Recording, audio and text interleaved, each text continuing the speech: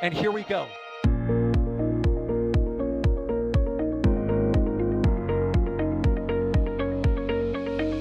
have liftoff. Propulsion continues to be nominal. R68 chamber pressure looks good. Following up. Roger, roger, Atlantic. Water towers fly! Yes! Tango down to nominal. Flight downside FD off. Bring in FD off. Off. It's orange! Oh my god! Oh my god! Décollage. Put that in the big bag, 343 unfolds to go. Indeed. We rise together, back to the moon and beyond. The methane will be igniting in the flare, correct? Yikes. You good? Sure. We don't need any more of these.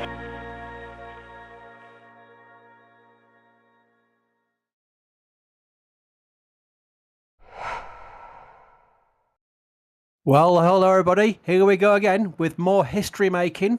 It's an era where we're seeing new rockets arriving on the scene, and it's another big rocket. This is a huge milestone for Blue Origin as they move towards the first maiden attempt to launch New Glenn. And not only launch it, but try and land it as well at the first attempt. We're asking a lot here, but hopefully all goes well. I would set your expectations accordingly because this is the first time we've seen this rocket attempt to launch. So any milestones they get, as we know from experience, is good data. Luckily, we have a huge amount of people helping us with this one, not only in the field, but also on commentary, starting with not only the one and only Harry Stranger. Hello, Harry. Hello. It's great to be here. I'm nervous for the launch, but I'm excited at the same time. So, I think we're going to have a great time here as we watch New Glenn count down to its maiden flight. We're also joined by Sawyer Rosenstein. Hello, Sawyer. How are you doing? I'm doing great, Chris. This is one I've been waiting for, I'm sure, like many, for a long time, especially those around the Cape. You've seen Blue pick up their pace, build their exploration park, and now we have a rocket ready to go. I love it. You know the routine by now. We're going to do a marathon coverage. We're still 4 hours away from the opening of the actual attempt to launch this rocket. So we've got plenty of time to take questions. And with Harry with us, we can take as many expert questions as possible because Harry not only is an expert on Blue Origin, but also wrote the article that's on site, which I'm going to spam in chat. I'm going to start. I've gone mad with power. I'm going to start by spamming the launch article, which will help you have an overview if you want to read it. But I'll tell you what, Harry, how about we summarize what this rocket is to anyone who's maybe just joining for the first time? Yeah, okay. So to start, like, New Glenn is big. That's what I really want to emphasize here. It's a big rocket. We've seen a lot of companies with their first orbital rockets, and they're relatively big, like to the size of a human, right? But New Glenn is big. It's almost the same size as the Saturn V and SLS, right? It's huge. So just to give you some quick numbers here, New Glenn is 98 meters tall, or for the Americans, that's 321 feet. And the stage diameter on average is 7 meters. And so the only time that extends is down to 8.5 meters at the aft end of the rocket, where the engines are. So this is a big, big rocket for a first orbital launch vehicle from a company. Yeah. And so I've got a lot of people asking about questions like why they're launching at night, what's the weather like? I think those two are related, isn't it true? I've heard, especially for Starlink launches that are late at night, that the weather in Florida is usually a little bit more forgiving at the nighttime.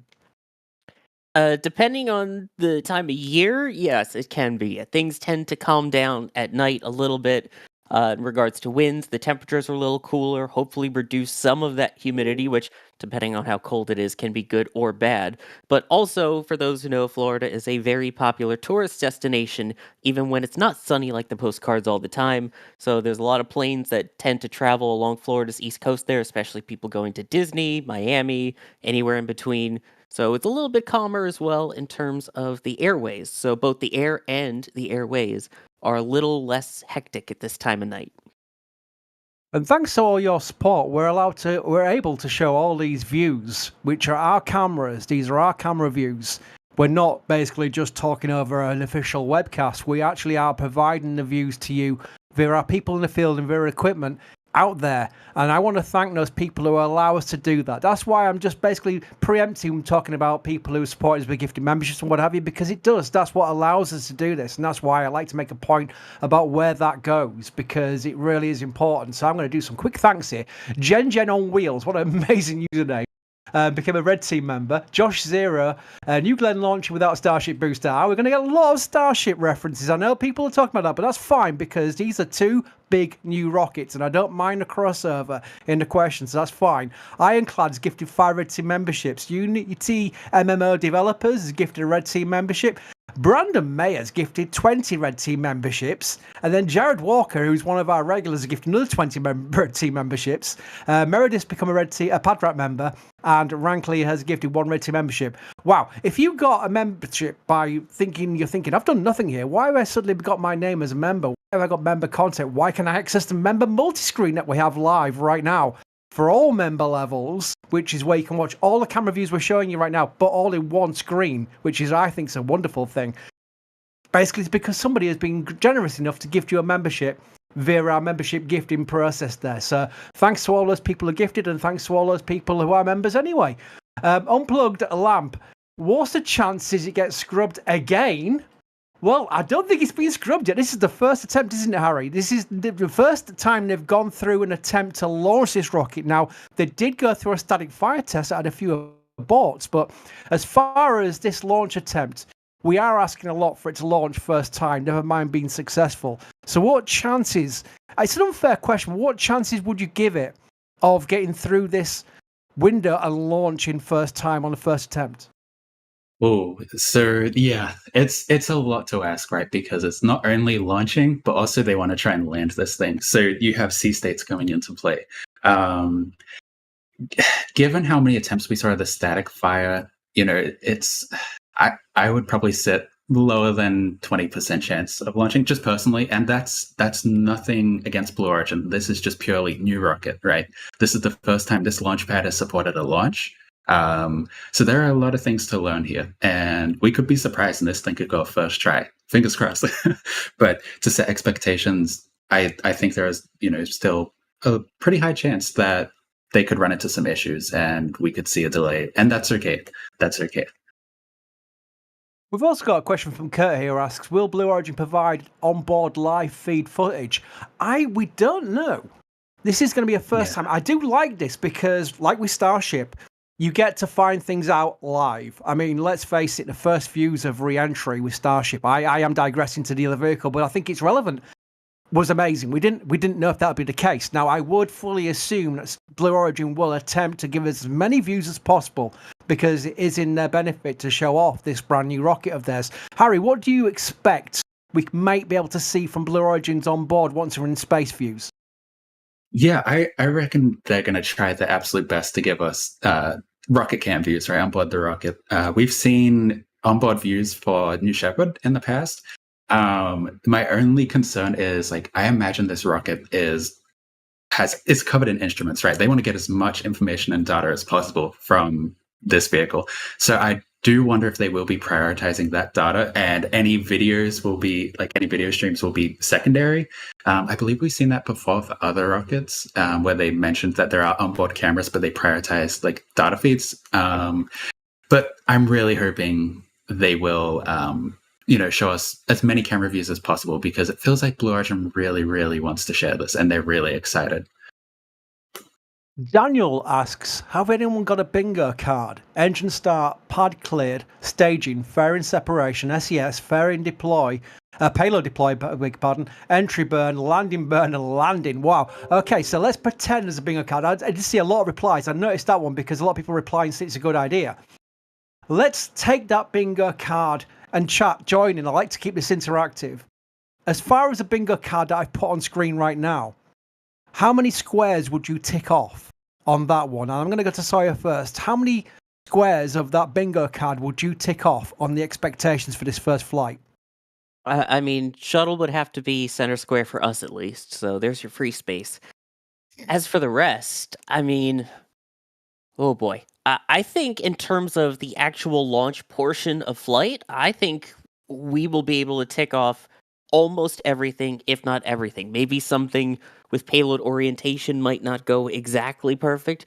As for the landing, that's the big question mark, I think, for this. And Blue Origin has said this outright, that their main priority is getting their payload into orbit. That is mission success. Doing the landing is just an added bonus if they do so. So I think that I would say there are a couple of bingos, but you're not going to get a full card. Before I go to Harry, I will bring up a reference that Alex in the back room actually reminded me of. In the early days of the Falcon 9 booster landings on the drone ships, we used to actually have an aerial view of the drone ship, of a graphic, just a photograph, and we put a grid across it, and people could pick numbers, their grid numbers, in the forum, and it was like, there must have been hundreds of guesses, and we had to make the grid to the point that it was really kind of like we had about 200 options. And basically, when the drone ship brought the booster back to Port Canaveral, we'd estimate where that landing leg on the right-hand side, I think it was one of the landing legs, would determine the bingo square winning. And we used to have that competition all the time, and there's an L2 member at the end of it as well.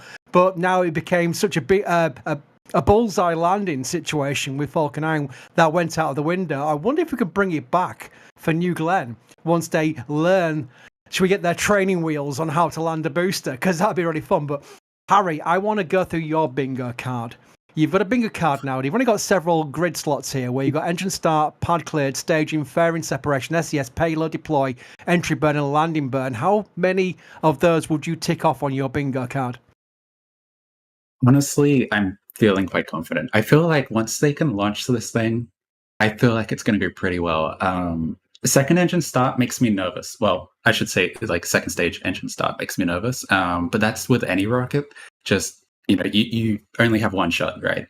And I think if they can get that second engine start, they will probably nail the flight itself.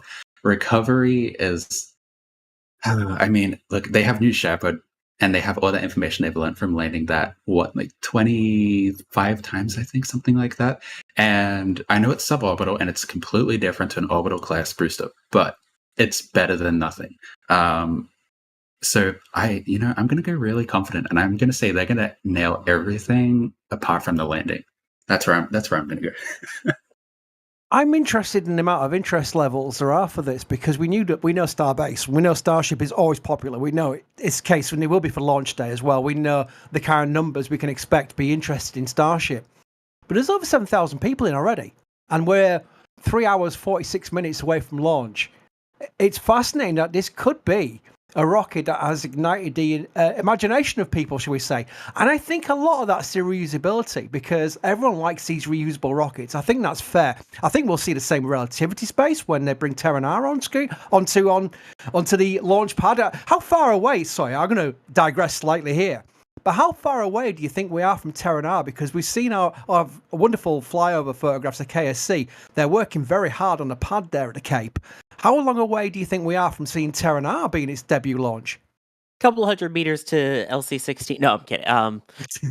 It's true that they are very close to each other here at the Cape, but I think we're still a couple of years away from that. It was very nice seeing Terran 1 from the Cape, and it will be so nice now to see another Methalox rocket join in on the launch side here from Cape Canaveral Space Force Station.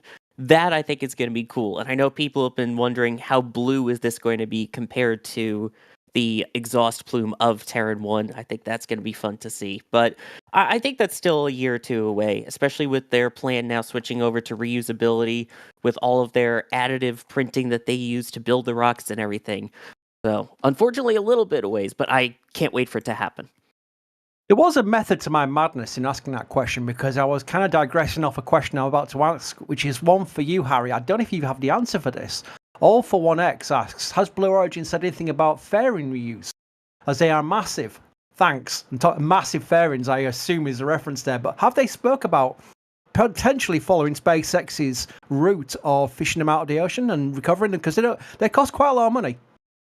Yeah, that's a really, really good question. And before I dig right into the question, just to give some context, the fairings of New Glenn have a 7-meter diameter, and they are 22 meters tall, right? They are huge. They are the only thing bigger than that is Starship right now, of course.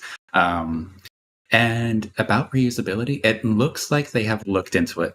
We saw in 2022, I think it was, they had a fairing half in the turn basin outside, like by the VAB, and they were just floating it around. And that was very interesting to see. And so I guess they were just checking how well it floats and practicing recovering it. But then a bit later on, it might have been in late 2022 or early 2023, we saw them. They actually had a fairing half at the shuttle landing facility, I'll call it, since I'm here with two shuttle fans. And they picked it up with a Black Hawk helicopter, took it out over the ocean and dropped it and recovered it. And that's all we know. They did that twice, and that's all we know. So they've looked into it. I really hope they go down that path because, these fairings are huge and they're probably very expensive to make. I'll tell you what we're looking at right now on screen. We're seeing the flare stacks going crazy. Harry, can you talk to us a little bit about the flare stacks we're seeing from right now? I think it's from Jerry. Jerry's providing this view. So thanks to Jerry in the background, also to Kevin Macarides producing. I will make sure I reference people in the background as much as possible, but we are looking at quite a scene here with the flare stacks. Any indications here from the flare stacks going a bit crazy as far as the fuel loading going?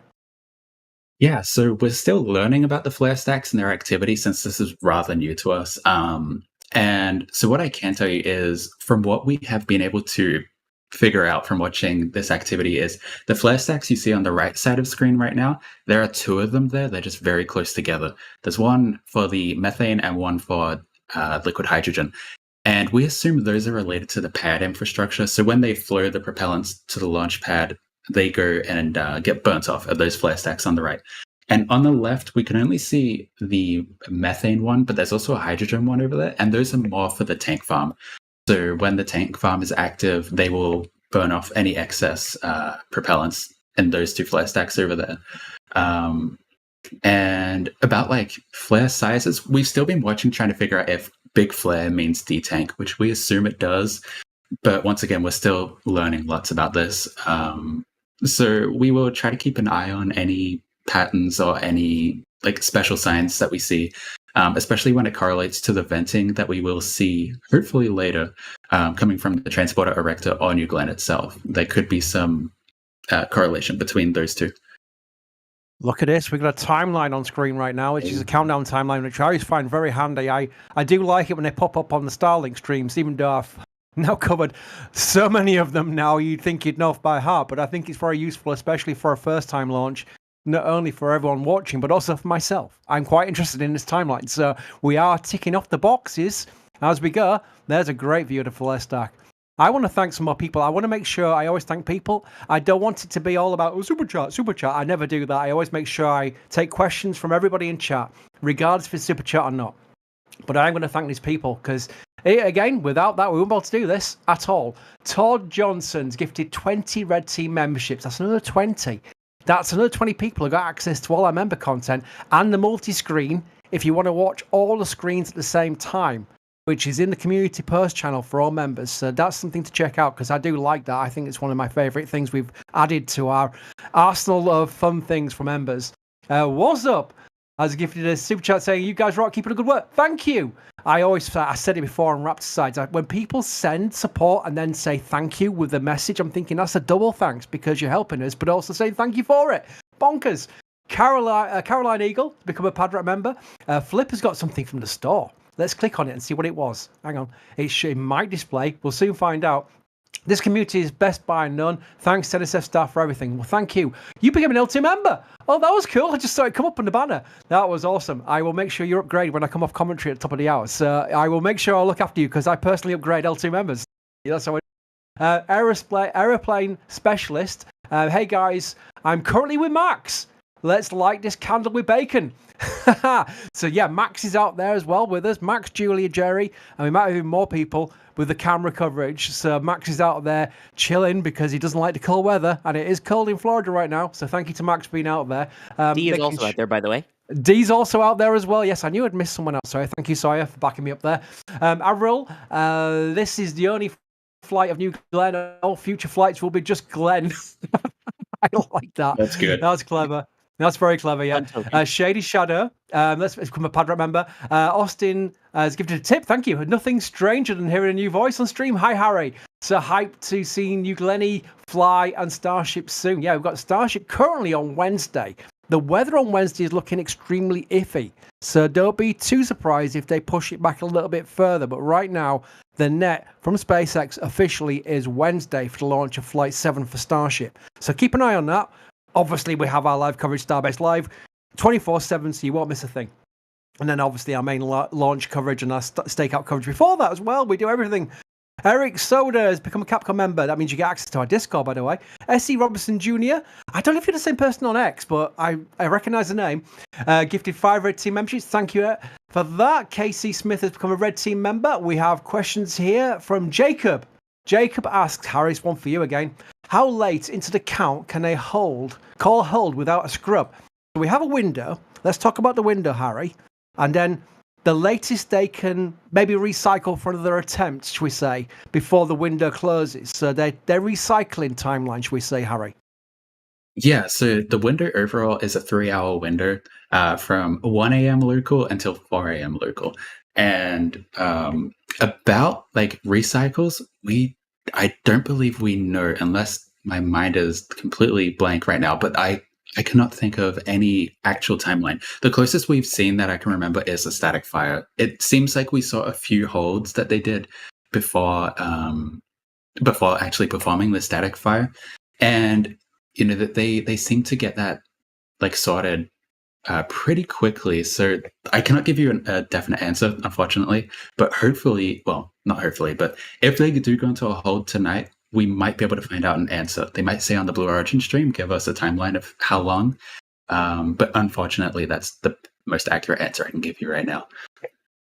That works again. It's all about learning, first time learning. And hopefully there's quite a lot of people out there watching it live in person. And Julia, who is out there, maybe on comms, to tell us what the atmosphere is like. Whereabout are you, Julia, in relation to the pad? Well, hello there, Chris. I am out here at Cars Park with a small group of media, and off in the distance from me is actually a Blue employee event. So unfortunately, maybe I'll check that out when I take a break from comms, but I am at the same place that Max was when we were watching our static fire streams. So relatively close as far as people can get, roughly the same distance as let's see, where Max is at Jetty. So let me tell you, it is a beautiful night. If you checked out my X feed, you saw a view at sunset, and it was gorgeous with the moon rising. The water in front of me is absolutely glassy. So if New Glenn gets gone, it's going to be a beautiful view to share with y'all. And this actually is Julia's camera we're watching right now as Julia was talking. And the irony is, while Julia was talking, everyone was spamming Julia's command into chat, which provides a link to Julia's X feed. So it all came full circle there. That worked wonderfully. Thank you, Julia. Oh, wonderful. There we go. Right. Harry, I'm going to have a lot of questions for you. I've got a funny feeling. Mr. Burke asks, does the rocket have extended landing legs of the Starship type, the type Starship uses? Now, the landing legs on Starship are no more because it's caught by the chopsticks, but I do wonder if that's a reference to little stubby legs that were initially seen during the hops we saw, or something different, maybe Falcon's legs. What are the legs like for the booster landing for the New Glenn booster, Harry? Yeah, the landing legs on New Glenn are very intricate, let's say, that they are very well designed. And, you know, New Glenn was obviously designed to be a reusable rocket from the get-go. So they are built into the rocket in a very smooth and just a clean design that you cannot see really well from the outside unless you have a close-up view and you can just see the cutouts of the landing legs. But they're like very, very, very fancy compared to like Starship's ones that it had back in, what was that like? That was like SN8 through SN15, right? If not earlier than that. Those were very primitive, and I'm not saying that in a bad way. They worked, they did the job, but these are like they spent a lot of time on them and designing them to work well. One interesting note I will say compared to Falcon is that there are 6 landing legs on New Glenn, and that means it can have a smaller leg span than Falcon 9.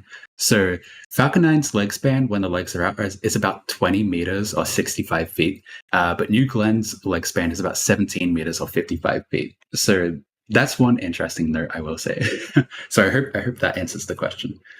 By the way, Harry, the excellent Marcus House is in chat, referencing the welcome hearing of your accent. So we have that end of the world now represented fully, both on audio and in chat as well. So that works out very well indeed. We have a lot of questions about the technical side. I'm going to try and mix it up a little bit. I do have more about viewing areas. Maybe for future launches. I'm sure people are maybe not going out to this one, but would like to go out to future launches.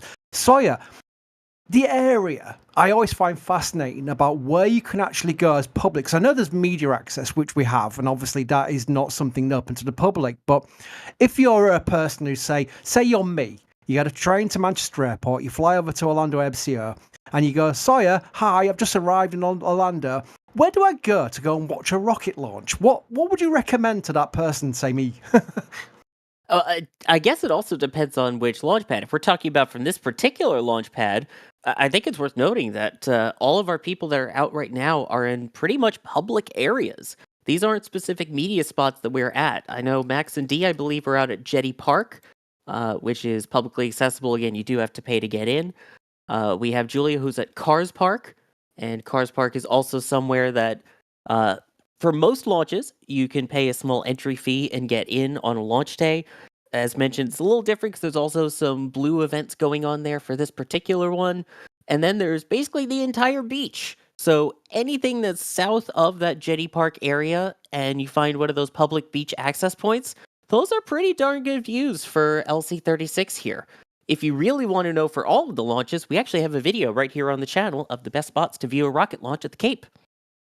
If somebody provides me the link, because I can't multitask, save my life, I will spam chat. I will go mad with power again and use my ability to spam chat, which is something I really shouldn't do, but I do like to do it now and again because it's fun, and you got a bit of fun now and again, haven't you?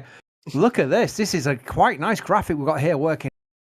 Viewing areas from where you could be in the state of Florida during the launch ascent. So there's T plus 2 minutes. That covers most of Florida. In fact, 2 plus 3, 2.5 minutes, I should say. It'll be easier, wouldn't it? That is all of Florida, and it covers a few other states there. That is going to be some sight from viewing areas, not necessarily in the local area. So that's something to look out for if you are from that area you see in the circle right now. That's cool. I do have a question I can answer before even Adrian comes on. Just a Viking asks, do you have New Glenn patches like you have for Starship? We did think about it, but the process of completing a patch design, getting it through to the manufacturer and getting it through back to the warehouse in Texas is laborious. And we thought we'd focus our efforts solely on Starship because that makes sense, because we have a number of Starship launches which are very different to each other, such as milestones. They're going for, this is a big thing about New Glenn, they're going for all their milestones in one go on the first flight. Am I correct in that, Harry? Let's face it, when you look at Starship, the first Starship launch was just get off the pad and not destroy a tower. This one is going for the full thing. This is going for a full launch, a payload deploy to an orbit, and bringing the booster back for a landing on the first flight. So that's your patch, if anything. I mean, what would the second flight be in comparison to a new kind of patch? So no is the answer, but I'm going to bring Harry back by asking, is it incredible that they've not really done any test flights of this rocket in the way Starship's been test flighted? They're going for it on the first flight for all their big milestones, aren't they?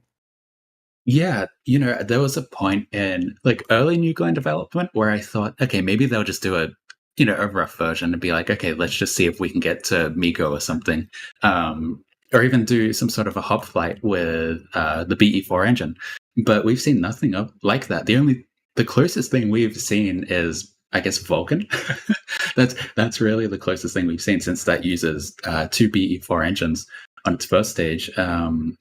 But I guess Blue Origin has gone for just they've gone for is it a waterfall design that people call it? Where they go heavy in design instead of hardware rich. And so, yes, their goal is to try and get this thing as perfect as possible the first try. The only thing that they've said is like a bonus is the landing. So they want to get to orbit, and the landing would be a bonus. But if they don't get it, they're prepared for that. And I think they could do it. I mean, they static fired with 7 BE4s like perfectly. I was expecting something like, oh, only 2 BE4s ignited, and then they had to try again the next day. But no, they got it. The first time they ignited, they got all 7. So it was impressive, and I think it kind of works. But we'll see how it goes.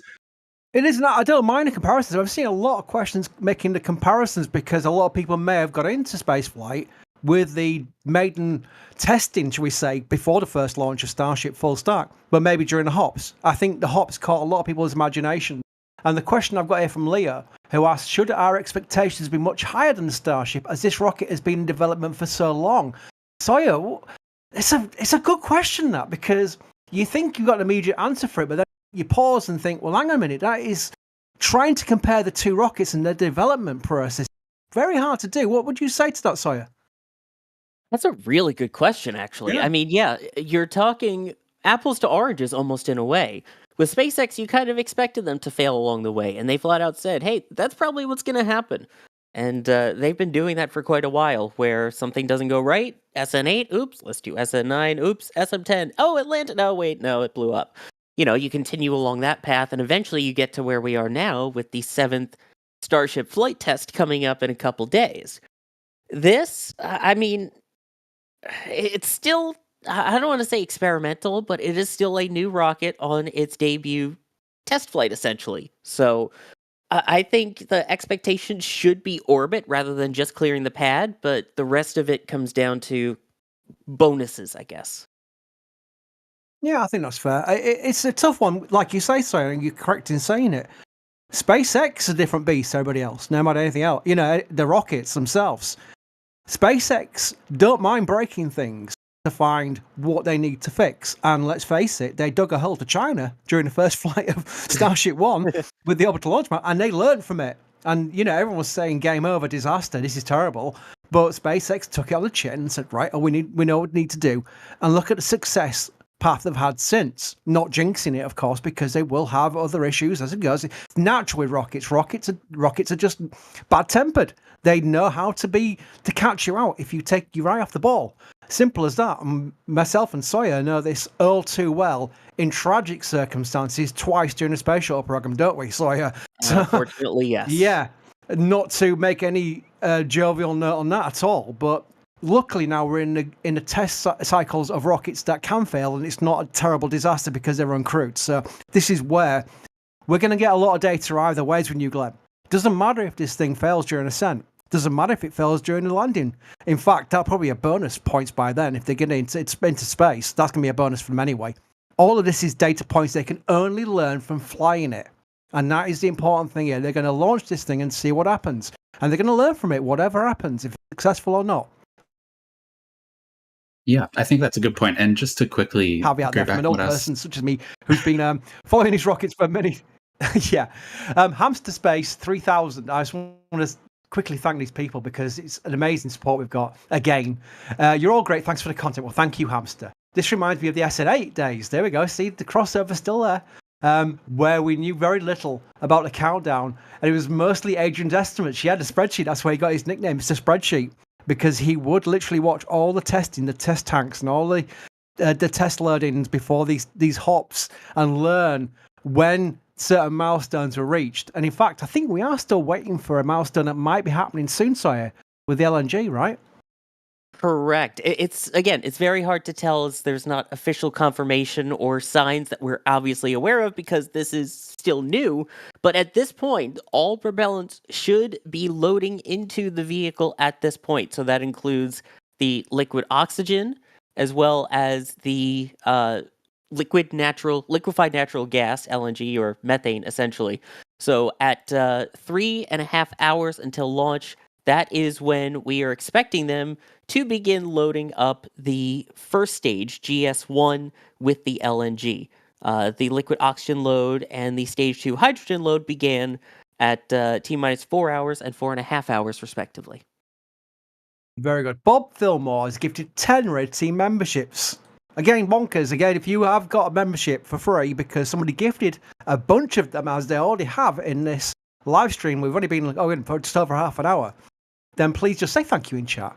You might not know who it's come from, because the way YouTube allocates it, it doesn't tell you which person the gifted memberships come from, because I don't think it expects several people to do it. It expects one person to do it, and then you obviously know who did it. But just say thank you in chat, because it's nice, because you got it for free for a month, no obligation, there's no like renewal, and no renewal you've got to cancel at the end of the month. It's just 1 month, and that's it. So it's free. It's nice. It's cool. Thank you, Bob. Julie Charles, become a Padret member. Josh Zero, food for thought, New Glen launches and revels. I feel shuttle in the second stage. That sounds like a Hollywood movie we've seen before. Yes. The Hollywood movies still use a space shuttle. It's just the iconic view of the space shuttle just will not go away from Hollywood. I'm hoping Hollywood will move on to the new point. A game at IO.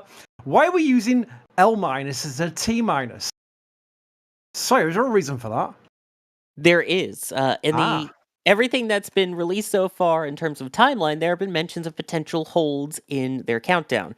So when there is a launch, there are plenty of providers that will have a T- countdown, which seems like it's going to lift off, but there will be built-in holds.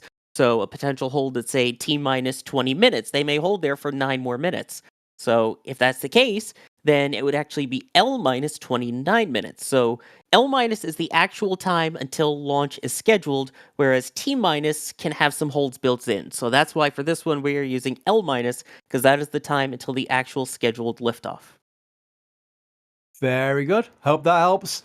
I do notice that Xavier has purchased several things from the store. I've clicked on a few of them. There we go. Got some one come up in there right now is the patches. By the way, I will say we've got patches and stickers, but the patch for Flight 7, I'm digressing back to Starship again, I know, is over 50% gone.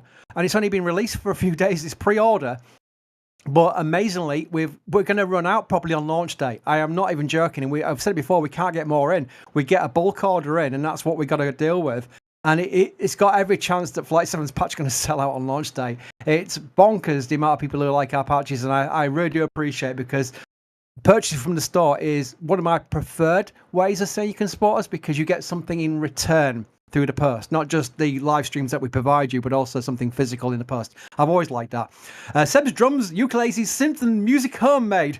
That's the username. Has become a Padret member. Thank you for that. Marcus House, who we mentioned earlier, has gifted a super chat. Appreciate the Cape coverage, my friends. This is turning out to be a damn exciting weekend. It certainly is, Marcus. Thank you, Marcus. Very much appreciated. You all know Marcus House by now. I'm sure you do. I'd be amazed if you don't. Eric Fraser's gifted Red Team membership. Bob Fillmore's back with 10 more gifted memberships. Amazing. 21 Volt Gaming. I saw DJI menu in a multi-stream. What is DJI drone? What are you guys using? I think that'd be Jerry. In the back room, may be able to quickly type that maybe that is Jerry's drone that came up in the multi-screen for a second, and it was the make of it. That should be, yes. Jerry is out there getting awesome drone views for us as well. We got a sneak peek of them during the static fire, so I'm very excited to see them during the launch. There we go. Oh, Kevin McReed's got a DJI Maverick 3 Pro. There we go. Sounds fancy, doesn't it? I had a Beatbot Parrot 2 once back in my early days, and it was probably one of the cheapest drones you could get, and I crashed it into a fence within about 5 seconds. And there we go. Anonymous got something from the store. Can't wait. Is the message. Let's see, because when you buy something from the store where we're live on a stream, you can actually put a message in as well, and we'll read it out. You got the patch. You're one of the lucky ones, because that's going to run out. I'm telling you right now, that's definitely going to run out. That is a Flight 7 patch for Starship. Mr. Gold Ember has become a Padret member. Josh Zero, Let's Sync patch on landing. Mean Josh. Caucasian Sensation. What do New Glenn and Starship compare in size? I've got questions for you, Harry, here. So comparison in size between Starship and New Glenn, and also Lord of Random asks, how does the thrust of the BE-4 compare to that of the rocket engines? In particular, I'm interested in the thrust compared to Saturn V1, Saturn V F1 engine. Right, that's probably unfair. I'm giving you about 4 questions in one there, Harry. First of all, let's do the size comparison. Height-wise, Starship and New Glenn. Yeah, so height-wise, New Glenn is 98 meters tall. Oh, here we go. We have a fancy graphic. Look at this. Ooh, so there's no Starship on this graphic, but this gives you an idea. So New Glenn is 98 meters tall, whereas Starship, I believe the latest version is 123 meters tall. So, Starship is quite a bit bigger, but New Glenn is still massive. It's huge. And the second part of that being another question from Lord Random was, we're talking about the thrust of the BE-4 engines, which are impressive engines. I'm really on the 7 on the aft of the New Glenn. How did it compare to the F1 engine on the Saturn V? I need to pull up some F1 stats, to be honest, because I don't know those off That's the top of my fine. head. I can quickly mention while we're looking for those stats that Josh Zero is back saying kaboom. I think Josh wants to see fiery explosions. I know there's several elements of people who do watch the streams wondering if things blow up. But let's hope for the best, shall we? Let's be positive about this because we want to see new rockets succeed because these new reusable rockets are very much the future for us now. And I say us as in humanity. And Sawyer, maybe you want to just elaborate on why reusable rockets are the future now. Oh, sure. I mean, this is basically what shuttle always wanted to be: the ability to launch a rocket, have it drop off something quick into orbit, and then bring it back, refurbish it quickly, and just keep going. That's literally why it was called the Space Shuttle. It was meant to shuttle things back and forth like a shuttle bus. So in this case, that's finally what we're getting: the ability to take something, bring it back, and then fly it right back again. This quick turnaround is basically to be able to bring the cost down. And that's what we need for the future of the spaceflight, is to make access to space cheaper and easier. And I feel that's what reusable vehicles do. And we do want an explosion, though. However, we want it to be the controlled explosion out of the 7 BE-4s at the base of the rocket, going downward with the pointy end up. You know, I very unprofessionally did not mute my microphone. You could hear me go, because you mentioned one of my favorite lines to go to, and it does annoy some people for some reason, but I do agree. It is what the space shuttle always wanted to be. And we say that not in a kind of like, don't compare it to a space plane. Compare it to what space shuttle was designed to be: rapidly reusable. It was meant to be launching every week. I mean, they were talking about bringing it back into like an aircraft style hangar, putting a payload in, sending it back out to the pad and stacking it with the boosters and stacking it with the ET and sending it out again. It was meant to be like that, and it never actually came close to that timeline of turnaround. And that's where the cost became more, and where reusability was basically just the orbiter anyway. It was a very convoluted scenario that the space shuttle became something that wasn't rapidly reusable and wasn't even fully reusable, to be fair. Harry, do I fairly come back to you about the F1 thrust comparisons to B4? Oh, I can. Very good, Harry. Maybe to take the comparison then. Yeah, so if you want the F1, let's say it's sea level, right? Just to be fair here, the F1 had a thrust of 6,770 kilonewtons, whereas the BE4 has a thrust of 2,450 kilonewtons at sea level. So there is quite a big difference there, but you got to remember there are 7 BE4s on the first stage of New Glenn, and that gives us a total amount of thrust of nearly 17,000 kilonewtons, which is quite a lot. It is, but I also like horsepower, and that's not just my fascination with horses, which I'm well known for to people who are regulars, by the way. People who are new people are going, what the heck's he talking about? I liked it when there was a solid rocket booster test firing for Ares, the silly rocket, the 5 segment, and the commentator they had on, it was actually sent to the mainstream news media as well, because they thought this is going to look great, and it did look great. But the commentator goes, 22 million horsepower. And I was like, I'm going to start using horsepower for engine thrust now. This is great. It's completely irrelevant, but it just sounded amazing. Anyway, I digress. I want to thank more people. Anonymous, hi Harry, says Axie. So you've got your Maiden, I think it's your first live stream, isn't it, that you've done commentary on, Harry? Yes, this is my first time being live with you guys, so it's really exciting. I appreciate you guys letting me be on here for such a big launch. There we go, that's great. Also, we have a question for you from Erp. I believe that's the way of pronouncing the username. Does New Glenn first stage have a re-entry, or does it just push through like Starship's booster? If so, do you think they will maintain control of the first stage during re-entry? It's one for you, Harry. Oh, that's a good question. So they do what they refer to as an exo-atmospheric entry burn, I think. Was that it? I think that was... No, exo-atmospheric deceleration burn. Sorry, I got re-entry burn mixed up in my head. And to my knowledge, it's a mix of a boost back and a re-entry burn. So it kind of slows the booster down so it doesn't go in way too hot. But it also kind of brings it back a bit closer to shore, right? And I think they will maintain control of the first stage pretty well. Like, they have those massive strakes on the side of the booster, which, by the way, those strakes are about the same size as an F-16 wing. for example. That's the example that Dave Limp, Blue Origin CEO, gave us. And they produced a lot of lift. So that thing can just glide in, and hopefully we will have a nice controlled landing. So I'm feeling confident. Very good. Speaking of confidence, we can take this one for chat as well. Chat, you can join in with the answer on this one. You can all join in. You ready for it? Artemis asks, what do you think the chances of a launch tonight are? So you can do a percentage. Do a percentage. Let's say, if you're 50-50, say 50%. If you're thinking there's very little chance, say 10%. Or no chance, no, 0%. In fact, chat's already way ahead of me and already doing it. Wow, chat is going crazy. Okay, I'm watching, we're all watching chat right now. Trust me, I'm watching the chat right now, all of you, and you're all chiming in. Harry, I'm going to ask you for percentage. What do you think the chances are of a launch tonight on the first attempt on its maiden launch? Usually I'm really optimistic, but this is the first attempt of this rocket. And I'm going to say there's a 20% chance that it launches tonight. Oh, yeah? I'm going to go a little more optimistic and say 44.4%. I'm going to go in the middle, a bit like Price is Right. I'm going to try and find the nearest to the lowest one. 33%. I'm going to give it a third. And that's not even being negative. I am taking into account, I know people think it's pessimistic, and I'm seeing it in chat. It's just we're experienced with new rockets. Let's face it, to be fair, I thought Starship on the first attempt would scrub 3 or 4 times. It only scrubbed once, and it hasn't scrubbed since, which is incredible. It really is incredible. Taking into account weather and everything like that, never mind the fact that it's a new rocket.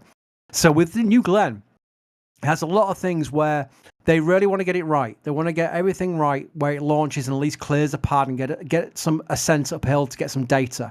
So that is where you can get a scrub. Not necessarily because there's something desperately wrong with the rocket. It's just the way they want to do it. And that's where we talk about lower percentages and you may be thinking, I'm hoping it's 100%. Trust me, I've seen a few 100%. I hope it is. We want to see this thing launch. But we have to be careful to set expectations accordingly from our experience base with a lot of people who may be new to rockets. And that's not patronizing. That's because there's a lot of people who've got into rockets just in the SpaceX era. And myself and Sawyer, we go back to shuttle. We keep mentioning shuttle, but it's me and Sawyer on a stream together. We're going to mention shuttle several times. Of course. We go back through a decade. So, we have that experience base to give a slightly more pessimistic chance of a first-time launch for a maiden launch. It's Sawyer. I'm going to do it. STS-1. Talking about a maiden launch for a rocket. That was with Bob Crippen and John Young on board. I mean, that was bonkers debut launch time, wasn't it? Yeah, and also, wasn't that originally supposed to launch on the 10th, not the 12th? Oh, yes, indeed. Yeah, sorry, I was typing as you were answering. I was waiting for a long-winded answer. Oh, sorry. You're fast off the mark there. I'm sorry, I'm not Alex. But yeah, no, I mean, it was an unbelievable maiden flight. And yes, that was with people. This one is without people. This is the Blue Ring Pathfinder payload on board. But regardless, I mean, it's very rare for a debut vehicle to go right on its first attempt. There are definitely exceptions. Falcon Heavy is an exception to that rule.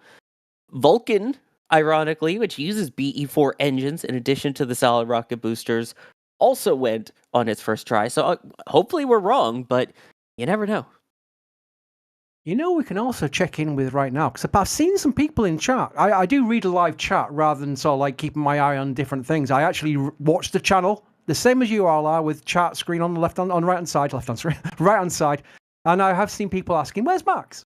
Max, I do believe, is on communication right now, so we can check in with Max and see what the atmosphere is like where you are, Max. Are you on comms?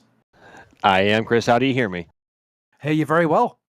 Very good, and good evening, everybody. Yeah, so we are currently stationed over at the Jetty Park Pier at the mouth of Port Canaveral. Or obviously, you can see we have an unobstructed view of LC-36. And already, even though we are still just over 3 hours out from the opening of the window, the Jetty Park Pier, especially at the end over here, is packed to the brim.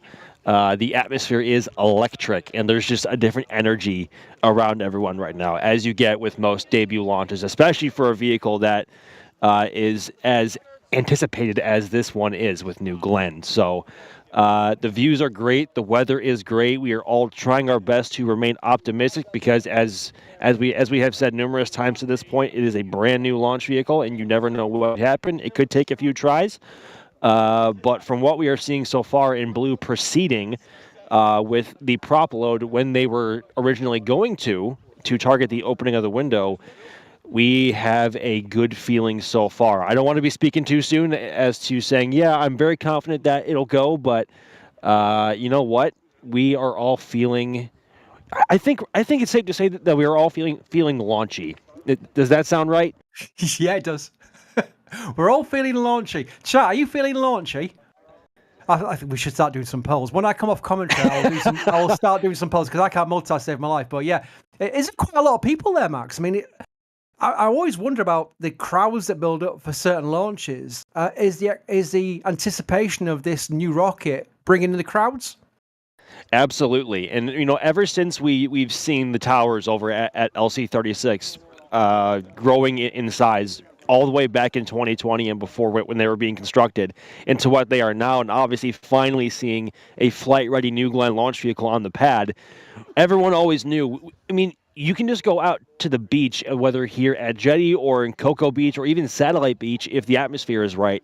You can see the pad right on the beach. It is the most easily visible pad from public property other than LC-39A from Playa Linda Beach, which is not always accessible when the beach here is. I mean, people have seen this pad for years, and I've just wondered what it's going to be like when New Glenn finally flies from it. And you know what?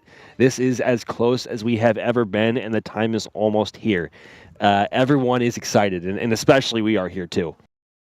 I'm feeling slightly more hyped listening to Max talk. In a way, I am starting to feel, whoa, this is actually really kind of like, I mean, we knew it was a big milestone, but that was wonderfully portrayed there, Max. Thank you very much. Max, yes, sir. I got to ask you something.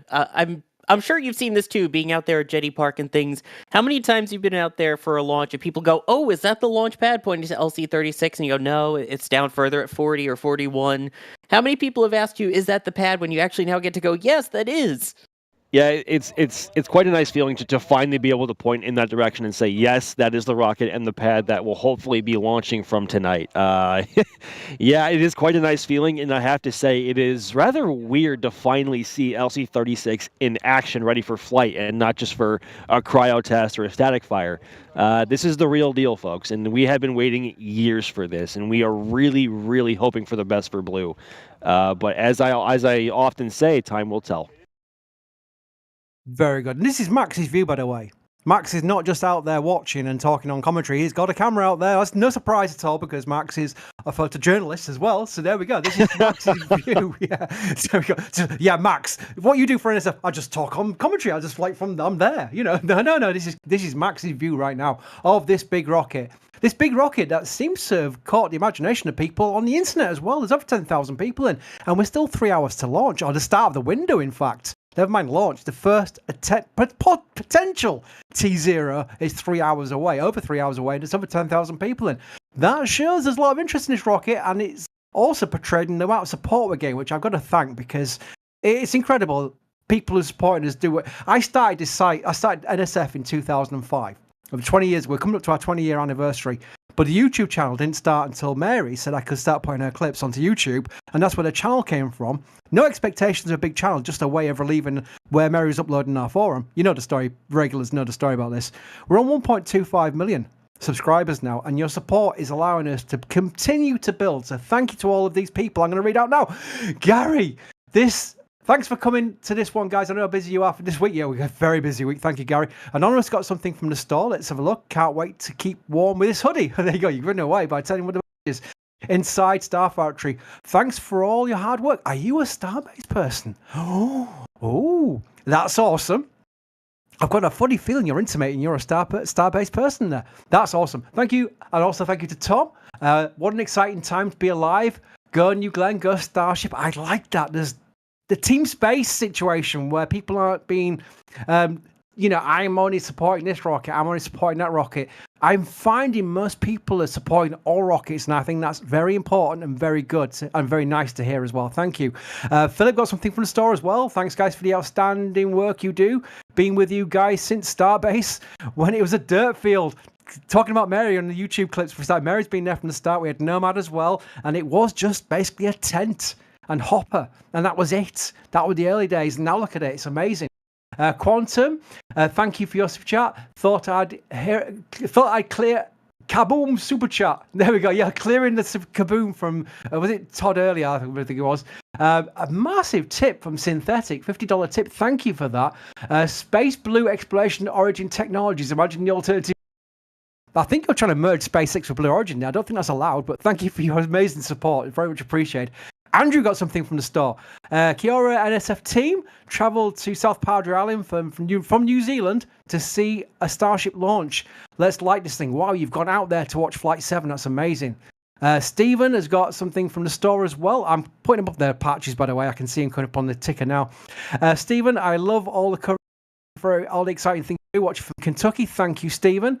Harrison Klitz has said, how do you think the colour of the exhaust will compare to that of Starship? Also, chance for a Mega Mark Diamond. Harry, we saw the Mega Mark Diamond especially when Starship had all the engines firing, because the first flight was several engines out during launch, but we saw the Mega Mark Diamond from Flight 2 onwards, I believe. With 7 BE4s, do you expect a nice blue flame? And do you think that would be enough to create a Mega Mark Diamond?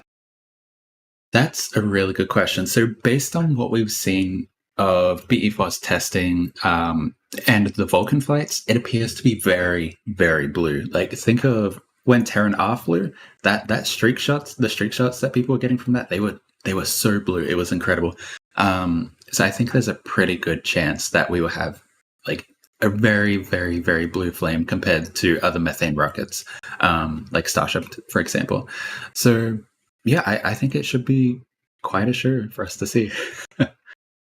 Excellent. Sean Ply has become a launch director member. That's one of our highest levels of membership. Thank you for that. That is amazing. Thank you for your support. Anonymous got something from the store. So when they land, the first stage is Old Glen. We're getting a lot. What we're going to rename New Glen once it launches is going to be just called Glen or Old Glen. I think I'm going to keep it as New Glen, which might become a bit funny when it gets into its 20th or 30th launch. But thank you for your support. I very much appreciate it. I do like these puns on the names, by the way. We've got Bacon Warrior. And we're waiting for Jack to come on commentary soon, so I should have held that one back because Bacon Warrior sounds like a friend of Jack. The gifted Red Team membership. Thank you, Bacon Warrior. Yeah, we're fine. Chris. Oh, hello. I think we've brought Jack into the ether with a mention of bacon. Is that correct, Jack? Are you with us? Yeah, no, we're friends. I see Bacon Warrior 750 at the meetings every other Tuesday. Like what's up, dude? Hey. I think on that bombshell, I'm going to toddle off at 3:00 in the morning. I'm going to still watch this all the way through to whatever time it is launching, because it's a brand new rocket, and let's face it, it's not a time to go to bed for. But I'm going to hand over the reins of hosting this live stream to the one, the only, Jack Bayer. Jack, over to you. Oh, don't do that. You're sweet. But also, you still say my name wrong, which is also kind of what makes you sweet. It's like endearing. It's like how you say hey, Hang on. Say your name. Jack Bayer. Jack Bayer? Yeah, it doesn't sound right to me, Jack Bayer. I've only known you for like how many years? I know, but this is probably my accent. I don't know. By the way, over to Jack. Let's just call him Jack. Thank you, Jack. Thanks, Chris, for starting off the festivities tonight. I'm so excited to be here and host this stream. This is the first launch of this rocket. You don't get a lot of first launches, so this is special. It's a special day. It's also special because it's the first stream that we'll be doing with frickin' Harry Stranger on commentary. What? Harry! Oh, boy. Hi! Hi, Jack. How's it going? It's going great. I've talked to you in so many VCs for so long now. It feels completely natural to hear you on stream. It's delightful, dare I say. So thank you for joining us. And you've been following this program so dang closely for so long now that it's just so fitting to have you on. So y'all, if you're like, who's this person with this delightful accent that I haven't heard yet? That's Harry. And yay, Harry, we get to do some commentary together. I'm really excited. Yeah, I'm hyped. I'm hyped to be here with you guys. Also, I guess Max is here or something. Max, I'm so delighted to see what you create tonight. You know, Jack, I'm not gonna lie, I'm a little bit nervous. Dude, I'm nervous. I'm not even there. I'm nervous. Don't worry. Yeah, I'm very nervous. Not gonna lie, because there are so many unknowns with this being a Methalox rocket launching at night, and just the pad infrastructure being different. We we don't know exactly what the exhaust is going to look like in terms of color, brightness, what the exhaust plume is going to how that's going to behave coming out of the flame trench. Just like there are so many unknowns and so many things that you have to just like ballpark and calculate in your head.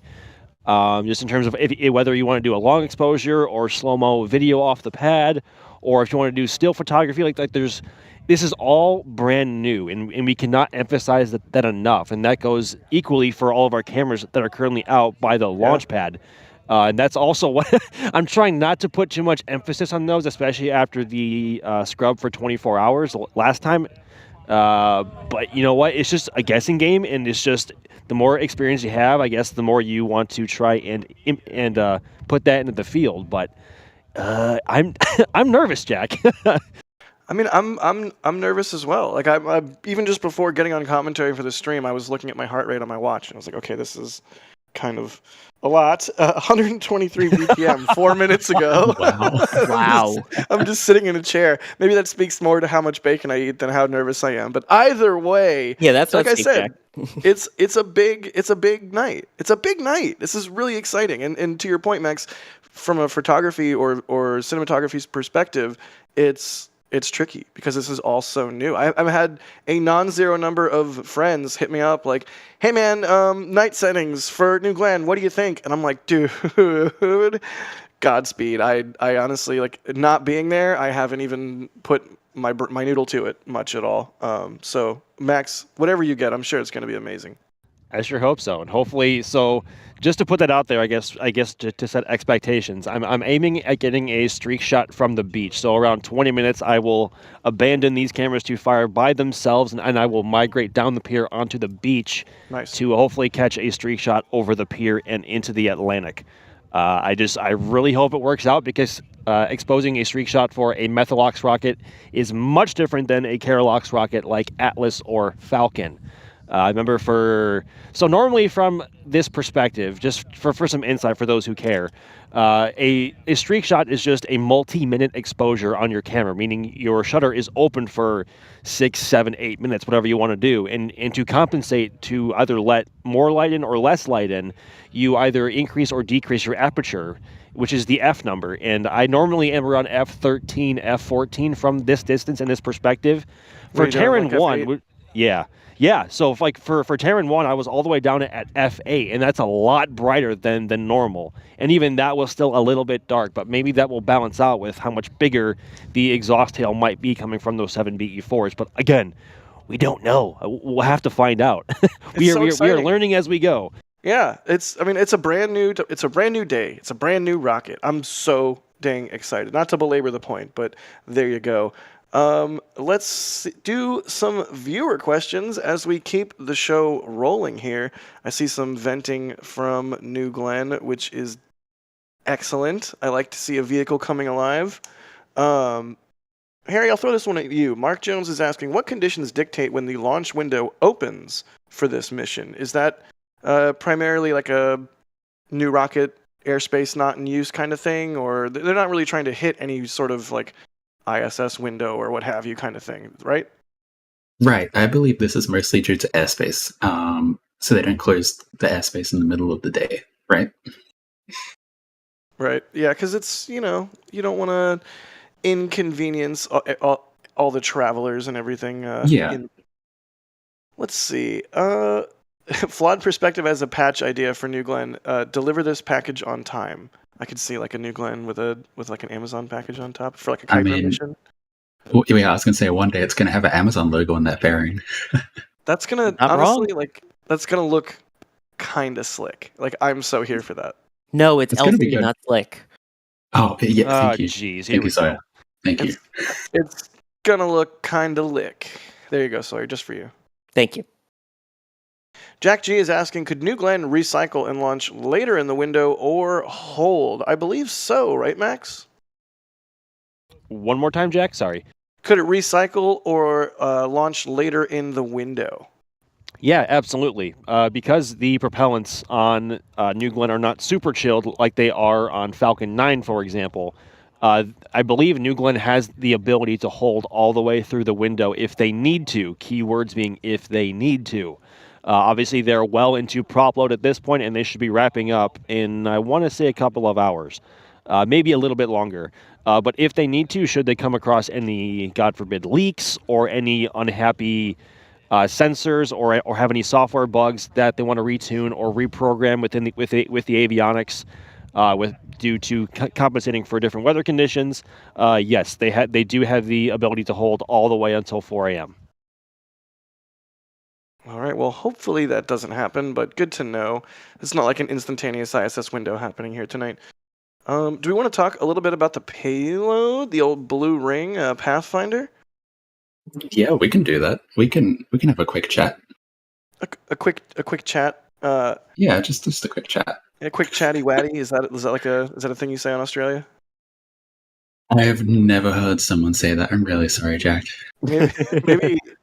Maybe I don't know. Maybe like just a suggestion. Like maybe make it a thing. I don't know. You know, you can. Let's have a chatty watty. I'm so sorry. Oh my god! I can't believe I just said that out loud. You did. So the payload on this is the Blue Ring Pathfinder. Yes. That is sort of like a bus, right? Yeah, it's like a mix of a bus and a space tug, if that makes sense. So you can host payloads. Like if you have a payload and it's really small, you can host it on the side of Blue Ring, or you can just add avionics or an experiment or whatever it is. And Blue Ring is, it has engines, and I believe ion engines. I'm frantically scrolling just to double check this. And it also has solar arrays, and it has everything you need. So you could just put your payload and your experiment on the side, and you're good to go, basically, if that makes sense. Yeah, that does make sense. Yeah. And so this is like a very simple Pathfinder. Well, it's probably not simple, but it's a very bare bones Pathfinder, I guess. It doesn't even deploy from the rocket, so it stays attached to the second stage. Well, it'll be interesting to see nonetheless. It's interesting. Blue Origin wants to make, a reusable second stage eventually, or make their expendable second stage so dang cheap that the reusable second stage doesn't make sense. And it'll be interesting to see not only what they do with the first stage and the second stage, but also with Blue Ring going forward. It's exciting. We have had SpaceX to watch, and we've had Blue Origin to watch for a long time with New Shepard, and we've had other companies to sort of read the tea leaves and follow along, and now we have a brand new rocket, and I'm so excited for everything we're going to learn tonight. We're going to learn lots. I think that we should make that very clear. There is lots to learn here. We do not know everything, so that's part of the fun, I think.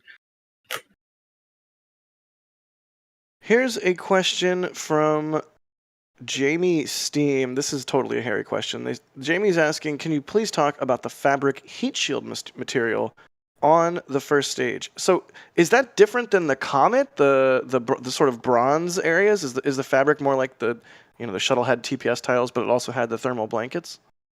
So Comet is the fabric. Okay. So it's I don't know too much detail, but they refer to it as a fabric TPS. And we don't know tons about it. That's the fun thing. But what I can tell you is they did actually test it on the aft end of New Shepard. So if you go and look at some New Shepard launch pictures, you can kind of see these, I don't know, kind of like tiled area. It's not really tiles, but there are these areas around the engine on the aft end of the booster. And you can kind of see that similar Comet color under there, which is pretty cool. And the Comet, which is the TPS again, is applied to the fins, the forward module, the strakes, the what do you call the line that runs up the rocket with all the wires? Yes, thank you, raceway, and then the aft section, including the landing legs. So it'll be very interesting to see how that goes and see how it ages over time, because it's probably going to change color. So that's a very interesting note. Yeah, I'm wondering if it'll get darker, lighter, or what have you over time as New Glenn is used over and over and over again. Let's do a quick, playback of Tim, a friend of the channel, Tim Dodd, Everyday Astronaut, discussing TPS and reuse on New Glenn. That's the flight article for the aft section of GS1. So that's the aft section of the booster. Wow. The engines get mounted. 7 BE4 engines get mounted in the base. Jeez. Oh, that's the inner stage there, right? This is the forward section of GS1. So on top of that, the GS, your forward section of GS1 of the booster. Booster, okay. So basically, that's the bottom of the booster. Yep. That's the top of the booster.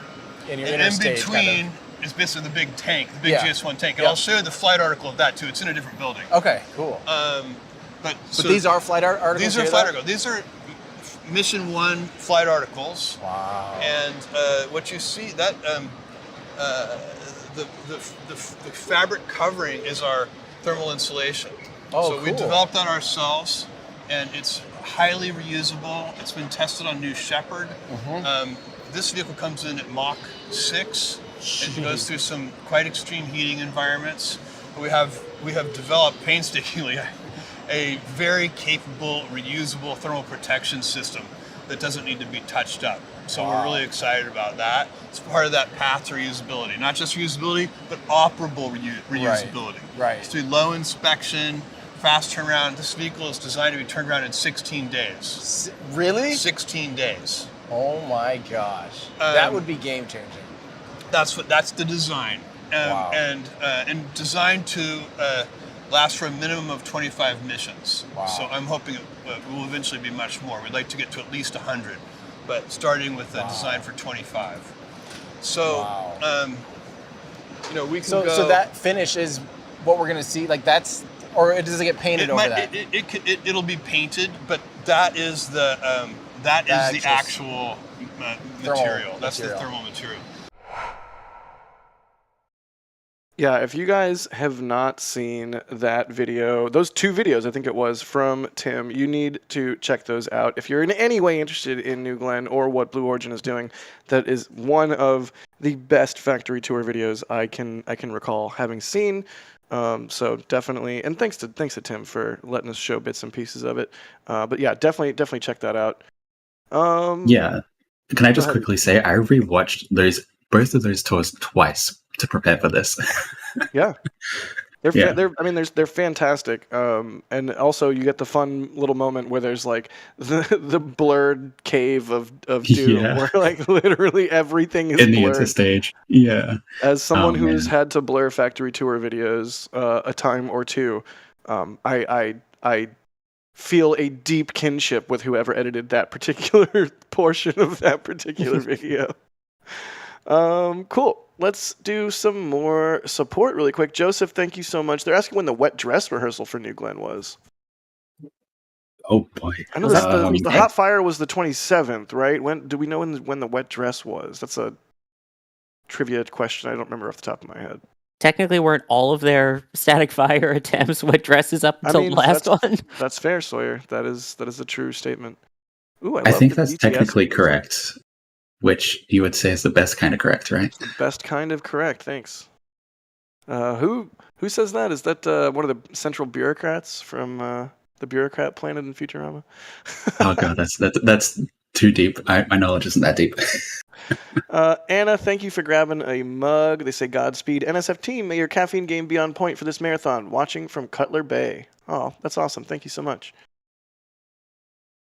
Yeah, it's going to be a time between this launch, the next couple days here in Starbase, and Team NSF is firing on all cylinders. We've got Max and Dee and Julia and Sawyer out at the Cape. Sawyer, how are you feeling? Like, what's your general vibe? It's been a long time coming.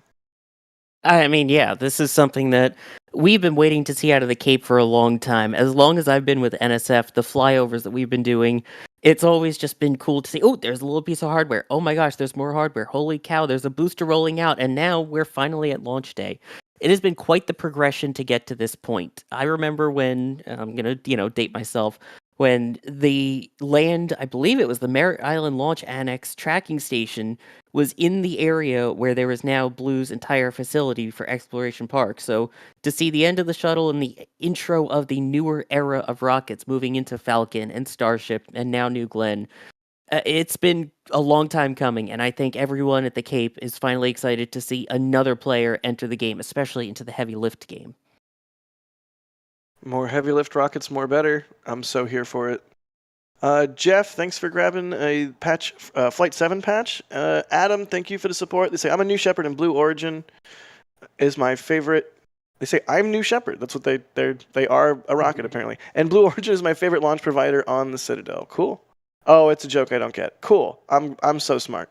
Gen on Wheels, thanks for gifting a Red Team membership. Ultralife Technology, thank you for the support.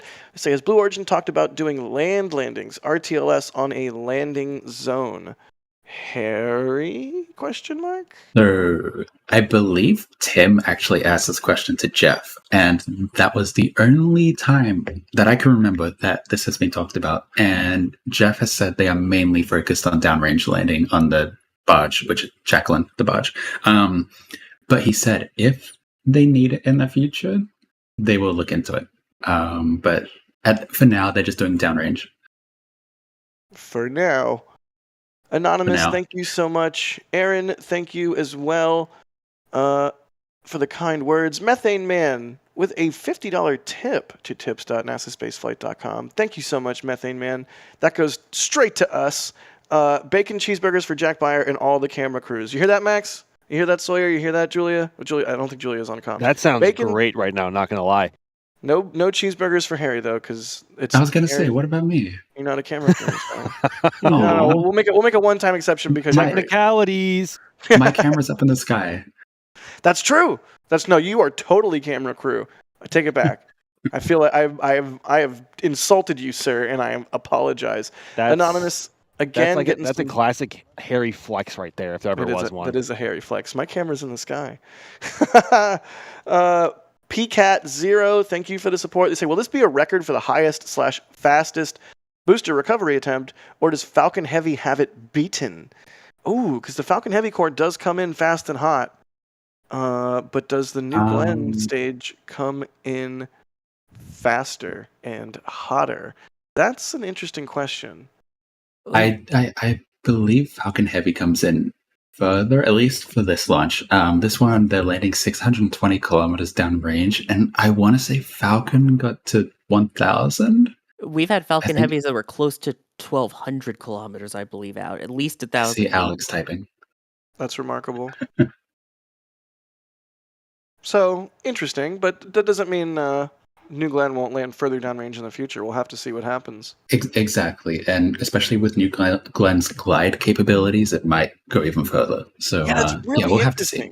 The strakes on the side of GS1, which is Glenn Stage 1, that's what they're calling the first stage, those strakes will provide, I feel like, a significant amount of lift, especially when it's at those higher velocities and like the atmosphere is tenuous. Like, that's got to be, I'd be really curious to hear what they're, what specific part of the flight regime they're particularly optimized for. But yeah, this thing's going to have some cross range.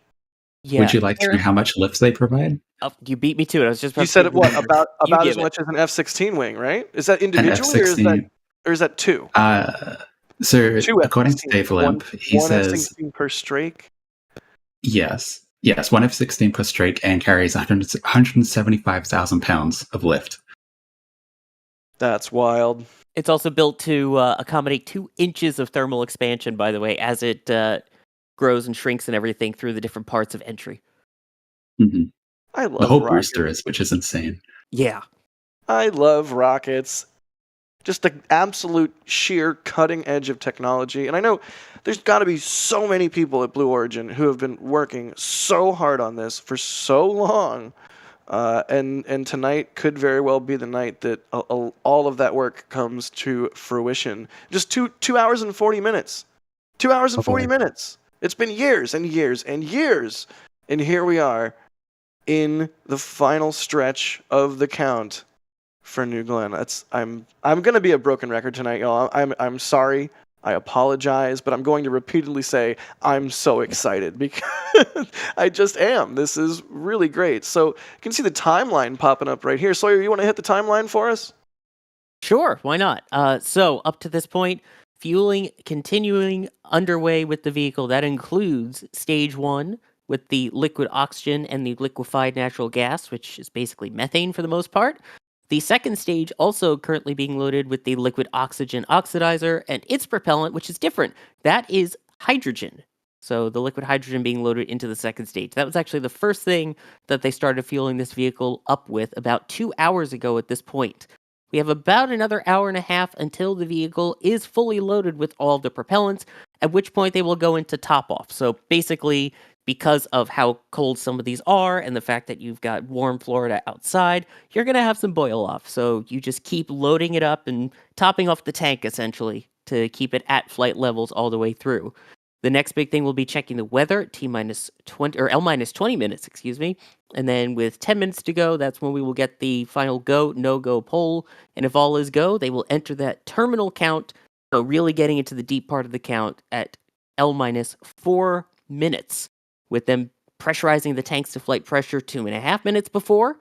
The power switching from ground to on board 1.5 minutes before, followed by the deluge system activating at about T-minus 20 seconds, and the autopilot enabling at about T-minus 20 seconds, which I guess the best way to compare that is similar to Falcon 9 startup in a way.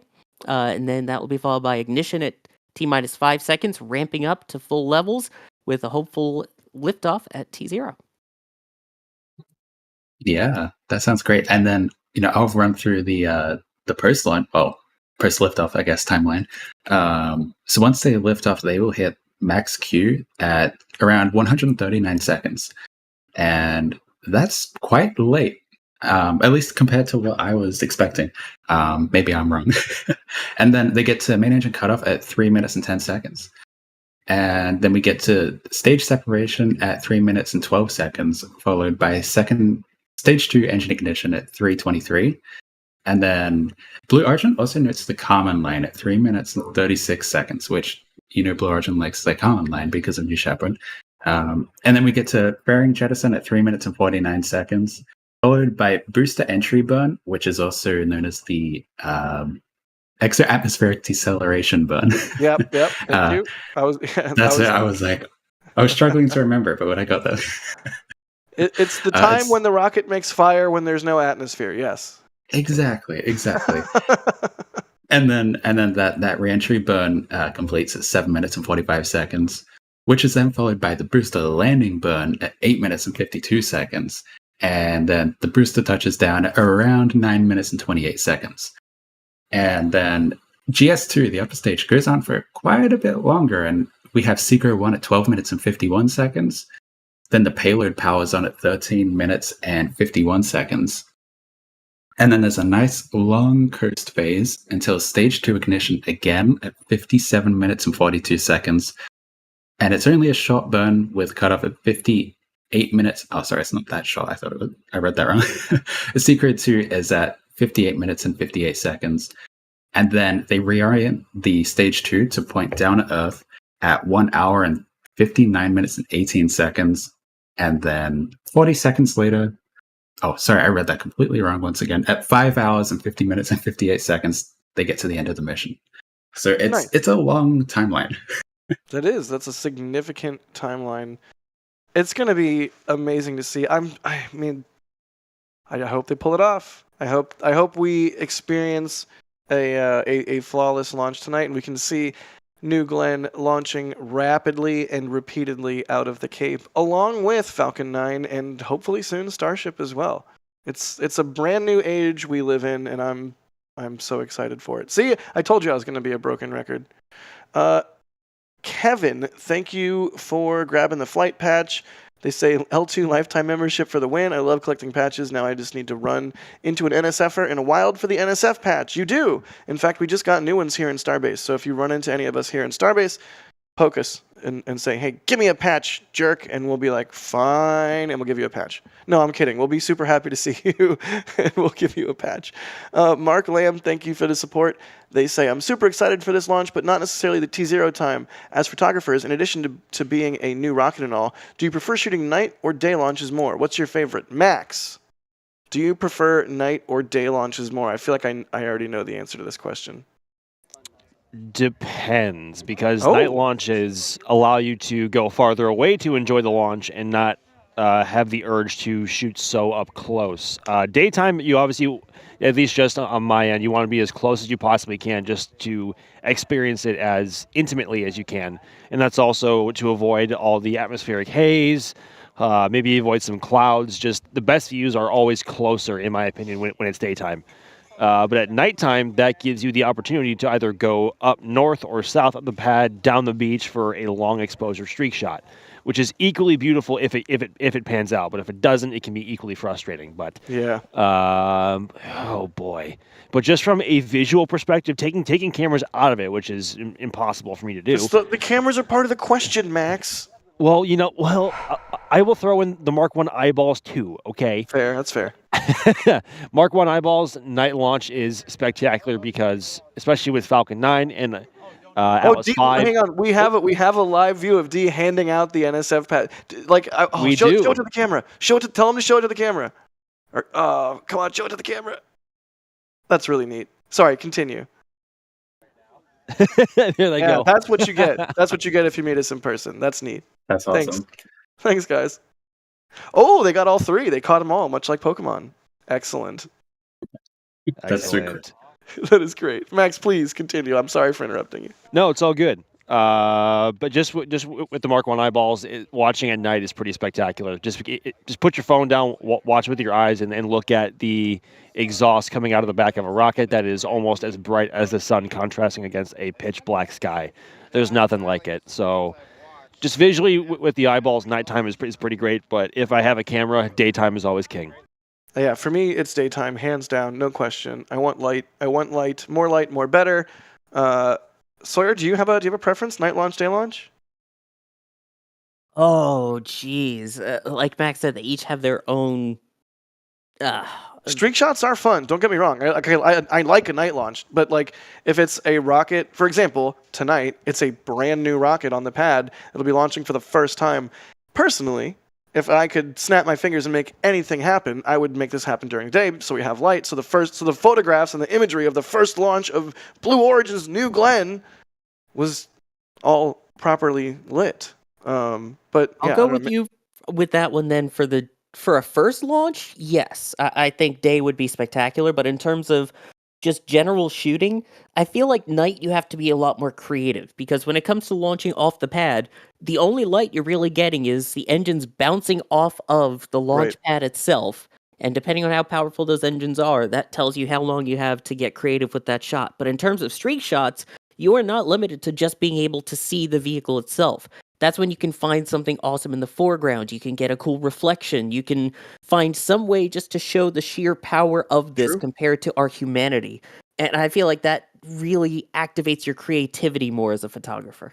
And I have to re-emphasize this, that with this being a Methalox powered rocket, the exhaust naturally is going to be a lot dimmer than any Keralox or solid rocket motor exhaust. Albeit we know what the exhaust looks like from Starship with that like purpley glow. Right. And obviously with the BE4s being an oxygen-rich stage combustion cycle, from what we have seen from the imagery that Blue has released from the test stands, it's a lot more, ironically, blue than the Raptors or even the Aeon 1s used on Terran 1, albeit Terran 1's exhaust was also very blue. So if I had to compare what the exhaust might look like, I think it'll be just a scaled-up Terran 1. I'm so excited to see what the streak shots end up looking like and what all the photographs and imagery ends up looking like and what this rocket ends up looking like in the air. Are you guys getting hyped? Chat, are you getting hyped? 2.5 hours to go. Like, let's go. We're looking at New Glenn sitting on the pad. Let's do this. We're seeing some venting too, so New Glenn is alive. More venting, more better. Paul, visiting from New Zealand. Thank you so much for the kind words. New Zealand is the best. Max, we went to New Zealand last year. Jack, we're not in New Zealand anymore. Max, we're not in New Zealand. I wish we were. I want to go back. It's literally paradise. It's literally paradise. Anonymous, thank you for the Starship Flight 7 patch purchase. They're asking the shop team if they can get an option to add a tip to a shop transaction. That is really sweet. I like that idea. I don't know that anyone would actually want to do that, but you're very sweet for asking. Shop team, this is me speaking to you through the ether. That'd be cool if we could do that. Lawson, thank you for grabbing a patch. Holy cow, this is a long one. They say, hey, y'all, I've got a message from a cousin of mine. He worked for Lockheed until 1997 and was part of a group of engineers that wrote a standard application of fluid dynamics in the 60s. I introduced him to you all, and he loves having access to all the modern-day spaceflight activity. He wanted to thank you all as well as wish New Glenn and Starship both a successful flight. Oh, and wish him a happy 83rd birthday. Happy 83rd birthday to Lawson's cousin. That's really neat. I mean, the number one thing that we do that is useful or brings satisfaction to, I think, pretty much all of us, isn't even necessarily like taking a cool photo or making a cool video. It's getting people excited and getting people informed about this absolutely bonkers point in time that we exist at, where it's a brand new space age. It's space age 2.0. It's amazing.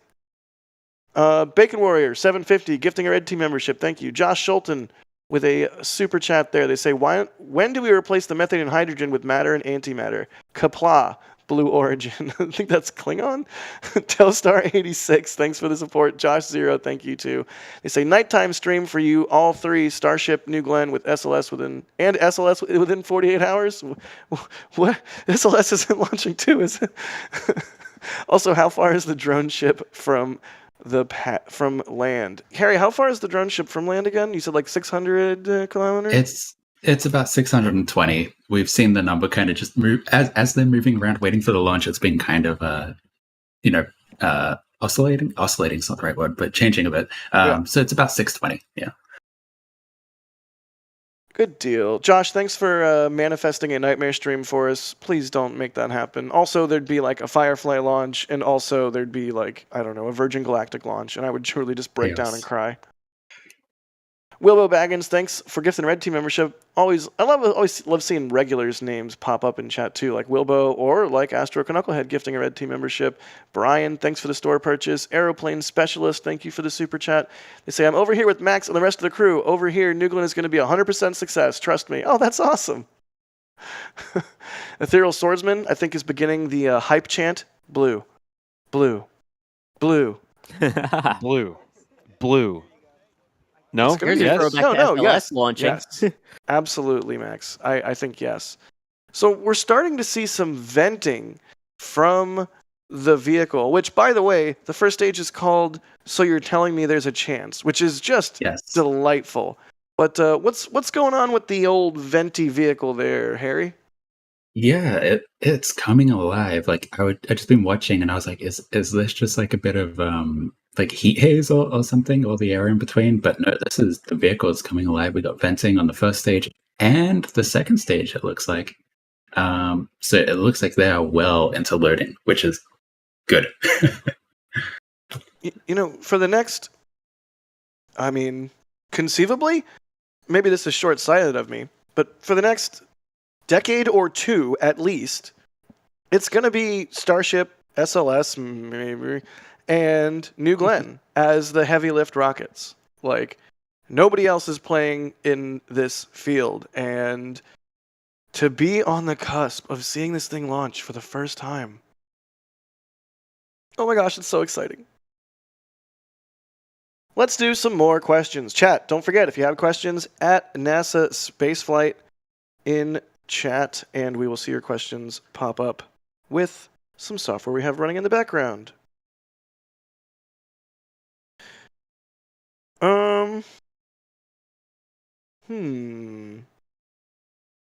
Homer's asking, what is the expected trajectory on this flight? Sawyer, it's going straight east, right? This is an eastern trajectory, yes. This one is going into what's known as a medium Earth orbit. So it's not like the close International Space Station that we're used to seeing, but it's not all the way as far out as, all of the satellites that provide GPS and constant coverage. So this one will be going to a final height of about 19,300 kilometers and a perigee, its lowest point, about 2,400 kilometers. It is inclined ever so slightly, about 30 degrees. So that's pretty much east-ish from where we are at the Cape. Now, just because it's going due east doesn't mean that you have to be right near the Cape to be able to see it. It's actually pretty darn visible from areas around Cape Canaveral too. So this is a really good kind of map to get an idea. So for about a minute out, you should be able to see it anywhere within that Orlando, Cape Canaveral type area. Then, as we expand further out to about the 2-minute mark, that's when you'll see it as far north as Jacksonville, as far south as West Palm Beach, Fort Lauderdale. About 2.5 minutes when you get towards Miami. And then if you're up along the eastern portion of the coast there or anywhere near the Bahamas, keep an eye out because you may be able to see the glow of that second stage. Even if you don't see the first stage itself, that second stage, as the plume expands with a gorgeous full moon tonight, you should get a pretty good view. Man, speaking of a good view, Max, was there any thought in your mind of trying to go for a lunar transit, or is that not going to be possible tonight? Especially with a big window. You don't know exactly when it's going to go. Well, with a launch as big, how am I going to word this? With a launch as watched as this one is going to be, you always the urge to get a shot that is unique and different is you have to cover all the bases, and always looking for a transit of sorts, whether it be solar or lunar, was always on the mind from the very beginning. But unfortunately, with the window of time and also time of the month that Blue is targeting to launch New Glenn for the first time, the moon will unfortunately be in a suboptimal position, i.e. behind us westward, and out of position for a transit. So unless you were out in the ocean, which is not recommended because of the keep out zones and the Coast Guard, so please don't do that. But the moon will be behind us. So we have looked. I know I'm not the only one who has checked for that because great minds think alike, and there are a bunch of great photographers out here on the Space Coast. But I have looked at a transit, but obviously with the sun being down, there is no solar transit opportunity this morning, tomorrow morning, I guess I should say. But we have looked. Maybe. Oh, I don't want to say it, but maybe for Flight 2 there might be a chance for something. You never know. You never know. I respect the decision, Max. Capitalist Oppressor. Becoming a Padrat member. You guys come up with the best names. Tristan with a store purchase. They say, go New Glenn. Thanks to the crew for fantastic coverage. Thank you. Ninja Decimator. Pew, pew, pew, pew, pew. You have to do that when you do Ninja Decimator's voice. Sorry. They say, go Blue Origin. Go New Glenn. Not Glenny. Yay, Rockets. Thanks for the coverage as always. You got it. I mean, we read out the support because we love doing this, and we can only do it because you all come out and watch the streams and support what we do. So thank you to Shazbert Toddbot. They shout out to my gaming bro, New Roma, who works for Blue Origin. Congrats on getting this bad boy off the ground. Hopefully here in like 2 hours, 22 minutes. Oh, I missed 22222. Dang it. Bud, thank you for the $30 tip there. Kristen, thank you for the store purchase. They're so excited. Do you think this launch will be visible up the East Coast? We just hit visibility, so if you missed that, just go back and listen to what Sawyer said. It's going straight east, so it's tricky. Josh Wilson, thanks for the $5 tip and the info there on how to do the tips there. Photon Empress, what's up? They say, oh, they became a flight engineer. Oh my gosh, were they not already? I thought you were already a flight engineer. Maybe they became a flight engineer again. Either way, thank you so much for that. They want us to delay until this weekend until they get back into Florida. I don't know what we can do, but we'll see what we can do. Wink, wink, nudge, nudge. I'm kidding. PN What? Thank you for gifting a Red Team membership. Chris Wage gifting 20 Red Team memberships. That's fantastic. Thanos Panda, thanks for the support. I was going to try to go to college, but I guess my teacher's just going to have to deal with the fact that I'm watching the first New Glenn launch at 6 a.m. Good luck, Blue Origin. I love that. Nibbles, thank you for gifting a Red Team membership. And Methane Man, thank you for the support. You know, another way you can support us and get something in return is grab something from the merch store. We do have the Thrust collection, which includes the BE4 shirts and designs. You gotta love it. Either way, let's see. Yeah, here we go. Thrust collection, BE4 design.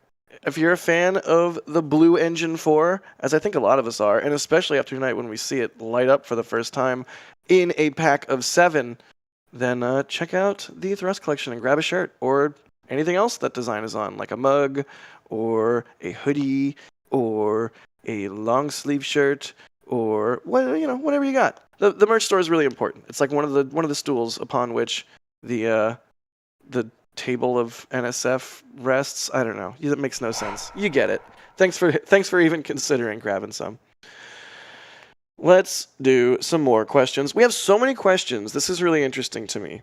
We have so many questions that are asking about the future of New Glenn. Like, we have questions about human rating. We have questions about cadence. We have questions about reusability speed. It's because people are excited, about the future. And they're excited for the future to come to fruition, and they want to see it sooner rather than later because humans only live so dang long. I feel like I've been shouting this on our streams for years now, but that is why this rapid progress that we've been seeing in the last several years is so dang exciting. So let's run through some of these speculative future questions. So BK Snyder asking, how long until New Glenn is human rated? That's not really something Blue has even talked about, is it, Harry? Well, Jeff did mention in Tim's interview with him that I can't remember his exact wording, but it was something about like human capable.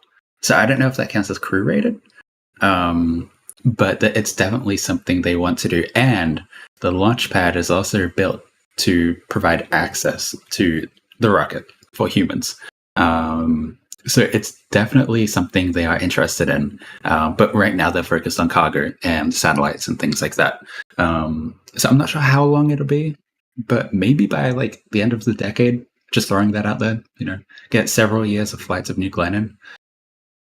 Yeah, I could see by 2030 for sure. Sawyer, any thoughts? Yeah, I mean, as you pointed out, of the two towers that are behind them, one of them is actually a sort of access tower, with the goal being that they could potentially have crew access the vehicle from that point, whether that be to work on, say, a payload or hopefully get people on board it. So I wouldn't put it past them crew rating it in the future. I don't see it being something we see quick. Like Harry said, I think this is something we might see, next decade. Max, what do you think? When will we see New Glenn human rated? When will we see human beings on top of this utterly massive machine? It's going to be a few years, I think. And by a few years, I mean probably greater than 5. Because obviously there are no concrete plans in place that we know of. Right. Only the potential potential of what New Glenn could do. So it's going to be a few years. I'm going to say greater than 5 years. Good deal. Y'all, keep the questions coming. I always am interested to hear what people want to know. Speaking of, Balaz is asking, what is the flame to the right of the rocket? Harry, if that was a... I can't even Say do it. And then I'll answer the question. Say it. Oh wow! It just flared up a lot. That's a flare stack. What's going on with the flare stack? It did the thing. It's So the flares that we're looking at here to the right of the pad from our perspective, those are, you can see here, they're a bit hidden. Here, look at this beautiful graphic. So there is, on the right, there is both a LNG or methane. I forgot the word for a second there. Yep. And a hydrogen flare stack right next to each other. They're probably like less than 2 meters apart. They are really close. So it looks like just one flame. And that's to support like from the launch pad, we believe. So any propellants that come from the launch pad just go into those flare stacks and get burnt off. And then you have the tank farm flare stacks on the left. And that's more for just keeping the tank farm in order. And I guess what we are more familiar with most rockets. But yeah, it's interesting that they have 4 flare stacks in total, this pad, which lights it up really well, and it looks awesome. Like that. More that flare big flare right there. More better? Question mark. Yeah, I wouldn't mind a few more. Good deal. More questions. I demand more questions. Rankley's asking, is New Glenn designed to have solid rocket boosters if needed? Was it like Vulcan, Harry, where they can strap on some solids, or nah? No, it's not. It's meant to be just an all-in-one system, and reusable first stage. Because I mean, unless Blue Origin some reason wanted to strap SRBs to it and bring them back with New Glenn, reusable SRBs or something. Yeah. Which sounds like a thing I would do in Kerbal, but we won't get into that. But yeah, it's designed just to go under a certain power, I guess. No SRBs. My thought is, and that helps. Oh, sorry, go ahead. Go ahead, Sawyer. I was going to say, my thought is, why would you? I mean, this thing is capable of launching 13 metric tons to geostationary transfer orbit, 45 metric tons to low Earth orbit. It has a huge payload fairing volume, meaning it can fit really big satellites that could be on the heavier side that can go into these critical orbits. What do you need more power for? I mean, yes, sure, people are going to say more power, more better, but I was sorry, you beat Jack, me I by beat a you to fraction it, of a but- second. A fraction but of I a mean- Go ahead. this is a pretty powerful rocket. That would be like saying, oh, why don't you strap 2 more starships onto Starship to make a Starship heavy? What? It's already super heavy. Exactly, that's what I mean. Super It duper doesn't heavy. need more. Super duper heavy, Harry. That's what I was gonna say. Oh, Yes. no. 99 engine variant of Starship. Let's go. That would be More amazing. heavy, more better. More heavy. that More. point, Oh gosh. no! It would just be a force of nature at that point. Right. I mean, it is interesting. I mean, obviously, the shuttle program reused their SRBs. So a reusable SRB, Harry, you said that, and I was like, wait a minute, that's actually not crazy. I mean, yeah, if SpaceX can reuse fairing halves, heck, jettison the SRBs off of GS1 in flight, and then recover them like SpaceX recovers fairings. I don't think they'll ever do that, but hey, let a guy dream, right? I may have played too much Kerbal. I mean, why not just keep the SRBs attached? Yeah, why not? Why not indeed? Holy cannoli, Brock with a $300 tip. Brock, I don't even. I mean, that is a phenomenal amount of support. Thank you so much. They say usually send this for a Starship IFT stream, but new rocket, new me. Shout out NSF for all the great streams. Shout out Mod Team. Shout out SBL SCL teams. Shout out Harry for being on comms. To 2025, y'all. It's going to be such a great year in spaceflight. And Brock, New year, new Glenn. new year, new Glenn, new rocket. Who dis? I'm so old. Gosh. But no, for real, Brock, thank you. And thank you to everybody that comes out and supports what we do. Even if it's not a monetary thing, if all you can do is hit the like button and watch our stuff, it means the most to us. It really does. I don't know what you even say. That's so much money. That is a huge amount of money. Thank you so much, Brock. We love what we do, and we're constantly looking to upgrade what we do and bring you guys the best possible coverage that we can. And every little bit of support goes into the pool there. So, geez, thank you so much. Cal L is asking, how does the BE-4 compare to the Raptor?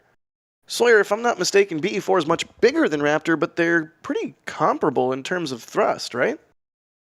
Yeah, I mean, the BE-4 engines are quite powerful on their own. I guess we can kind of break it down, if you want, by size and by thrust. So, in terms of the BE-4 engines, you're talking about 550,000 pounds of thrust each. So the BE-4s themselves, they're about 6-ish feet in diameter, just under 2 meters, and they combined produce 3.8 million pounds of thrust. So they're pretty decent size there. I mean, relatively comparable, I would say, to Raptor. I'm not sure, Harry, if you have the exact comparison between those. I do not have anything noted right now. No worries. But yeah, BE-4 is still a beast of an engine, and now we got 7 of them on this. I'm so excited. It's already such a... There you go. You can see some of those beautiful Methalox mock diamonds. See the engine changing its thrust levels there.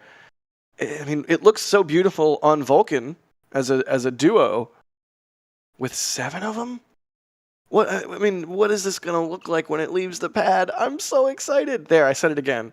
Oh God, nobody make a drinking game out of this stream, please. I'm going to cause some poisoning of people if that becomes a thing.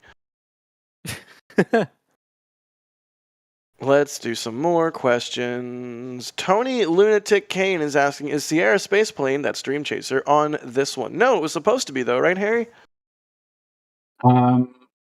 Sorry, what was the question again? I think Dream my internet Chaser cut for a is n- second. No, you're good. Dream Chaser is not on this mission, but it was originally slated to be, right? That was Vulcan, wasn't it? Yeah, that's Oh my Vulcan. God, I'm a big dummy. Yeah. I thought I was having a moment. No, you're good. I officially hate myself. Don't worry about it. Yeah, that's on Vulcan for hopefully later this year, which I'm excited for, by the way. And it's relevant because BE4s. So yeah. I know Dream Chaser's on Vulcan. I can't believe I'm that dumb. Hosting's really, really hard. No, it's not. I'm just dumb. Let's move on. Kal-El's asking, I heard they're not subcooling the methane or oxygen. Is that true? Sawyer? No subcooling That's a Harry going on question the if I've props, ever right? heard one. Oh, I'm going to Harry then. Harry? We don't have any confirmation on exactly what they're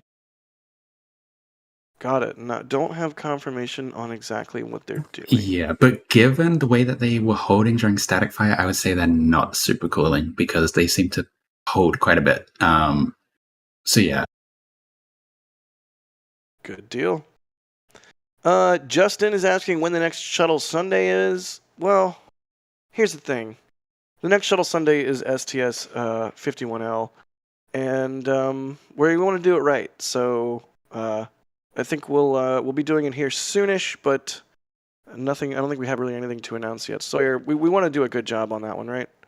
Oh, we want to do it right. We want to do justice to the crew. And that's the thing. It's not just about the vehicle and what happened. It's about the people involved, both on board, on the ground. There's a lot to it. So we, want to make sure we do it right. And with everything as busy as it is right now here, we want to put all of our focus right now on Blue Origin, on SpaceX, on Firefly's Blue Ghost coming up. There's a lot of big things happening now, so we want to dedicate the time and effort into it. Exactly. So stay tuned. As always, follow us on the socials, and that way you will know when we are doing the things. Ooh, Max, we have a sit rep from you, do we not? And a photo, I think. What's the current status down there? So the current status is looks like we have some high altitude clouds coming in over here over the Space Coast, and judging by radar, it's a big blotch of high altitude clouds moving over Central Florida coming this way. Dang it. Suboptimal, but mind you, we are still at least 2 hours out from the window opening, and of course. Here in Florida, even at nighttime, a lot can happen in 2 hours, whether this cloud layer breaking up or disappearing completely.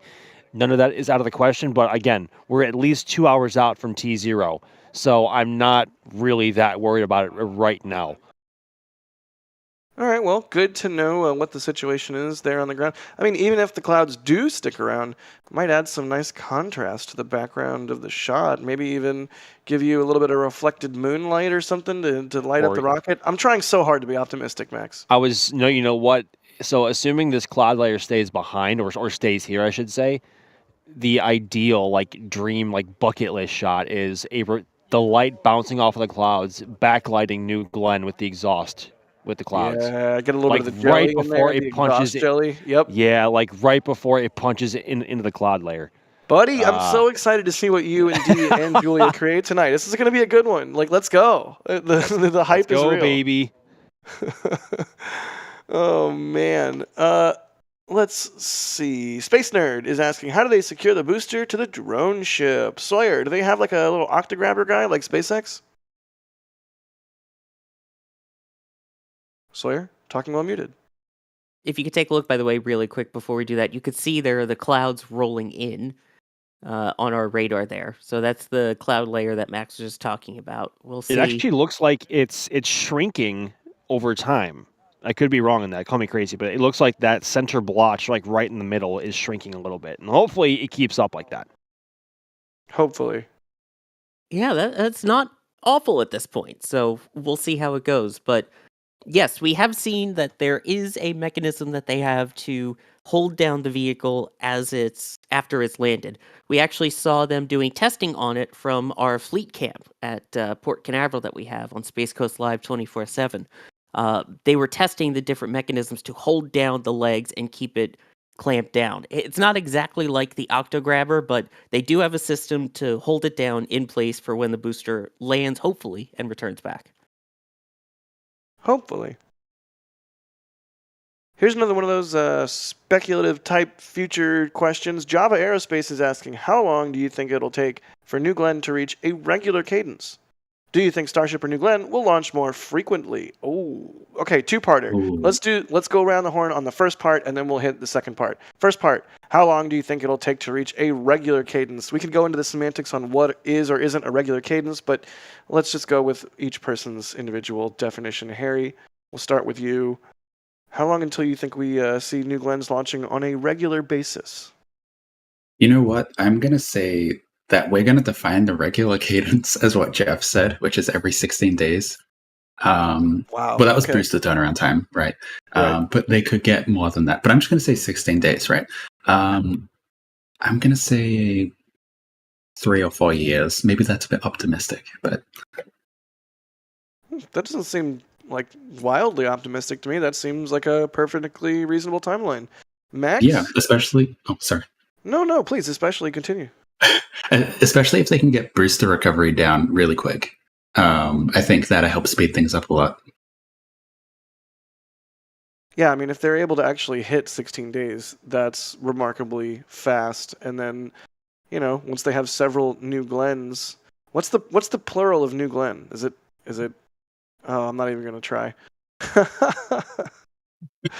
Max, what do you think? How long until we see New Glenn launching regularly?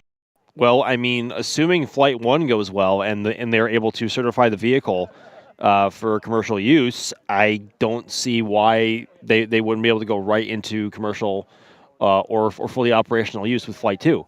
I don't know how much the customers put emphasis and weight on booster recovery. Maybe they'll factor that into costs once New Glenn is flying on a regular basis, but... I would say, so I think in 2025, we could see it fly up to 3 or 4 times if we're being optimistic, depending on how the landing goes. But I think by next year, we should see it flying at least bi-monthly. Wow. See, that does kind of feel wildly optimistic to me, but also plausible. I mean, it really depends on what happens tonight and if Blue's philosophy behind engineering and development and testing is proven. Obviously, we've seen how SpaceX and Blue Origin vary in their philosophies, where SpaceX is iterative in launching, flying, blowing up, learning, rebuilding, flying, blowing up, relearning again, and so on and so on and so forth until they nail the vehicle down to do what they want it to do, where Blue has obviously taken their time to try and do it right, and they put emphasis on doing it right. So, you know what? If it goes well for them, Blue is going to look incredibly smart, and I really am optimistic and hopeful that they will have at least launch mission success. I'm not quite sure about recovery, but I believe launch. So assuming they launch tonight, I believe Blue I believe New Glenn will launch successfully and have full mission success, mind you. Nice. Sawyer, how long do you think till they hit a regular cadence with New Glenn? I mean, I think we're probably going to see a decent increase in cadence by next year. So 2 years total of operation.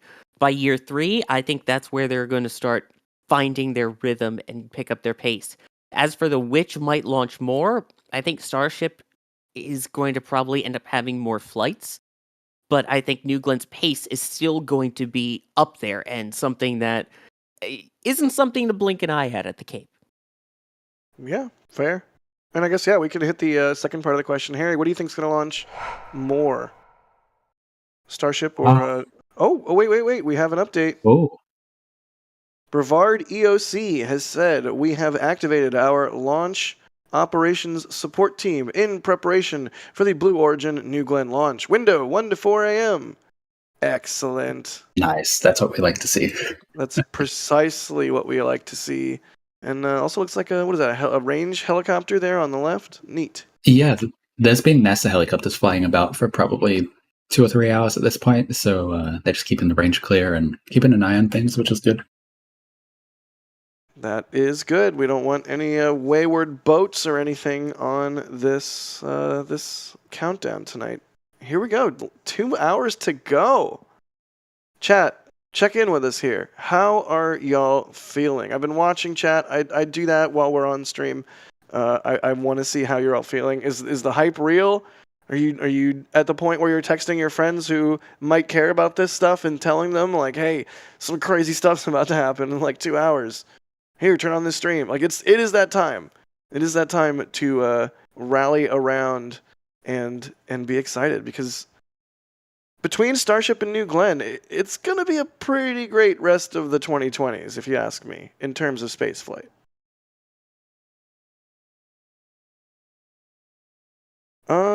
Let's see. More questions.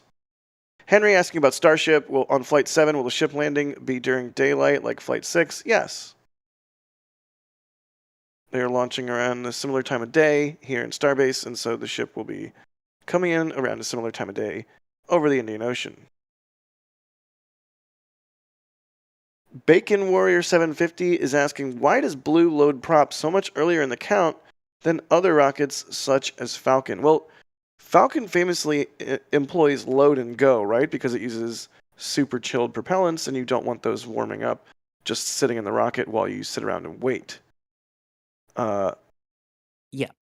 Go ahead, Sawyer. Exactly. Yeah, that's part of what they do is they use these super chilled propellants on Falcon because they're able to pack more of it into that smaller space, but as a result, that means that if you don't get that time for things to boil off, because they would do so very quickly. So you load fuel all the way up until about 90 seconds before launch, and then either you go or you don't.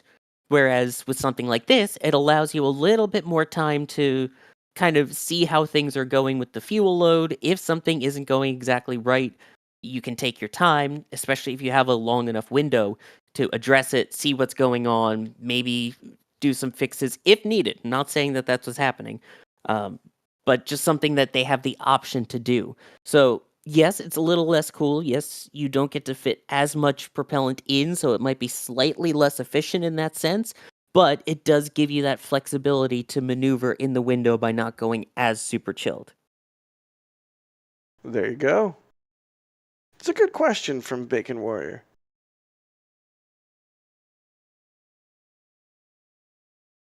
Starflight Pony 10, or Starflight Pony X, asking, do we know how many flight hardware New Glenn are in production? Harry, there's there was an Eric Berger article that just dropped, right? That had a little tidbit in there about this. Yeah, so that mentioned that, so that was second stages, and they have 7 second stages in production. But for first stages, they have 4, I believe, and that doesn't include the one that we see on the pad right now. That was as of when Tim did his interview, which I don't remember exactly when that was, but yeah, they have multiple stages, and the next one is going to be ready in spring, I believe, the first stage. Yes, indeed. Ready in spring. Hopefully everything goes well on this first flight, and we can see another launch of New Glenn here as soon as spring. DJ, thank you so much for the support. They're thanking us for what we do. They say, I am certain thousands of people around the world feel like they have a personal stake in spaceflight and engineering because of your enthusiasm. Oh, that's so sweet. I mean, honestly. Stoking the boilers of the steam-powered hype train that is our coverage is our favorite thing to do. Josh Wilson, thank you for the support. They said I missed part of their last message, and it said ship 26 equals best ship. Debatable. But thank you. Force Multiplier, thank you for the support. They say, launch success, people. Yay or nay? I'm going to say yay. Max, I know you're saying yay. I'm going to say yay. Harry, are you saying yay? I'm going to say yay, yep. Sawyer, are you saying yay or are you saying nay? We're talking about the launch itself, rather launch if you success. include the landing, the actual launch, and getting into orbit, yay. Oh, we got yays all around. I like that. I like that we got yays all around. Chat, yay or nay? Let me get your feelings here. I'm about to log into the NSF account so I can do a poll. Daniel, thank you for the support. They say, go New Glenn. Lori Jones Wilson becoming a PadRat member. Thank you. Cameron Murphy, thank you for the support. They say, without second stage reusability built into this design, how likely do you think it'll be that Blue can reach full reusability later? Thanks for the awesome coverage. Well, they're going sort of two routes simultaneously with the second stage.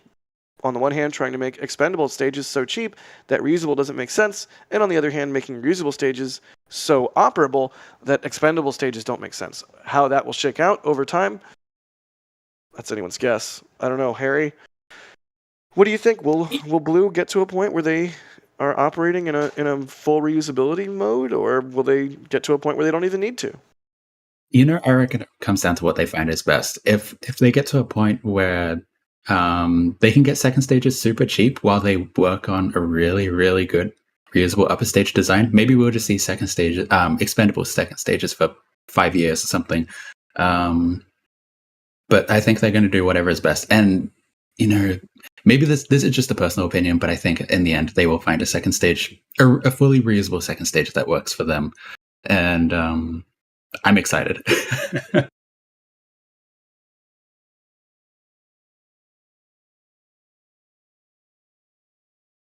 Jack talking while muted. I'm so remarkably good at this. That's okay. I'm really I've been doing this for years. I'm a pro. These shots of the control room are really sick. It looks like a sick control room. And there's 3 of them, I believe, right? What? Ooh, there are? Question mark? I thought, or at least 3 different parts of it. You can see it from the road, at least. If you're driving by Exploration Park, you can kind of see what looks like 3 distinct areas in the windows. So, I mean, you've got the launch portion, you've got the mission portion. There's what looks to be different areas of different control portions in there. I've not been myself, but just from driving by it a few times, you can see all the different banks of monitors and stuff through the windows. It's really cool. Oh, that's awesome. I did not know that. By the way, it's worth noting that this is the Exploration Park facility that you see on your screen there. That is where Blue Origin builds all of these first and second stages, including the one that you see out at the pad right now. So you've got the main facility that we just saw over there. Then you also have another portion which they use for testing of the different stages, including the second stage cleaning and testing facility known as 2CAT. So all of this is, by the way, if you ever visit, directly across from the entrance to the Kennedy Space Center Visitor Complex. Thanks, Sawyer. Excellent info dump. You're welcome. Robert Jones is asking, why do they pick liquid hydrogen for second stage compared to the first stage? How common is it to use a different propellant on the second stage? I mean, I think fairly common. Yeah, and go ahead, Harry. And initially, New Glenn had a Methalux upper stage, right? And it was it was going to use, was it what? Oh, I cannot remember now. Was it 1 or 2 BE4s that were optimized for vacuum? I think it was 1. And so it was going to be Methalux the whole way, and then I'm not sure exactly why, but they decided to go with the BE3U hydrogen upper stage. So maybe they just wanted that high performance hydrogen. I'm not entirely sure why, but it's definitely interesting, and I'm curious to see how it goes. It's very cool. I mean, liquid hydrogen is notoriously tricky, right? It likes to find places to leak. It's really insanely cold. It has a very low boiling temperature, so it's hard to contain and prevent boil off. But it's the most efficient fuel you can use, and it gives you such high energies in an upper stage like that. I mean, famously, Centaur from ULA is the same way, where it's like, hey, we can do really great stuff with this upper stage because it's Hydrolux and it's really high performance. Yeah, and it's worth noting that Blue also has experience working with hydrogen on New Shepard. I said New Glenn. New Shepard. And they've done 26 launches of a New Shepard. And they, every now and then they might run into a little issue with hydrogen, but they have experience, and that's really incredibly valuable for them to have right now. Yeah, they not only have experience with liquid hydrogen, it's not just testing tanks or engines on the stand. They have flight experience with liquid hydrogen, which there's nothing quite like that. Let's see. Felix is asking, how does payload to Leo compare for New Glenn, compared to Ariane 5 or 6? Who wants to try and grok that one? I'm sorry, what it? Grok. It's the Heinlein phrase. It's not just the name of the Everything Apps AI agent.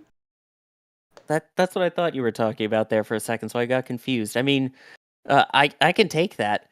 In terms Go. of if we're talking the Ariane 6-2, the one with the 2 solid rocket boosters, the only one that we've seen launch so far, that one I believe is about 22,800 pounds or 10.3 kilos into orbit.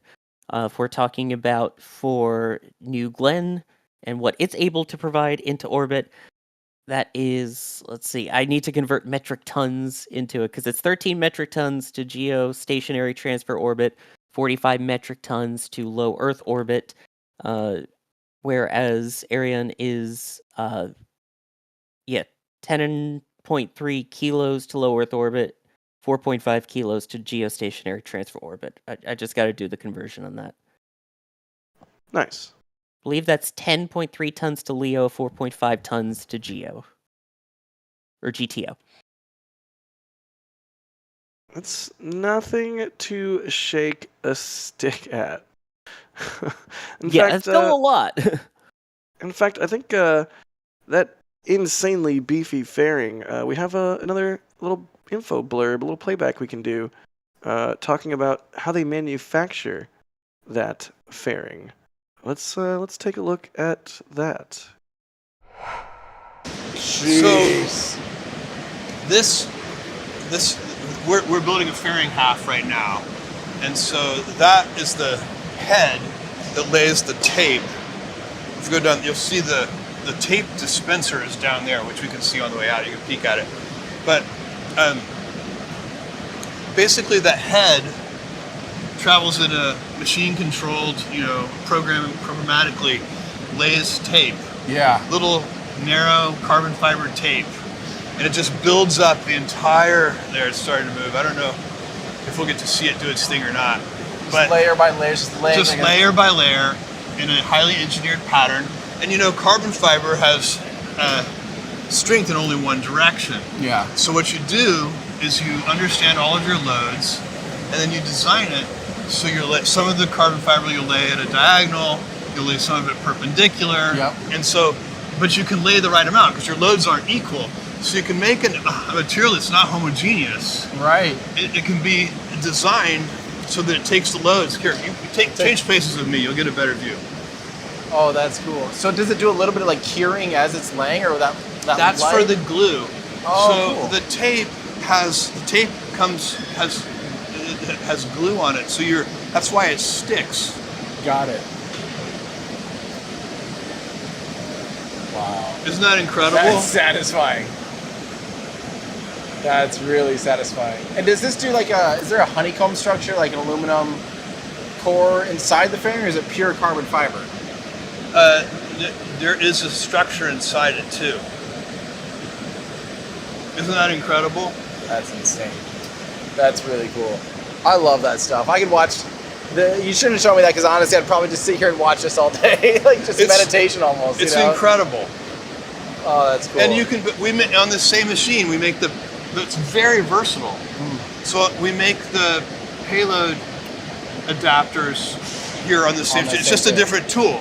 Cool. It's a different tool and a different program. Wow. But it's just as versatile as like a CNC milling machine would be. Yeah, it's like a CNC machine for carbon fiber almost. Correct. And it's additive. Yeah, and it's very predictable. So we're doing non-destructive testing on this, and we have repair methodologies, but we don't have to use them very often because it's a very, very repeatable process. Yeah. That's what you're always looking for when you get to production. Oh, right. You need the process to be repeatable. Yeah. Love that video. Thanks again to Tim Dodd, the Everyday Astronaut, for giving us permission to use that clip from his fantastic videos interviewing Jeff Bezos and walking around the Blue Factory here. This is a really interesting infographic released by Blue, I believe. Is this it says icons not to scale. Thanks. Thanks, Blue. Well, Harry, what's going on with this? This is a cool way to sort of illustrate the volume of the massive fairing on New Glenn, right? Whoops, sorry, talking while muted. No worries. It happens to the best of us and the worst of us. Yeah, so New Glenn's payload variant is massive. And one thing I will quickly say is you can fit New Shepard inside of New Glenn's payload variant. And it's huge. I cannot wrap my head around this or explain this to you in a good way because it boggles my mind. But it's huge. That's the thing right now is like a lot of the industry is like the payload variants are quite small, right? Relative. So even though you could loft a massive payload, like weight-wise, to orbit, you're so limited by the payload variant size. What New Glenn really offers is that huge payload size because maybe your satellite is like really big, but it's not super dense. If that makes sense. So yeah, it's really impressive and really exciting to see what this will enable. The future is bright, my friends, especially when you have a giant fairing. Weston Rainwater, thank you for the support. They say, hey, NSF team, long-time member, first time chatting, just finishing up my weekly meal prep. Stream has definitely helped me pass the time. Awesome. Seber VB, thank you for the support. They say, when Jarvis? And can it be completed? Can it compete with Starship? Jarvis, oh man. Jarvis, we thought for a little while was the name of a reusable second stage prototype that Blue was building. Turns out it was just the name of a single tank or test program or something. Harry, what's going on with Jarvis? Well, that's the thing, right? We don't know too much. My understanding is that Jarvis was the single tank, that one first tank that we saw. And there have been job postings for a program called Clipper, I believe they call it. And Clipper should be the reusable upstage of New Glenn. That's my understanding. But in reality, we don't know that much. We've seen some patents out there where they have dozens of like BE3 related engines on the bottom of a reusable upper stage, and it's kind of like a my brain is melting right now, Jack. What is it called when you have all those engines and they create like a heat shield and not using a proper heat shield? And Jack, you're also muted, by the way. Supersonic retropropulsion? That's what I was also thinking is supersonic. Yeah, something like Stoke, right? Oh, like regenerative cooling. Yeah, I guess that might be better way of putting it. I'm completely blanking on what it's called, but something like that. So it seems like they might be going with something like that. Interesting. But yeah, I wish I had a better answer for you, but we just don't know much. No worries. I mean, we'll just have to sort of wait and see. Chat is saying aerospike. Did you mean aerospike, Harry? Yeah, kind of like an aerospike, right? And you use the flame to combat the flames of reentry, if that's one way to put it. Yeah, fighting fire with fire. There it is. Exactly. Ethereal Swordsman, $5 tip. Thank you. They say, sorry, Jack, but I haven't worked out the trading card game in a while now. I've been real tired from work. There's already stuff worked on, though. No worries, Ethereal Swordsman. You don't have to apologize for that. It was just a silly idea Adrian and I had one time. Mark Lamb, thank you for the support. They say, what is the mass to orbit comparison between New Glenn and Starship? Also, will large coffee mugs be returning to the shop ever? Small mugs are nice, but more coffee, more better. Shop tip jar for the win. I swear, large mugs has to be the number one requested item in the entire store. And we have had large mugs. I guess, do we not have large mugs right now? I don't know where Adrian is. But rest assured, your large mug request will be lodged with the store team. Mass to orbit comparisons are tough because it's different orbits, different upper stages, different. Like Starship is meant to be refueled to do anything meaningful beyond LEO. New Glenn has a high energy upper stage that can go to MEO and beyond. That's tricky. Does anyone want to try and take a stab at mass to orbit comparison here? I can jump on it. So my understanding is that Starship is somewhere between 100 and 150 tons to Lear. Is that correct? Right. I think maybe someday in the far future there'll like be a variant that is a Block 5 Starship sort of thing, like Falcon 9 has Block 5, and maybe it'll hit like 200 tons to orbit or something, maybe notionally someday, who knows. But right Okay, now, cool. 100 to 150, somewhere in there. Yeah, that's the baseline Okay, with cool. 27 tons to GTO. Okay, that sounds about right. And then, so to compare that to New Glenn is about 45 metric tons to Lear. What So does it do it's- to what does it do to GTO? Sorry, we just said what? Sawyer just spit out a GTO number.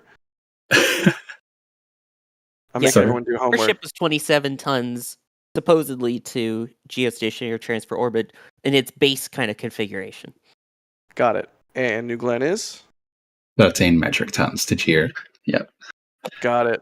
Oh, so about half. Interesting. It's not bad considering, Not bad at all. And for a little while now, a long while now, I've sort of wondered if Starship's size, like just the sheer scale of Starship, might end up being sort of a liability for the program in terms of, they want to launch like an airliner.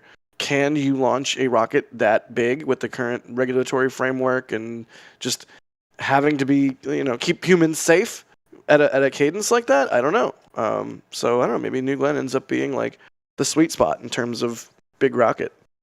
Yeah, and what I will add to that is, of course, New Glenn may be upgraded over time. We have seen job postings in the past few days that mention a 9-engine configuration of New Glenn. So I wonder how much more power that will give to the rocket. That would be pretty great. 9 Glenn instead of New Glenn. Oh. No. Or Glenn 9. Just stop, Jack. All right, moving right along. Right. Dima, Dima, thank you for the support. To see what would be more impressive: Blue landing on the first try, or SpaceX catching Starship on the first try when they try?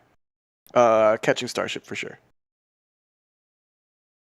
That's my opinion. Harry, what do you think? I don't know, man. The first flight of a rocket, if they can catch it on this flight, I might just cry. I'm not saying that wouldn't be seriously impressive. It would, but landing a rocket on a barge has been done. Catching a ship with a tower from orbit, never been done. So for me, that's more impressive. I'm not saying Blue pulling it off on the first try would not be seriously impressive. It absolutely would be. Sawyer, what do you think? They're each special in their own way. That's a good answer. Are you a dad? I didn't think you were a dad. I just make dad jokes. But oh, right. But in all honesty, I mean, they are each unique. Yes, we're talking about something completely unheard of with catching a ship on reentry on very narrow catch towers, essentially. But to be able to do this first try, I mean, you can say, yes, they have some experience with landing in regards to New Shepard, and I'm sure they're using a lot of that with this, but that's from not as high an orbit, not as high a speed, not as high a, not as big a vehicle, too. This, you're talking a pretty large vehicle. We're talking 7 meters in diameter. Compare that to the 3-ish that we're used to seeing for a Falcon landing. This is a big boy coming down to land on here, even if it has a pretty narrow landing leg span. So I think this is still unique. If they can do it on the first try with that big of a vehicle, that's still impressive to me. Absolutely. We also we have not only Max and D in the field, we also have Julia in the field. Julia, do we have you on comms? Hey, Jack, you have me back on comms. I had to warm up a little bit with some hot cocoa. Oh my god, I'm so jealous. What's the vibe out there at the Cape tonight? How's everybody feeling? How are you feeling? Are you excited? I am very excited, and even more so. I took a little walk to see what was all going on down here at Cars Park with the Blue Family event. And let me tell you, Jack, it is really cool to see families gathering here along the coast of the lagoon. and they're excited. There is a lot of chatter, a lot of fun, some campfires, some food trucks, Nice. and like I said, a lot of people excited. And I just want to give a shout out to some listeners who are just down the coast from me who actually got to get some NSF patches tonight. So Nice. I even got to hand those out from my camera bag. But yeah, it is getting exciting down here. It's always fun when you can.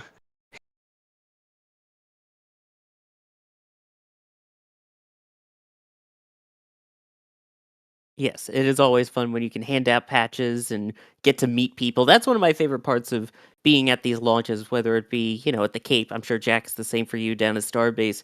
When you get people coming up to you saying, "Wait, are you with NSF?" It's fun to meet all of you in person. So if you ever see us, please don't shy away. Don't be afraid. We don't bite hard. So come say hi. Absolutely. It's always a treat giving people patches. Julia, what's going on with the weather tonight? Cloud cover? Is it cold? Are you shivering? You did say you had hot chocolate, so. Yeah. Yeah, I did have hot chocolate. As far as the weather goes, I am looking at my app and it says that it is 47 degrees and it feels like 47 degrees. And for true Floridians, that's really cold. For me, well, I'm cold because it's damp. As far as Right. cloud cover goes, there's an unfortunate cloud bank that kind of came in over me and is heading toward Max and D's way and inching toward my view of the rocket on the pad on the horizon there. So, with that being said, it is also pretty still air. So, hopefully that pushes out of here and thins out a little bit. Yeah, I can hope. I can hope. Absolutely. I think it was like 0 mile an hour wind in the little graphic we were just showing. And then in the radar, you can see that cloud bank sort of. And it looks like it's kind of staying in the same place. Hopefully it does. Ooh, we had that flight track there from FlightAware. What happened? What was going on with the W57, Harry? So exciting news. Blue Origin seemingly is working with NASA to get aerial shots of the booster reentry of New Glenn. So there is a WB-57 heading downrange right now. Y'all, if you do not know what the WB-57 is, from our Starship streams, it is a high-altitude camera platform and is basically a Cold War-era bomber that has since been repurposed by NASA with a massive camera gimbal in the nose. They have 2 or 3 of them, and they use them for all sorts of aerial imaging purposes. But yeah, it's a Canberra WB-57. Started off life as a B-57 bomber. WB-57 is a designation given to the camera variant, but it is a really, really cool plane, and really interesting to see it showing up for today's launch. Hopefully we get some cool footage off of that puppy. It's got like thermal cameras, it's got all kinds of cool stuff in that. Like the entire plane is, a platform for the camera gimbal. It's sort of in the same way that the entire A-10 is a platform for a gun. That's not one quite, way to put it. Yeah, not quite analogous, but you get what I'm going for. Let me thank some people. Bob Fillmore gifting 10 red team memberships. Thank you, Bob. Eric, thank you for the support. They say, is Orbital Reef still a thing? And is New Glenn on track to support it? Harry, is Orbital Reef still a thing? Blue's space station? It is 100% still a thing. At one point, they actually built a building at the Florida site that was the Orbital Reef Pathfinder manufacturing facility or something like that. I can't remember the exact name off the top of my head, but it's definitely a thing. We don't know how far in they are into that process, but I could imagine they're churning out a bit of hardware, even if it's just for testing purposes, right? Right. So hopefully we will see launches later this decade, maybe. That would be nice. Heck, I'll just take a 9-engine New Glenn. That alone, I'm here for it. Why not both? Why not both indeed? Alex Vaughn, thank you for the support. They say, how many flights per year do they want to eventually get to? How many do you think they will get to this year? Ooh, that's complex. I mean, the booster can be turned around every 16 days, right? In theory? In theory. That's what Jeff Bezos has said. But, you know, first flight, it's going to be like they're probably going to want to look over it really, really closely if they get that thing back. So I can imagine it might be a month or two, maybe a bit longer. But just to answer the question, this year, I think probably 4 flights at the max, I reckon. I think 4 flights of New Glenn this year would be quite impressive. That would be my reaction. Be like, wow, that's actually quite impressive. Sawyer, what do you think? What do you think? Do you agree, disagree? Yeah, I think 3 is the safe bet. 4 would be absolutely phenomenal. Of course, all of this is pending that everything goes well with the primary objectives of these missions. So, I mean, if they don't nail the landing, I don't think that's the end of the world for the program and them launching this year. I think they can definitely hit 3. And I think eventually flights per year, I think in the not too distant future, say 2 years from now, seeing 1 a month is not unheard of. I mean, I think in a couple years, they'll eventually get to 20 or more. I don't see them not capitalizing on all of the work they've done over the years with New Shepard and building up to this. But yeah, it'll be interesting. It'll be interesting to see what happens. Lintix, thank you for the support. They say, what is the Blue Ring payload? We were talking about this a little while ago. It's basically a satellite bus that Blue is going to offer. So this Blue Ring Pathfinder is like a prototype of that, right? Right, Harry? Yeah, it's basically just like the core computer of what will essentially be Blue Ring in the future. And it's basically just meant to test the avionics and the ground systems that Blue Ring will communicate with, and just some other operational capabilities. So I believe it's also testing like tracking and commanding hardware and all all the nerdy stuff with avionics that makes the satellite do satellite things, which is very, very cool. And so it's just a tiny little baby inside of that massive New Glenn fairing. It really is so tiny. It might even win the award for smallest payload to rocket or to liftoff thrust ratio. Yeah. So I was thinking like Parker Solar Probe is pretty tiny. Right. DART, pretty tiny. There was another one too. What's the other one? I always forget the name of. Not IceSat. Not RadarSat. It'll come to me later. It'll be like going to sleep tonight, and I'll jump out of bed and be like, it was this one. By the way, you're talking about testing the data. Actually, this is talk about a joint of who's on stream here right now. In terms of where they'll actually be doing the testing of communicating with different radio frequencies. So that would be Atlas Antennas. That's the name of the group, of which there is 3. 1 in Hawaii, 1 in Georgia, and 1, Harry, in Australia. Yay. Happy Australia noises. Yay. Happy upside down noises. I was going to say, how do they get the antennas to connect to the spacecraft when they're upside down? But we'll have to see how they figure that out. The signal just falls. It's easy. You just grab it. You can see the Blue Ring payload there in that image from Blue. It's tiny, and it's not going to separate, right, Harry? Right. As far as we understand, it's a non-separable payload, so it just hangs out being attached to the second stage, which is nice. I'm pretty sure I've built something exactly like this in Kerbal just to satisfy, a contract. Like, launch this thing to this orbit. I'm like, all right, whatever, screw it. Just put it on the biggest rocket possible. Yeah. I love it. Sheriff Tracy, thanks for gifting 5 Red Team memberships. Dennis, thanks for the support. Daniel, thank you for the store purchase. Brennan, thank you for the store purchase. They got the patch. Daniel got a print from Max. Jason, becoming a Padret member. Joe, upgrading to... what did Joe upgrade to? Did it disappear? The panel might be broken again. It disappeared. Well, we'll never know. Michael, thank you for grabbing a whole bunch of stuff from the store. And I don't know how to pronounce this. I apologize sincerely. But thank you for the support. They say, I just sent an email to Jeff wishing his rocket launch well. Interesting. David, thank you for the store purchase, getting a Flight 7 patch. Pre-order there. Chiron, thank you. Shadow Gunner 66, thank you. They say, would mass or volume be the limiter for bacon in the new Glen fairing?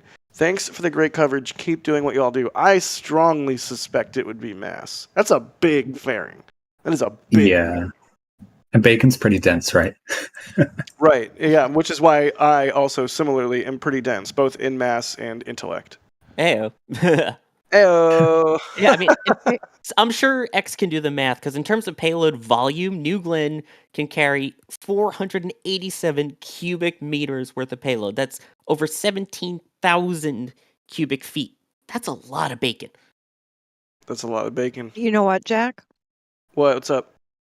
Fun fact, when I toured Blue Origin Manufacturing, we're Flex. talking a few years ago. Julia Flex. I Rare. baked cookies there, okay? I baked cookies. But I asked how many cookies could fit in that fairing, and they told me it was classified. Yeah. That's If great. they told you, they'd have to kill you, right? One of those kind of scenarios. Exactly. It was exactly that scenario. Mhm. And I did try, Jack, to shoot my shot and tell them how I would have designed the first version of Jacklyn. It was quite intricate. Nice. Um, I'm still yeah. sad that Jacklyn the First got scrapped, but hey, so it goes with marine assets, right? So it goes. So it goes.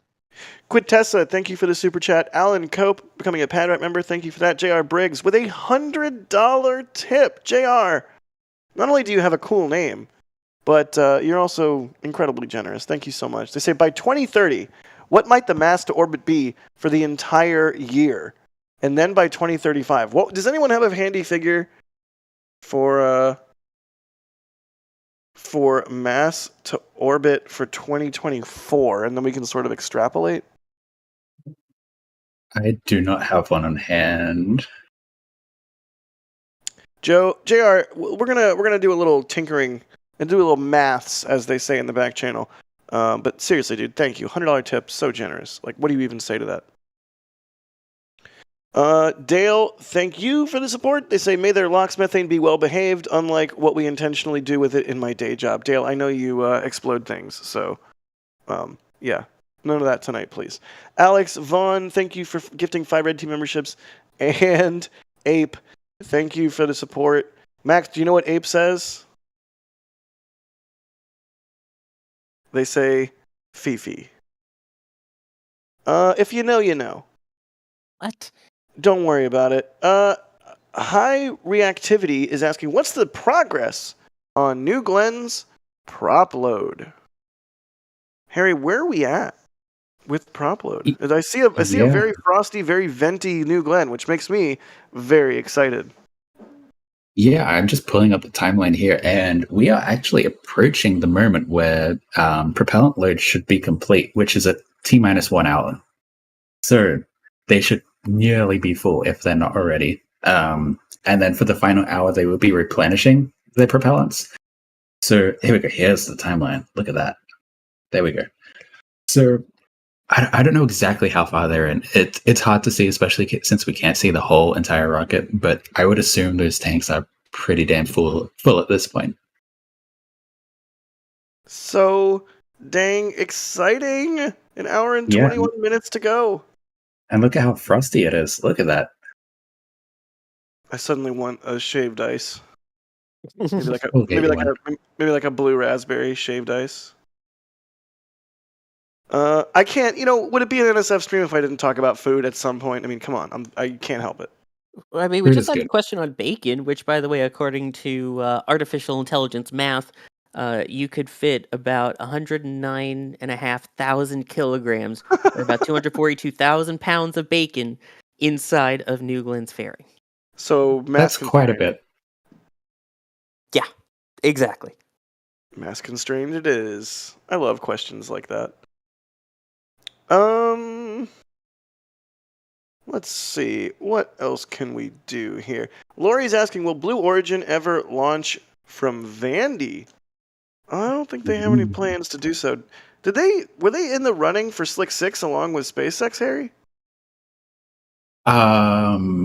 Testing my memory, I don't think we got anything official, but I think a lot of people thought they would be interested because that's a nice pad, and imagine you Glenn at that pad. Of course, it's going to be cool to see Falcon there, but I thought that would have been a nice spot. But actually, we have seen. I'm just remembering, we have seen some documents come out of someone from Vandy. I think it might have been Space Force, where there was an area that was planned for Blue Origin's future use, and that was like north of where Slick 4 is, but like south of the runway that's at Vandy. Interesting. That makes sense. Yeah. Yeah, no, that doesn't. Well, for me, it makes sense. Yeah. That's those the best I have. For those that don't know, Vandy is kind of split in half. There's like a north base and a south base. Slick 6, Slick 4, and Slick 3, as well as a bunch of other slicks, are on the south side. Slick 2, all the ICBM pads, or should I say silos, and a bunch of other stuff, spooky stuff. Plus the runway is on north base. So yeah, it's kind of like bifurcated in that way. I didn't even think they had space for something in that region, Harry. But that's interesting. Well, I just put up some documents here, and it's just a long text document, but there's an apparent notional Slick 9 in progress for Blue Origin, and they're just looking into it for environmental purposes at this point. Neat. Yep. Kaido Kurt, thanks for becoming a Red Team member. Air John, thank you for the super chat. They say Newglen Erector be looking like Spaceball 1 in this shot. That's hilarious. Even their Erector does look really cool. Oh yeah, and it's a beast. Would you like some numbers on it? I love numbers, Harry. Give us numbers, please. All right, let's see if I can find it. Here we go. So this transporter Erector is 90 meters tall, or 300 feet tall when standing up. And do you want to guess how much it weighs, Jack? I'm going to just go gut here. Several million pounds. 4 million pounds, or 1,800 metric tons. It's several? I don't know. Debatable, but I'm going to say I got it. I got close enough. It's really, really heavy. And to give a comparison, the launch table only weighs 1.7 million pounds. So this thing is massively heavy. Only. Relative, right? Well, we even have a playback, another one of those little blurbs from Tim Dodd, the Everyday Astronauts tour of Blue Origin interview with Jeff Bezos. Let's take a look at that and learn a little bit more about that beast of a transporter erector. Those are giant hydraulic actuators. Wow. They're underground, so you can just see the tops of them. Okay. But underground, right under there, they are like, I think they're the largest hydraulic actuators that this company ever made, maybe ever. I don't know. But those things push. They go up. Yeah. And when they push up, this whole thing rotates around this pivot point. Wow. And so then that ring right there ends up laying on these attachment points. Jeez. And that ring has the T0 release mechanism built into it. Okay. And so it comes down and it gets clamped in place by, there's some mechanisms over here that clamp that in place. But that's not a T0 mechanism. Got it. That's like it clamps it in Just a place hold. to hold this ring down, and then this ring has the T0 releases built into it. Wow. All of the umbilicals, all the umbilical attachments to the vehicle are integrated in the integration facility on this transporter erector. So the transporter erector, you get to do all of the detailed, umbilical work in that air-conditioned environment. Like, conditioned environment, clean. Right. And then when you come out here, all that work is already done. You upright the vehicle, all the umbilicals are already attached. It's ready to go then. It's ready to go. Here, we can go around, give you another view a different way.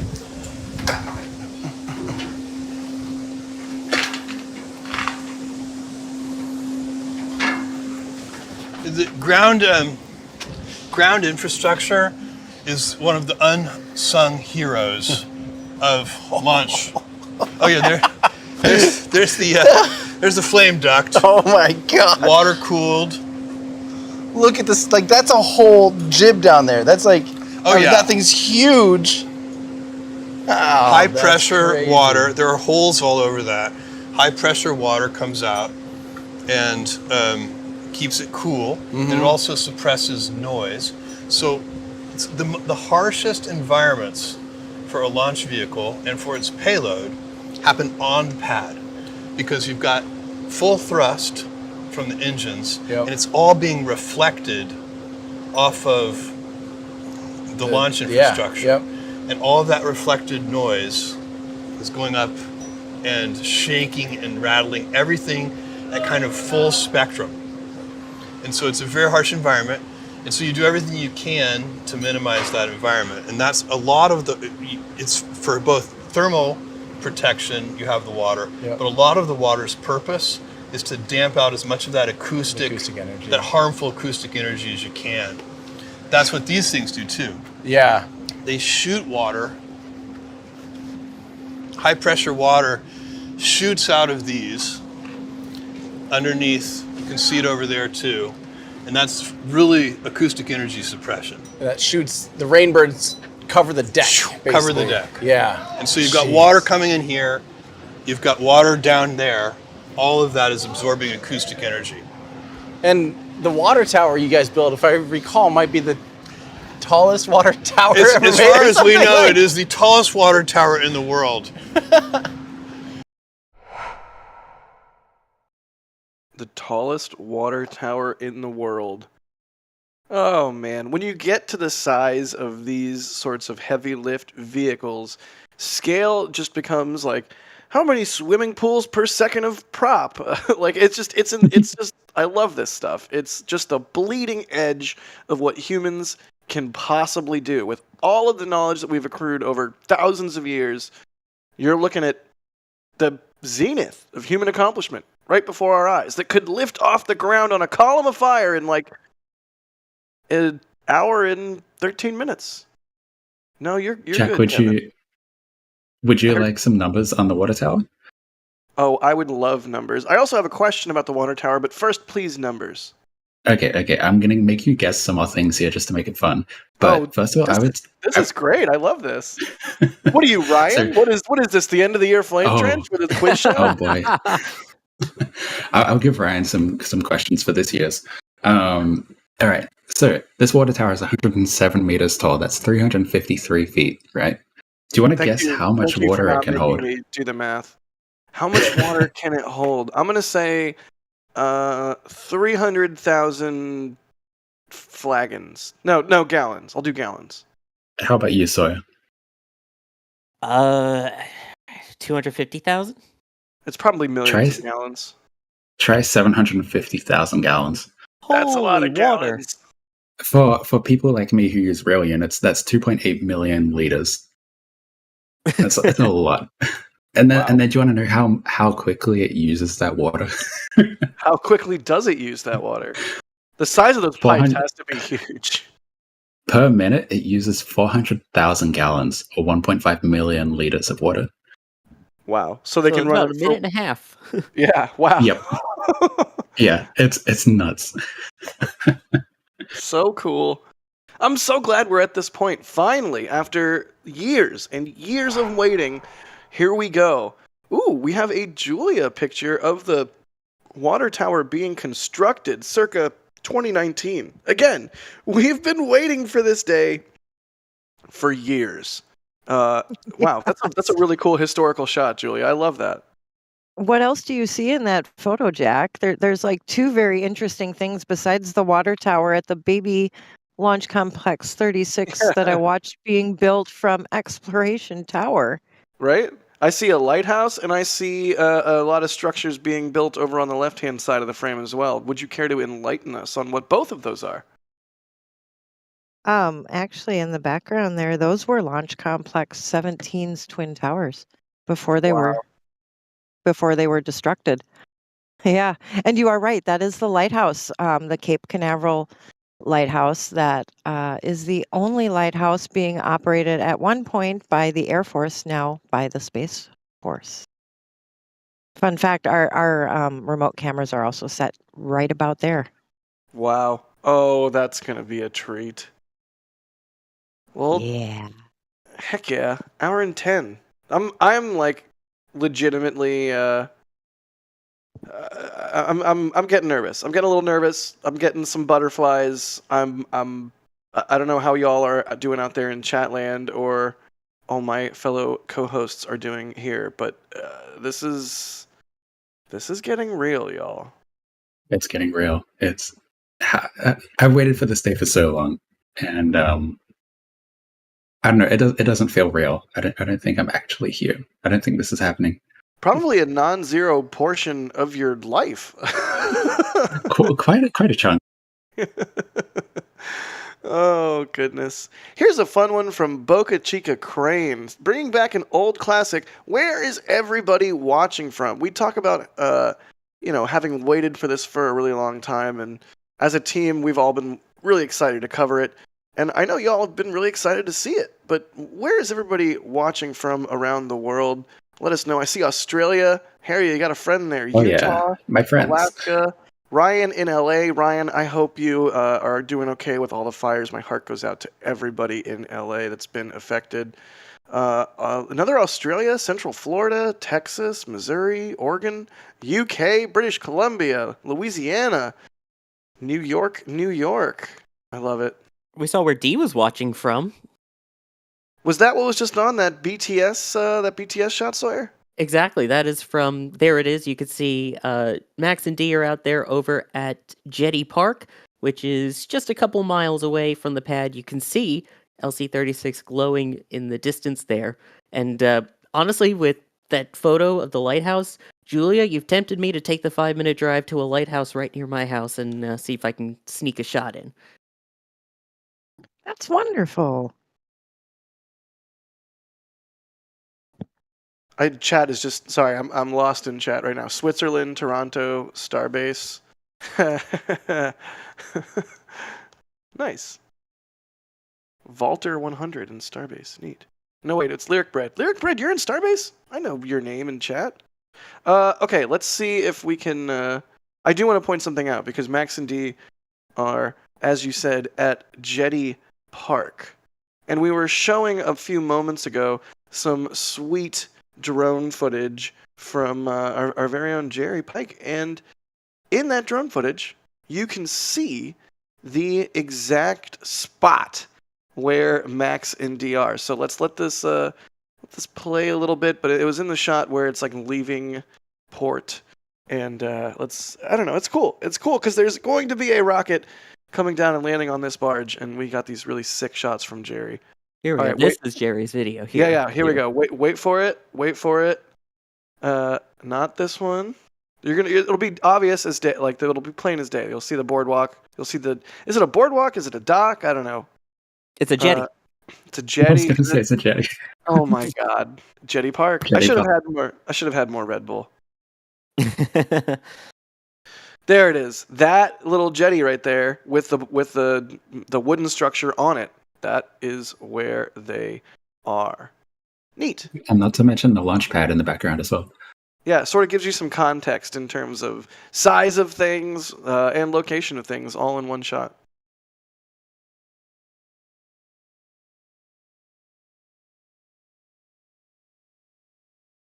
Matthew's asking, do we think we ever see New Glenn RTLS? And if so, how soon? We were talking about this a little bit earlier.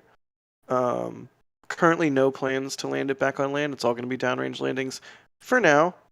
But I don't know. Harry, start us off with this question. Do you think we'll ever see an RTLS? I hope so, because I would love to see New Glenn just gliding in. You know, I don't know what kind of angles it's going to be coming in at, but to utilize those strakes, I imagine it will be coming in quite horizontal for a decent amount of descent, right? Right. And I think that would be awesome. I don't know where they would put the pads, if they can squeeze them in the launch complex, or if they would, like, I don't know if they can touch where LC 1, 2, 3, and 4 are and put pads there. I'm not sure. Oh, maybe they'll just land it right back on the launch mount. Who knows? That would, yeah. Maybe put some arms on the tower. I don't know. Oh, that's an interesting idea. Who would do Yeah. that? No. Oh gosh, Sawyer. Actually, go ahead, sorry. Harry. No, please. A while back there was this a patent that was filed online, and it involved like almost like an arresting system using a bunch of cables where they could catch the rocket using cables. And I don't know if that's something they want to do at the launch pad, or if it was just an idea that they threw out there. But maybe they could somehow catch New Glenn with some cables above the launch pad. That would be I wild. don't know. It just crossed my mind, and I was like, oh, that could be something that they're doing with that. I never thought about that. Huh. Sorry, what do you think? Will we ever see a RTLS of Glenny? I don't think anytime immediately soon. I mean, if based off where we saw them doing testing for the original Jarvis tank and things like that, it's not that they don't have somewhere nearby that they could clear land for it, that's for sure. But I think they're going to focus on getting those drone ship landings down pat, and then maybe we'll see them consider RTLS. We'll have to see how it goes. Although, Julia, I know as our resident port expert on the East Coast there, I know you've got to be excited to see a New Glenn coming back on a barge. I mean, you've seen so many Falcon 9s coming in, but a brand new rocket coming in for the first time? How excited are you for the possibility of that? Oh, Jack, I'm so excited. I can hear it. I can hear it in your voice. I know. Well, because okay, it's been a long time since I've had to kind of figure the things out, right? Right. And it's fun to have something new because now the things that we look forward to when barges come in, or I'm sorry, when the ASDS come in, is because they're bringing in record-breaking boosters, right? Or sometimes the weather kind of took that booster away from us incidents. Right. Now it's going to be fun to go back to Jetty Park again to race to get the shot to figure out how they did the thing. Like, how is it going to be secured to the deck? Right. How does that robot integrate into things? I mean, I know it's a fuel to tanking robot, but still, like, it's fun to have new things. And I know Max will be down there and Dee will be down there and I'll be getting some sun back out on Jetty again. And I get to add to my booster selfie count, Jack. I'm so excited. Every time I see one of your X posts of a booster selfie, it brings joy. It does, and I hope you really truly know that in your heart that those shots bring joy. And I'm excited to see you get one with New Glenn. That'll be fun, and There we I'm go. glad they bring you joy, Jack. It gives me a purpose to keep going. Oh, I just said I'm excited again. So, broken record mode all over again. Here's one I don't know if we know the answer to. Jay is asking, how many Kuiper sats will a single New Glenn, well, they typed New Glee, but yeah, New Glenn be able to launch at once? Kuiper, if y'all don't know, is sort of Amazon's competitor to SpaceX, if you will. Or to not SpaceX, sorry, to Starlink. I mean, also, yes, SpaceX, but to Starlink. But yeah, Harry, do we know anything about the Kuiper satellites other than the sort of Pathfinders that were launched a little while back? We know very little about these satellites. And to be honest, I cannot give you a good answer of how many they will throw on the payload fairing because it will it will depend on how big the satellites are, how heavy they are, and how they're stacked inside the fairing as well. Right. So there's many different things. Right. So I cannot really give you a good answer right now, unfortunately. It's one of those things that we just have to be excited to learn at some point in the near future, and we can't rush that process. Blue will tell us when they're ready. Hopefully, you can see here some excellent footage from Lon at CES. I believe Lon was at CES and got these shots of the Kuiper user terminals. So we're all familiar with the Starlink terminals. This is sort of the Kuiper's little demo design units there at their pavilion at CES. So thanks to Lon for shooting that. This is really cool. By the way, And do you know Sorry, go ahead, Sawyer. No, I was just going to say it's worth noting that in terms of the number of launches, at least what we do know is that New Glenn has 12 launches of Project Typer with the potential to go up to 27 of them. So they do have a lot of them on the slate, although we don't know exactly how many are in each one. Sorry, go ahead, Harry. Yeah, I was just about to say an interesting thing. This is kind of slightly off topic, but you can see on the TV in the background of that shot, you can see Blue Origin's current CEO, Dave Limp, on the screen because he used to work at Amazon as it was like the head of product or something like that, vice president of devices, I think, something like that. So he worked on Kuiper before coming to Blue Origin, which is interesting. Yeah, that is interesting. Yeah, so I thought I'd just note that since he showed up in the back of that shot. All right, folks. We are under an hour. This is really getting real. We are under an hour, and it's the first launch of a brand new rocket, which means anything could happen. Of course, we all want to see this go off without a hitch. We want to see GS-1 come back down and land on Jacklyn, no problem. But we never know what's going to happen with a first flight of a brand new vehicle, and that's what makes this so dang exciting. Oh my goodness. Sawyer? Shall we keep an eye on kind of where we are at this point and kind of go through what we've done at this point and where we still have to go in this countdown? Yeah, I'm practically shaking at this point. So with an hour to go, under an hour to go, oh my god, I'm so excited. Give us a bit of a rundown on everything as it stands, please. Sure. So here's where we are at this point as we take a look at Launch Complex 36 at the Cape Canaveral Space Force Station, with New Glenn looking very frosty there because at this point they should be in replenishment mode. So basically that's topping off the tanks, of which you'll see some of it kind of boiling off. It's pretty cold and Florida's pretty warm, so they will be topping off the tanks. Which tanks? Well, in particular for GS-1, which is the first stage of New Glenn, that is loaded up with the liquid oxygen oxidizer, as well as you see there LNG, liquefied natural gas, which is basically a type of methane. As for the second stage, GS-2, that is loaded up with liquid hydrogen as well as the liquid oxygen oxidizer. So both of those tanks at this point should be pretty much at their top off points, and they will just keep them at that exact level for the remainder of the count. The next big event you'll see there in about 37 minutes, so at L-20, is the weather status check, and they will hopefully proceed onward to the go-no-go poll at L-10 minutes. We say L-, by the way, that is time until launch. We say that because in a T- clock, they have sometimes built-in holds in there, so the countdown with the L-, there are no holds. It goes all the way down to the scheduled liftoff time. If they are go for launch, then they will enter the terminal count shortly thereafter. At about 4 minutes to go until launch, they will then begin pressurizing all of those tanks to their final flight pressures.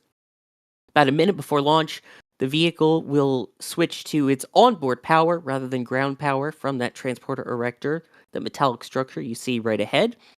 That will be followed by the deluge water system activating, which Harry was just talking about there. All of that water starting to pour down underneath the engines. Autopilot will be enabled 20 seconds before launch, kind of like Falcon 9 entering startup, if you're used to those countdowns with the onboard computers taking the majority of control of that count. Ignition happens at T-5 seconds, with liftoff happening at 0. So at this point, again, we should be fully fueled. The vehicle is frosty. And at this point, everything proceeding to liftoff at 1 a.m. Eastern Time. And a reminder, if they don't hit the top of that window, they have 3 hours in which to launch. So from 1 a.m. to 4 a.m. Eastern Time, they can go anytime within that count. All right. Well, oh my goodness. Again, first flight of a brand new rocket. You know, if this thing, for whatever reason, does not get into the air this evening, not the end of the world. It's the first time they're trying to do this. We want it to go right. And you know the old saying, it's better to be on the ground wishing you were in the air than in the air wishing you were on the ground. But, oh my gosh. a brand new heavy lift vehicle sitting on the pad. I'm sorry if I sound like I'm fawning over this thing, but it's really been a long time coming. It really has. And don't forget, if you are in Florida, keep an eye out. This is going pretty much due east. So anywhere in Florida, you will have a chance to see this vehicle once it launches. Just keep in mind, it may be a little dimmer than you're used to seeing because, again, as mentioned, this is methane. Methane burns very blue, but not as bright as we're used to seeing with something that's, say, kerosene, which is what Falcon 9 uses. So keep an eye on that. And then along the southeastern coast of the United States, as it continues its climb to orbit, you have a shot to see that second stage plume expansion. Keep an eye out on the skies if you're in the area. And of course, if not, you can always use our cameras right here at NSF. You know what? I was thinking it's a full moon tonight, I think, right? Could there maybe be a potential for some sort of moon jellyfish, by which I mean the moon illuminating the plume of the vehicle as it ascends? It is very possible. It's not going to be like a jellyfish that we're used to with the sun just setting or rising, but the moon should provide a gorgeous view of that second stage. And again, here is that red circle and when to look up if you are within Florida and there along the coastlines as well as the Bahamas. That is when to keep your eyes to the skies for a chance to see New Glenn once it lifts off. Yeah, and really, if you're in Florida and you're trying to see this thing, use that as sort of a guide of when to give up. Like when you're out and you're looking around and you're trying to find something like that at night, either a vehicle re-entering or a vehicle taking off. It can be tricky. So you can use that as a guide of when to start to expect it and when to know that, okay, it's basically minutes after I should have seen it. It's probably either a speck or out of sight at this point. But hopefully everybody in Florida gets a good show, as well as everybody out there in viewerland, as well as all of us here at NSF. When this thing lifts off here in maybe 53 minutes, maybe, question mark? That would be absolutely fantastic if we get to see it. This is their first attempt, by the way, so it is possible that it might not go exactly at 1 a.m. Eastern. As mentioned, there is that 3-hour window. This is all learning, and we are learning along with you, along with Blue Origin. I'm sure they're learning as well through this countdown. So absolutely. Fingers are crossed for all of this happening. I mean, Jeff has even said there's certain data that you can only get in flight, and we know that from other rocket entrepreneurs and other rocket programs. Of course, you can only get certain data by flying, and you can only get certain data by having the vehicle fully assembled, having a payload on top, having it on the pad, getting all the fuel in it, sitting there and getting all the systems ready to go. This is how you learn. And tonight is the night. Sorry, Harry, I would love to hear what you were going to say. That's all right, Jack. I was just going to say, it's good to set expectations. Trust me, I'm incredibly excited. I want to see it go, as soon as the window opens. But there's reality. And unfortunately, reality isn't as kind as I would like it to be. So never is. This is, yeah, exactly. And this is a brand new vehicle, a brand new pad, right, as well. That's the thing. And, there's weather in play. There's a drone ship in play. There's a lot going on. And I would much rather them, I'm not going to say the word, but I'd much rather them be careful and look into issues and fix issues than rush and then, something bad happens and it was like, oh, we could have just, pushed one more day or something, Yeah, we want this thing to launch, but we also want it to launch when everything is right. And that includes C-Stage, which is the cause of that initial couple, what was it, a 1 day or 24-hour slip, Sawyer? Yeah, it was originally supposed to be 1 a.m. yesterday, so they decided to wait for the sea states, and they said, you know what, let's make sure everything's right. And honestly, those waves were very high from the data that we saw. That probably would have even been tricky for Falcon 9, so I don't blame them for waiting. Absolutely not. And it's one of those things where you sort of love to see it. To be in a world where rockets are waiting to launch based on recovery, which I'm only 37, but I'll come off like an old timer. Like in my day, rockets flew and they didn't ever get recovered. That was never a thing. And now it's not just SpaceX, but it's also Blue, focusing on being able to reuse these vehicles, which that's the future, baby. And that's the future I think we're all excited for.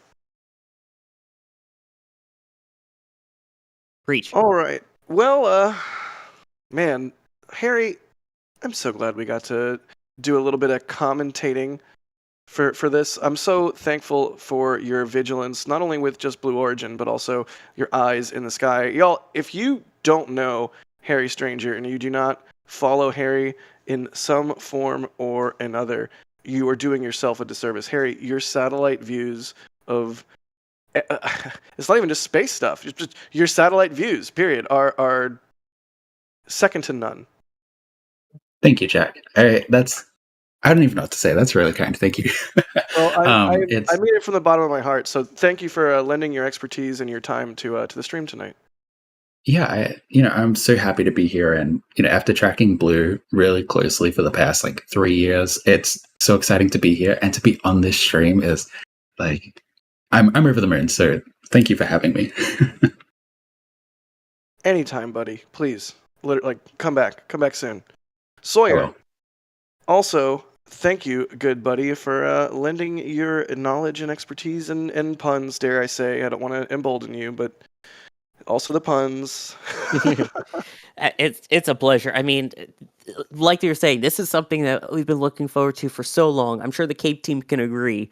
Having seen this pad grow from nothing to what we have now has been unreal over the years. And the fact there's a rocket on it, fully fueled at this point, ready to go, let's do it. Let's light this candle. Let's do it, indeed. Oh man, it's getting really real. Well, with Sawyer and Harry popping off, it is, I think, time to switch up commentary a little bit. Are we ready? We ready to do that? We ready to go? I think we're ready to go. Ha! It's camera time. Can you tell that it's 11 o'clock here and I've been up all day shooting on the beach? We have Ryan joining us, also on camera, our very own map expert. Ryan, how are you doing, bud? I'm doing brilliant. Don't ignore me darting off for a second because I definitely didn't forget to unmute for Jack. But it's you can talk about the time where it is where you are, all you like. But it's just gone past 5 in the morning, so things are happening. And I'm trying to stay awake.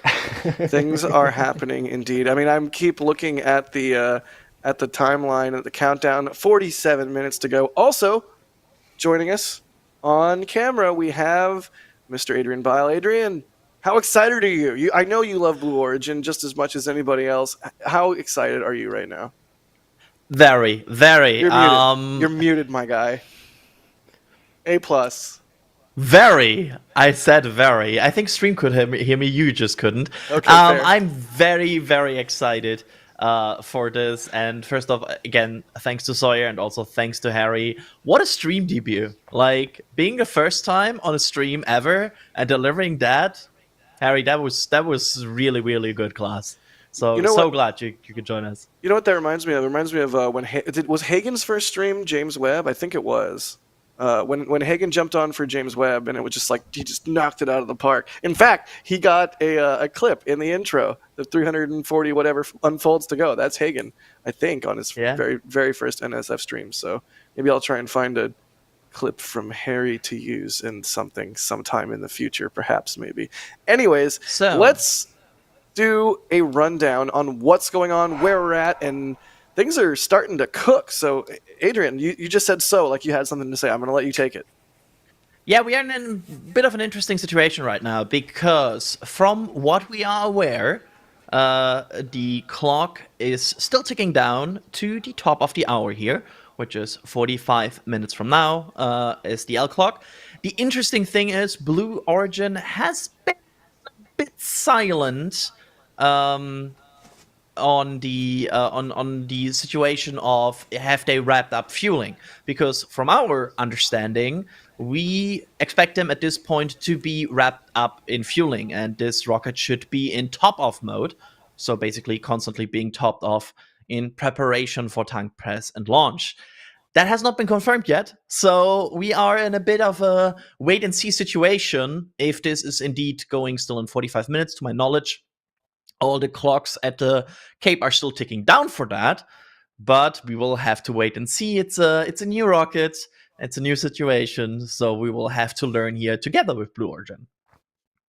Yeah, as we just said, we're all learning together. There's the clock at KSC, still counting down. 45 minutes to go. I can't underscore this enough. It's been a years-long road to get to this point. For us as viewers, not even having to do the hard work that everybody at Blue Origin certainly has had to do over the years to get to this point. And here we are, under 45 minutes to go. Truly extraordinary. Absolutely.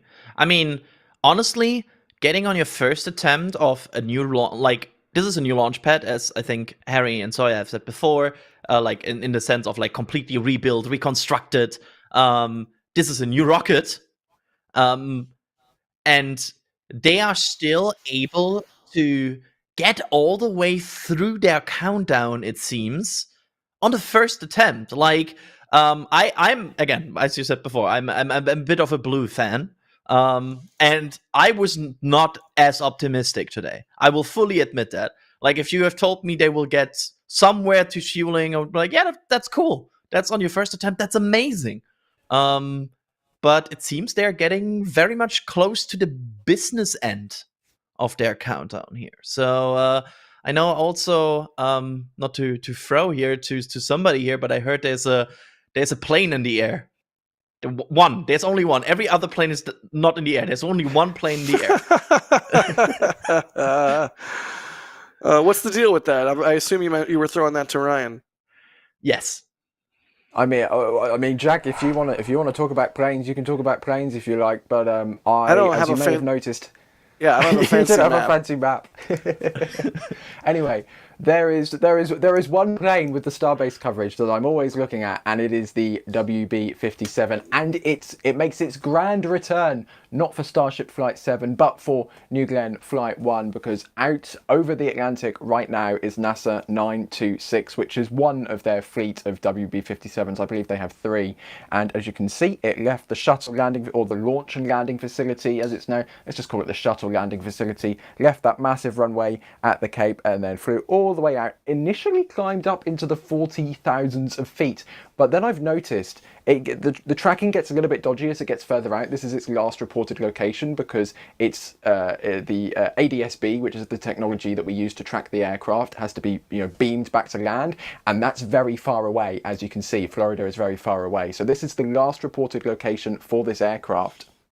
Initially, it climbed up into the 40,000s of feet, but then it started descending right around here as it passed this kind of main corridor of air traffic. It went up to 40,000, then came back down into the 30,000s, which is kind of peculiar, so we'll just have to wait and see what actually happens. And as you probably might have guessed by now, it's going in a very similar direction to the direction that New Glenn will be going, because we believe the WB-57 aircraft is going out to take a look at the re-entry and return of GS1, Glenn Stage 1, the booster for this mission, however successful it may be. So it's very interesting to see where this aircraft is going. And I'd also just like to take a moment to note the reason we're up at this horrible time of day, and the reason, well, one of the reasons why New Glenn is, its launch window is between 1 and 4 in the morning local time, is because you can see here, there's a bunch of aircraft here. There's a bunch of aircraft here. This is at like 11 o'clock at night, like past midnight local time. Imagine this at rush hour. That would just be horrible, blocking all of that airspace off. Yeah, no, that is the reason for the timing there. I love the WB-57. Every single time we get a chance to talk about it, I'm going to talk about it at length. This is what it looks like. I didn't think on my feet fast enough earlier when we were talking about it, so I did just want to give people an idea of what this thing looks like. It's a truly wild aircraft. It almost looks like a U-2 with bigger engines, and then you can see, I don't know if Kevin, you can zoom in on that photo, but you can see the nose of it has that crazy camera gimbal. I'm sorry, Kevin, I'm just like throwing stuff at you. I'm a terrible person, but what a awesome plane. Ryan, I know you like planes. Like, does this plane fill you with joy? Does it bring joy? It's brilliant because this plane. Well, I love this plane especially because its operator happens to be a government agency, which also means you get to use this little thing called a Freedom of Information Act request. And for the first couple Starship flights, we got some sweet footage that we were allowed to use because it was in the public domain. So that's one of the big pluses of the operator of the WB-57. Indeed. I love, by the way, how it became a thing at this point that either if a big rocket launches or if something flies in front of the sun, we put Ryan in front of a map. Like, I think at this point, that's very a thing. And it's like, something is about to happen if Ryan is standing in front of a map. It's like on a disaster podcast or like an engineering disaster podcast where they're like, if they say a date, if you ever hear him say like on January 4th, 1954, like, oh geez, I'm about to hear about something heinous happening. If you see Ryan in front of a map, you know something cool is happening in the space flight space. Yep. All right. Well, that is what is going on there. Hopefully the WB-57 is able to capture some sick footage of GS1 coming back down, or going all the way up. Like, either way would be amazing.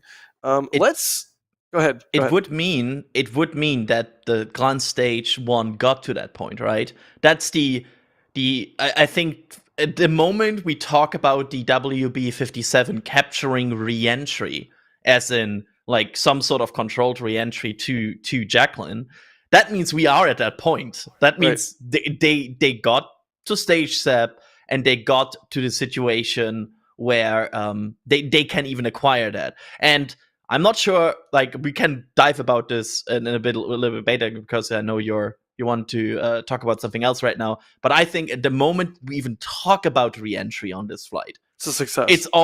It's already a win. Yep. If we even get to talk about re-entry, Blue Origin has won quite massively today. I would agree. I mean, again, we need to set the table. We need to set expectations, right? This is a brand new rocket launching for the very first time. So basically getting off the pad and getting to stage SEP, win. Getting the booster coming back in a healthy manner on the way back down and get even close to the barge. If it gets close to the barge and diverts into the water, boo-hoo, that's a huge win. So we'll just have to see how today goes, but that's what makes it so exciting, right? In terms of seeing how today goes, Ryan, I see you have a new map behind you. What's going on with the weather?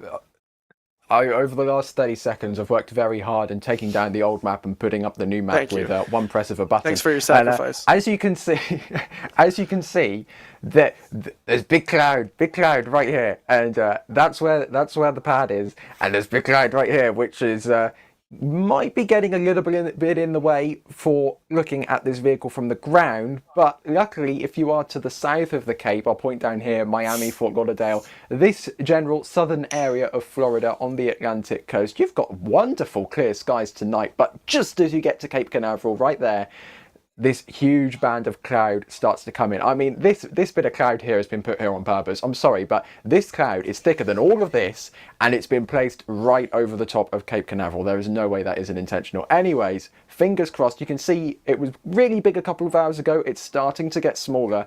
Hopefully this all kind of dissipates when the launch comes, whenever that comes, if it comes tonight in the 3-hour window that they've got. But as you can see, as it gets over towards the sea, it does start to disappear. Now, that could be just because of the lighting conditions. This is a visible image and it's nighttime, which means it's dark, which means the clouds are more difficult to spot from the satellite. So that could be why this appears to be disappearing, or the cloud could be getting thinner. One of them two. Fingers crossed it's the clouds getting thinner.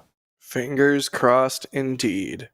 All right, well, let's take a second and hear from someone we haven't heard from in a little bit. D, Wise, out there in the field near... D, you're right near Max, are you not? I sure am. I'm right near Max, and it is quite the excited atmosphere out here, full of people, and I mean a huge crowd here. I mean, are you high heart rate right now? Like, how are you feeling? We're getting so close to T0. I mean, 35 minutes. Yeah, I mean, the excitement is definitely building here. The heart rate is elevated. We're getting close to launch. I'm really excited for this. It is such an important launch, and everyone is here to see it. It's such an amazing atmosphere out here. What does it mean to you to have 2 heavy lift vehicles operational in the near future? I mean, it's such a great sign of where we are in spaceflight right now. The fact that, like, we've got New Glenn right here on the pad, ready to go, and we've got Starship, like, also coming up. Like, the fact that we're having to choose between these incredible launches it's a great choice to have to make. Absolutely. And the good thing is while you and Max had to choose, everybody out there in Viewerland does not have to choose, because rest assured, NSF is going to be covering both of these events in full force, as you can see tonight with our New Glenn coverage. And just you wait, our Starship Flight 7 coverage is also going to be awesome. Das ran his butt down to Florida, delivered some gear to y'all for this, and then immediately hopped on a plane and flew here to Starbase. So we've got Gene down here, Roger's down here, Dan's down here. The NSF team is firing on all cylinders, and that's the best we can do. And you know, I hope you're all as excited for this new space age as we are. I'm going to keep saying that. I'm going to keep saying new space age, because that's what it is.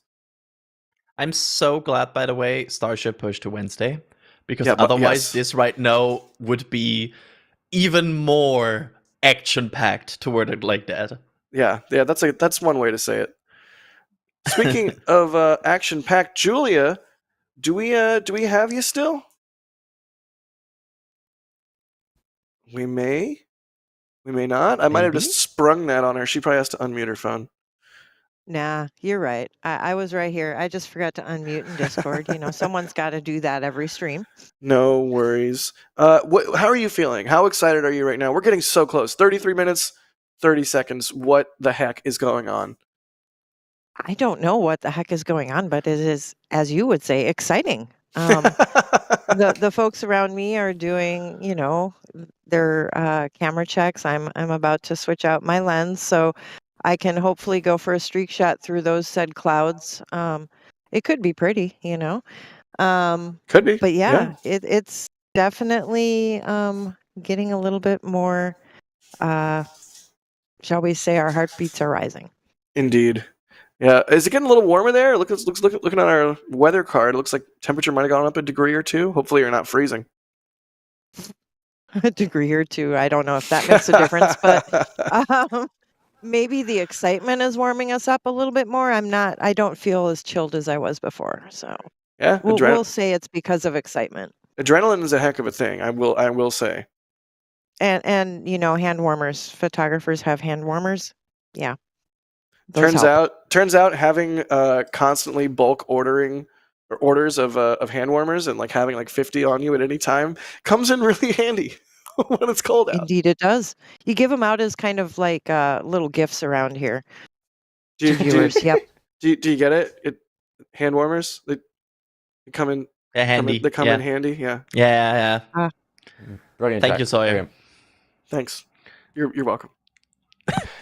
Speaking of thanking people, I do want to make sure we do the appropriate thing, and the only reason we can cover not only New Glenn and Starship at the same time, but everything else we do, the 24/7 live streams, the videos, and all, is because of the people supporting what we do. So, Alfred, thank you for grabbing a patch. They say thank you for all you do from the 60-year-old aerospace engineer. Love your live stream launch coverage and everything else you do. Thanks so much.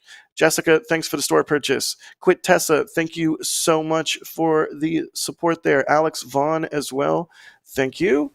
They're asking why they finish prop loading so early. Adrian, do you want to touch on that real quick? It's because they don't subcool stuff, right? Yeah, they don't have to like basically fix that one single point, and they are not yet at that point where they squeeze out with subcooling and everything, like every minor percent they can get right now. And I think it's a very reasonable approach for the first few launches. And to be fair, ask SpaceX. SpaceX also didn't go like they do right now on their first launches, and actually their change to subcooling also brought some problems. in their countdowns. Cough, cough, Ammo 6, cough, cough. For example, and also the time where they were also known as Scrub X because there were so many scrubs related to propellant cooling and propellant issues. So it comes with issues, and maybe Blue Origin at the beginning at least decided to not go with that approach and is in a more, I want to kind of say normal rocket fueling procedure, because this kind of fueling and then topping off is something that we have seen from few other rockets. Delta for Heavy, to name one. Atlas is one of them. SLS.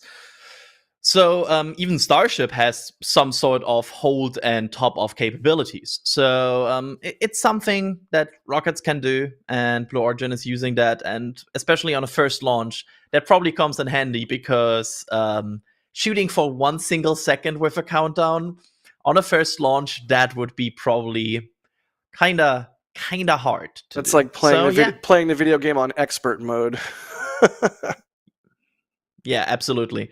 So, very reasonable approach, and also with this 3-hour window, they have plenty of time to work through everything they need to work through. Good deal. All right, well, we're under 30 minutes.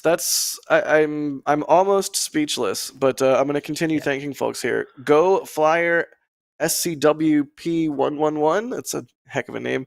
They say, greatly appreciate the NSF team and content contributors. Launching your resources this week with New Glenn and Starship 7 is equally as hard as a catch and a first flight landing. Thank you so much. Branson, thank you for the support. They are referencing what, Adrian? I have no idea. Fifth Element. Air John, thank you for the support. NG Erector equals best director. Just saying, I've never seen NG Erector and Spaceball one in the same room. Great coverage as always. Thanks to the team. And Tim D for getting down and dirty with Jeff B. Heck yeah. SG, go ahead. I want to point out that you missed a Mass Effect reference earlier in the stream, which is one of the most amazing video games in all existence. And you said, I have no clue what that means. So it's not only me who doesn't get references, Jack, but go on, read further. You wound me, sir. Yep. That's all you got? Okay. Yep. Justin Mooney, thanks for the support. Joshua, thank you as well. Anonymous grabbing something from the store. They're saying, just tuning in, how are we feeling? Thinking they will get all the milestones? I'm feeling good. I don't know about you guys. You guys feeling good? Sawyer, you feeling good? Oh my God, Sawyer's not here. Ryan, you feeling good? It's late. Wow. It's late. Wow. It's late. Wow. You know, it's been you spend a couple hours saying Sawyer, and then you forget it's Ryan. Ryan, are you feeling good though? I was going to try and come up with a pun to play into that, but I haven't. So I'll just get into it. I am 85% that they'll reach orbit, because Blue have said that's their mission objective. You know, full success, get it into orbit. You're telling me there's a chance with the booster, but at the end of the day, it doesn't matter what happens with the booster. Can we get to orbit? That's what they're classing as mission success. So I'm giving them 85% get into orbit, and I'm saying I think they'll get close to Jacklyn with the booster, but I'm saying there's a 50-50 chance they'll land on Jacklyn, or we'll have something very similar to the center core on Falcon Heavy demo, where just off in the distance, beyond the drone ship, we'll see this huge booster plummet into the ocean at 1,000,000 miles an hour. So that's what I'm thinking for the flight today. Adrian, how are you feeling? What's your vibe, as the children would say, I assume? Oh, that's a hard question, because I'm as said, I'm a bit nervous for this one, because we have waited so long, and especially people who have we cheer for Blue Origin here a bit. It's certainly a very critical day. I almost don't want to give a percentage. It feels like I don't want to jinx it. For once, I don't want to jinx it. I know I'm known as the person who by intention says things to jinx it, but today I don't wanna. So I'm just gonna say I hope it works. Yeah, that's my vibe. Is that a good answer? Not a bad answer? I'm not sure. No, that's a good answer. I mean, I think we all hope it works. More lift capability into orbit is better. So I don't think anybody here is rooting against this thing. I think we all want to see it just nail it the first time out and start launching on a rapid cadence, launch again in spring like they said they want to do, and just keep going. Because you know what? We're going back to the moon, baby. And this thing has to push one of the two landers into space. So it's, kind of important. Yeah, I mean, this is a incredibly capable rocket. I know we have talked in the previous segments about it, but New Glenn is not like a small rocket. What they are going for here, it's one of the biggest rocket of all time. It certainly is up there, and it is very much a rocket that brings a lot of capabilities into the mix, and also having the confidence or the confidence to attempt a landing on your first launch and just say, we will just try, like naming that booster. So you're telling me there's a chance, and just say like, let's do it. I mean, you gotta applaud that. I know there's been some memes about Blue in the past, and there's been all kinds of internet chat about them. But if you're not applauding a rocket company that goes for reusability in the first launch, I don't know what you're cheering for. Couldn't have said it better myself. Absolutely agree. Papa Fur, thank you so much for the support there. They say, how about a poll for booster landing? Keep up the great work, guys. Chris B, if you're, or somebody who was on the NSF YouTube account, see if you can throw a poll in there. What do we think? Booster landing? Ryan? Well, what are you thinking? Well, as I said earlier, 50-50. I think there's a good chance they'll get close. You think it's a good chance? If they just barrels into the water at high speed? Yeah, if they get close, which I think they have a good chance of doing, it's going to be a 50-50 that they land. Either they land or they barrel water just beyond the drone ship Falcon Heavy. Yeah. Oh my goodness. Either way, dare I say, excitement guaranteed? I mean, well, you're telling me there's a chance. I expect some similar situation with, for example, SpaceX approach to the Super Heavy catch. I expect that there is very strict commit criteria. Anything that looks off nominal on this booster is probably resulting, even if they get to the point where they could commit, to a situation where they don't want to risk Jacklyn, because I doubt they want to risk their drone ship on their first attempt if something looks off normal. So there's also a good chance it might just divert. That probably, I wouldn't be surprised if they have some sort of diversion maneuver that they will just perform if anything is looking off. So yeah, I'm just excited to see their exact approach. Yeah, I think you're right. I think that's a good observation to make. Everything's going to have to be in the right place, in the same way that everything has to be in the right place for a booster coming back for a catch. So hopefully Jacklyn is happy and the booster is happy and they're communicating as they should, and we can see that landing attempt happen, because boy howdy, that's going to be spectacular if and when it does, especially like nailing it on the first try. What an amazing flex that would be. Yeah, I mean, absolutely. Ben Creasy Vision, thank you for the support. They say, do you think Kuiper will require as many launches as Starlink? Ooh, it might require more, depending on how many they can fit on a single launch. But the details about the Kuiper sats are like very scarce. I wonder if even Blue knows at this point, because especially about capabilities and about coverage, they probably have some sort of ID what they are expecting in performance with their testing in the past. But there's probably also a good chance that the real performance data and the real real life data from over time just comes with them. And based on that, they will modify the constellation. We have seen that with Starlink in the past. The Starlink constellation has seen some modifications in terms of what they want to launch and how many they want to launch in the past, based on probably what they think is ranked and best for it. And we have also seen satellite modifications. And the same kind of things we probably also will see for Kuiper, because it's not trivial to have a LEO satellite constellation. So yeah, we have seen them book a lot of flights on a lot of rockets, and there will probably be a lot of more flights on a lot of more rockets. I think that's a safe bet. Morgan, thank you for the kind words. Echo Deal, thank you for the support. They say, how many do they have to launch before it becomes old, Glenn? Haha. Ibrahim, thank you. Crafty Geek, thank you. They say, what do we know about how long New Glenn can hold without scrubbing or recycling? Well, we saw them seemingly hold for quite a while when they were doing the static. Yeah, what felt like in like 7 eternities.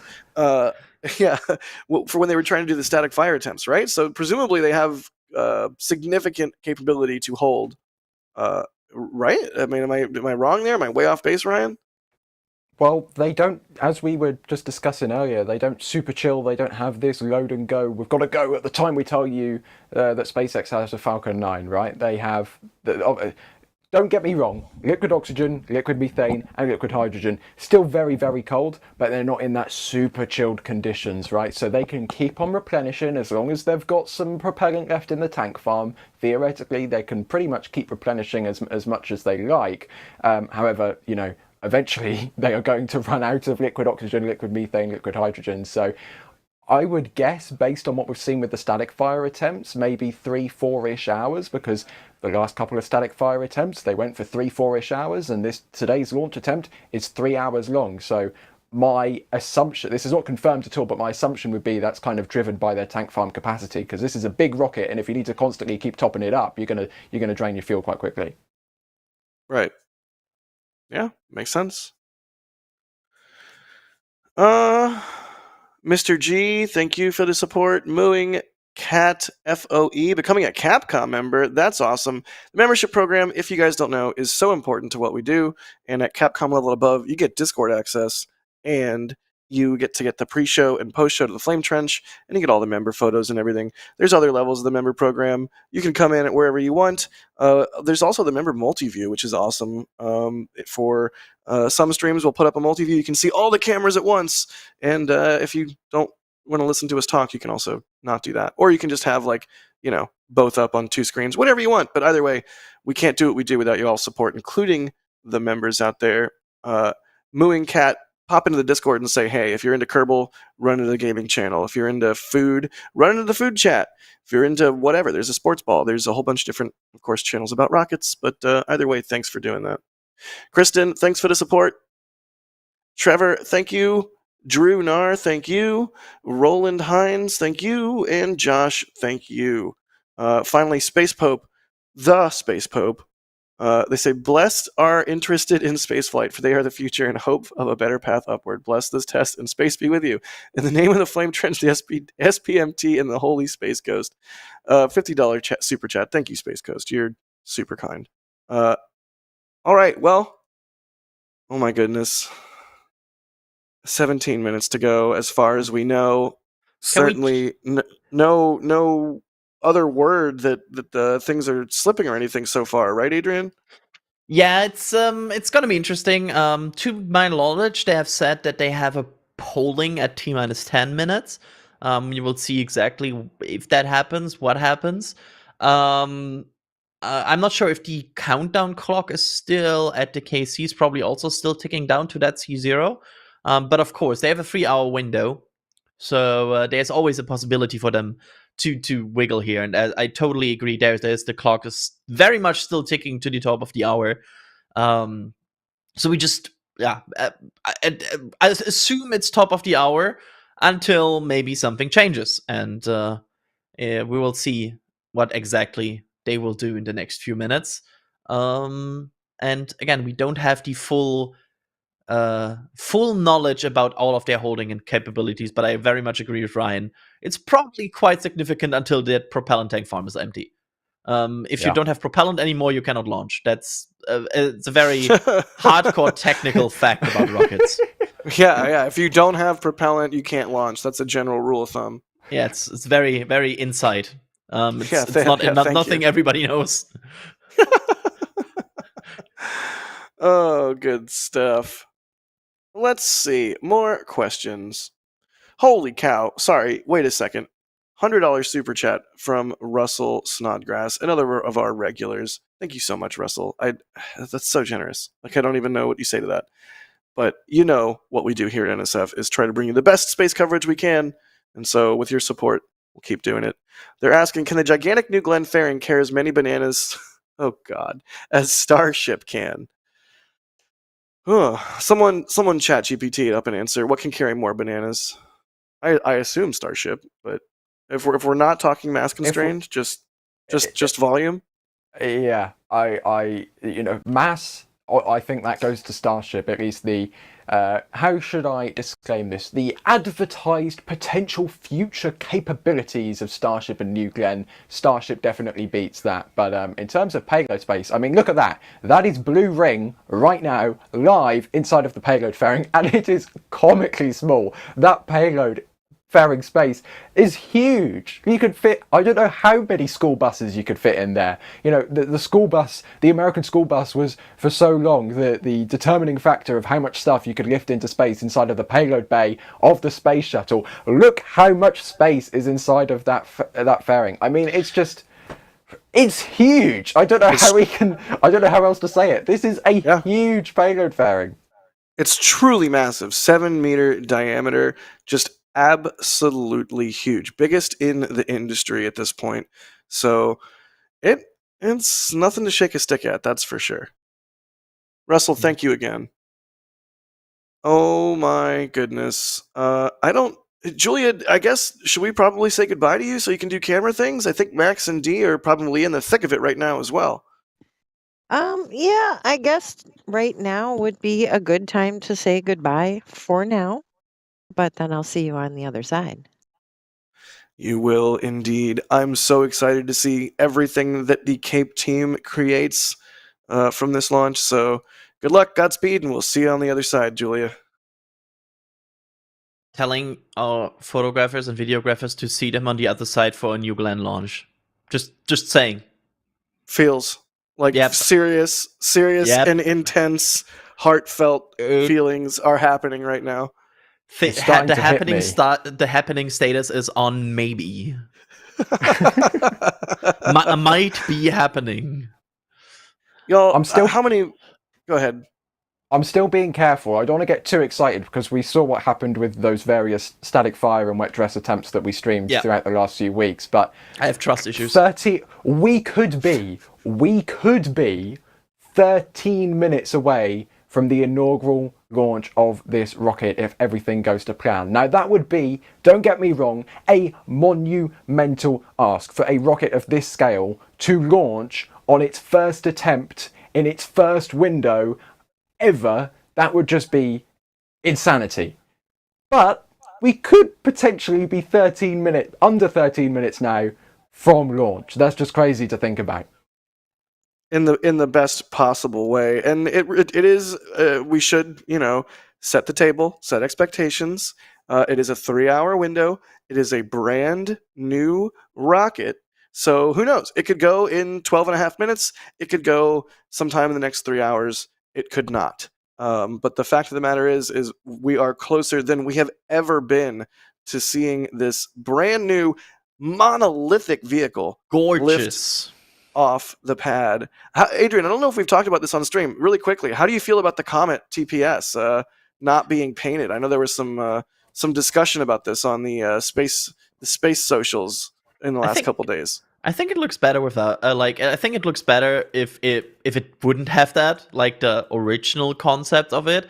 However, it's still an absolutely gorgeous rocket. Like, I think the one thing that New Glenn absolutely has down for it's gorgeous in its looks. It is. I feel like the diameter to length ratio is good. I don't know, but I feel like that's a very important. Like, some rockets have that off, and then it just feels awkward. Yeah, no, it's like a proportion sort of thing. Like, some things just look aesthetically right, and some look sort of wrong. And I do think New Glenn, at least to me, looks, for lack of a better term, right. Yeah, it feels like if you draw a rocket, that looks like rocket. And you gotta love the not only the strakes, those big wing like structures on the bottom sides of the vehicle, but also the forward fins too are really nifty. It's like a plane with canards almost, which I'm always a fan of. I mean, it also, like, the whole aerodynamics feels like they took a bit of an inspiration from their New Shepard vehicle, because New Shepard, of course, also has these steerable canards. Right. And it feels like they have taken a lot of lessons from their New Shepard vehicle and implemented it into the next vehicle, which makes sense, right? If you have experience, why not use that experience to implement that on the next flight?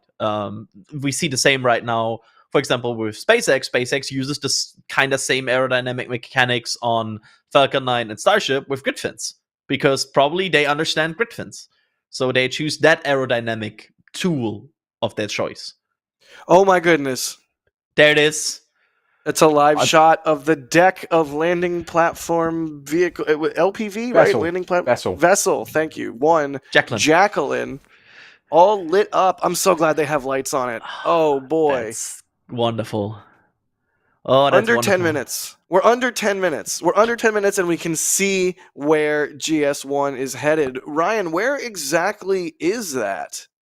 That is 620-ish. I don't have marine traffic up because it's too far away. It's out of bounds of all of the transponders on shore, but it's approximately 620 kilometers downrange, which is not that way. That's uprange. That's downrange. It's 620 kilometers that way. So go that way really far. That's where Jacklyn is. That's the best I can give you, because unfortunately it's just so far away. Like, just none of the signals reach out there. You need some sort of super duper antenna to be able to receive its exact pinpoint location. I don't have a subscription to that service because I don't happen to live in the Cape Canaveral area, if you couldn't hear.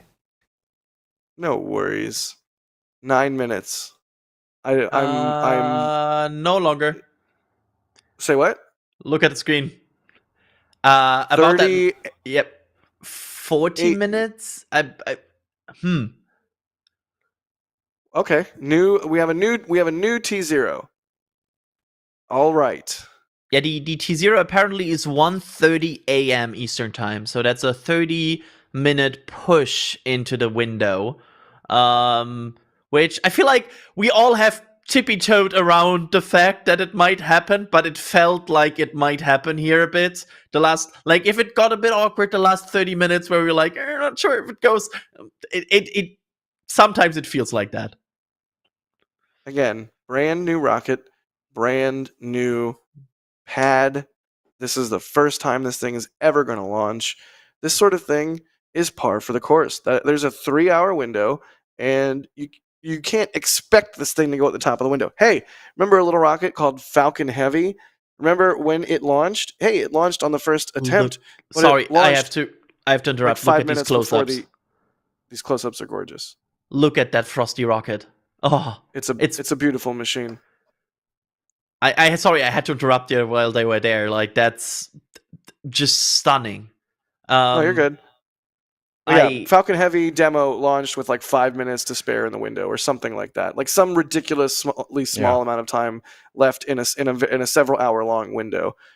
So, new rockets are hard, and I hate this phrase, but I guess it's true. Space is hard. We all want to live in a world where it's not, and we're hoping that we're on the road to that world with a launch of a new rocket like this. But as of right now, these things are tricky. So no worries. No. Like, I see some people in chat, like someone was saying boo. I was like, no, this isn't a boo. This is okay, cool. I practically expected this. Let's see what happens next. Yes. I'm very much with you there. And next to space is hard, we also have landing a rocket is hard. It is in fact so hard that only one company in the world so far has propulsively landed an orbital class booster on any sort of landing barge, and they are attempting to be the second. So they're not trying something trivial here today. Not at all. And luckily, they do have a bunch of experience with New Shepard, but it's just such a different class of vehicle. It's apples and oranges. It's classic apples and oranges. Jessica, thank you for grabbing the Flight 7 patch. They say, do the thing, Jeff. Nathan, also grabbing the Flight 7 patch. They say, great to see how much dedication and passion the NSF team has. Thanks for all your work. No problem, buddy.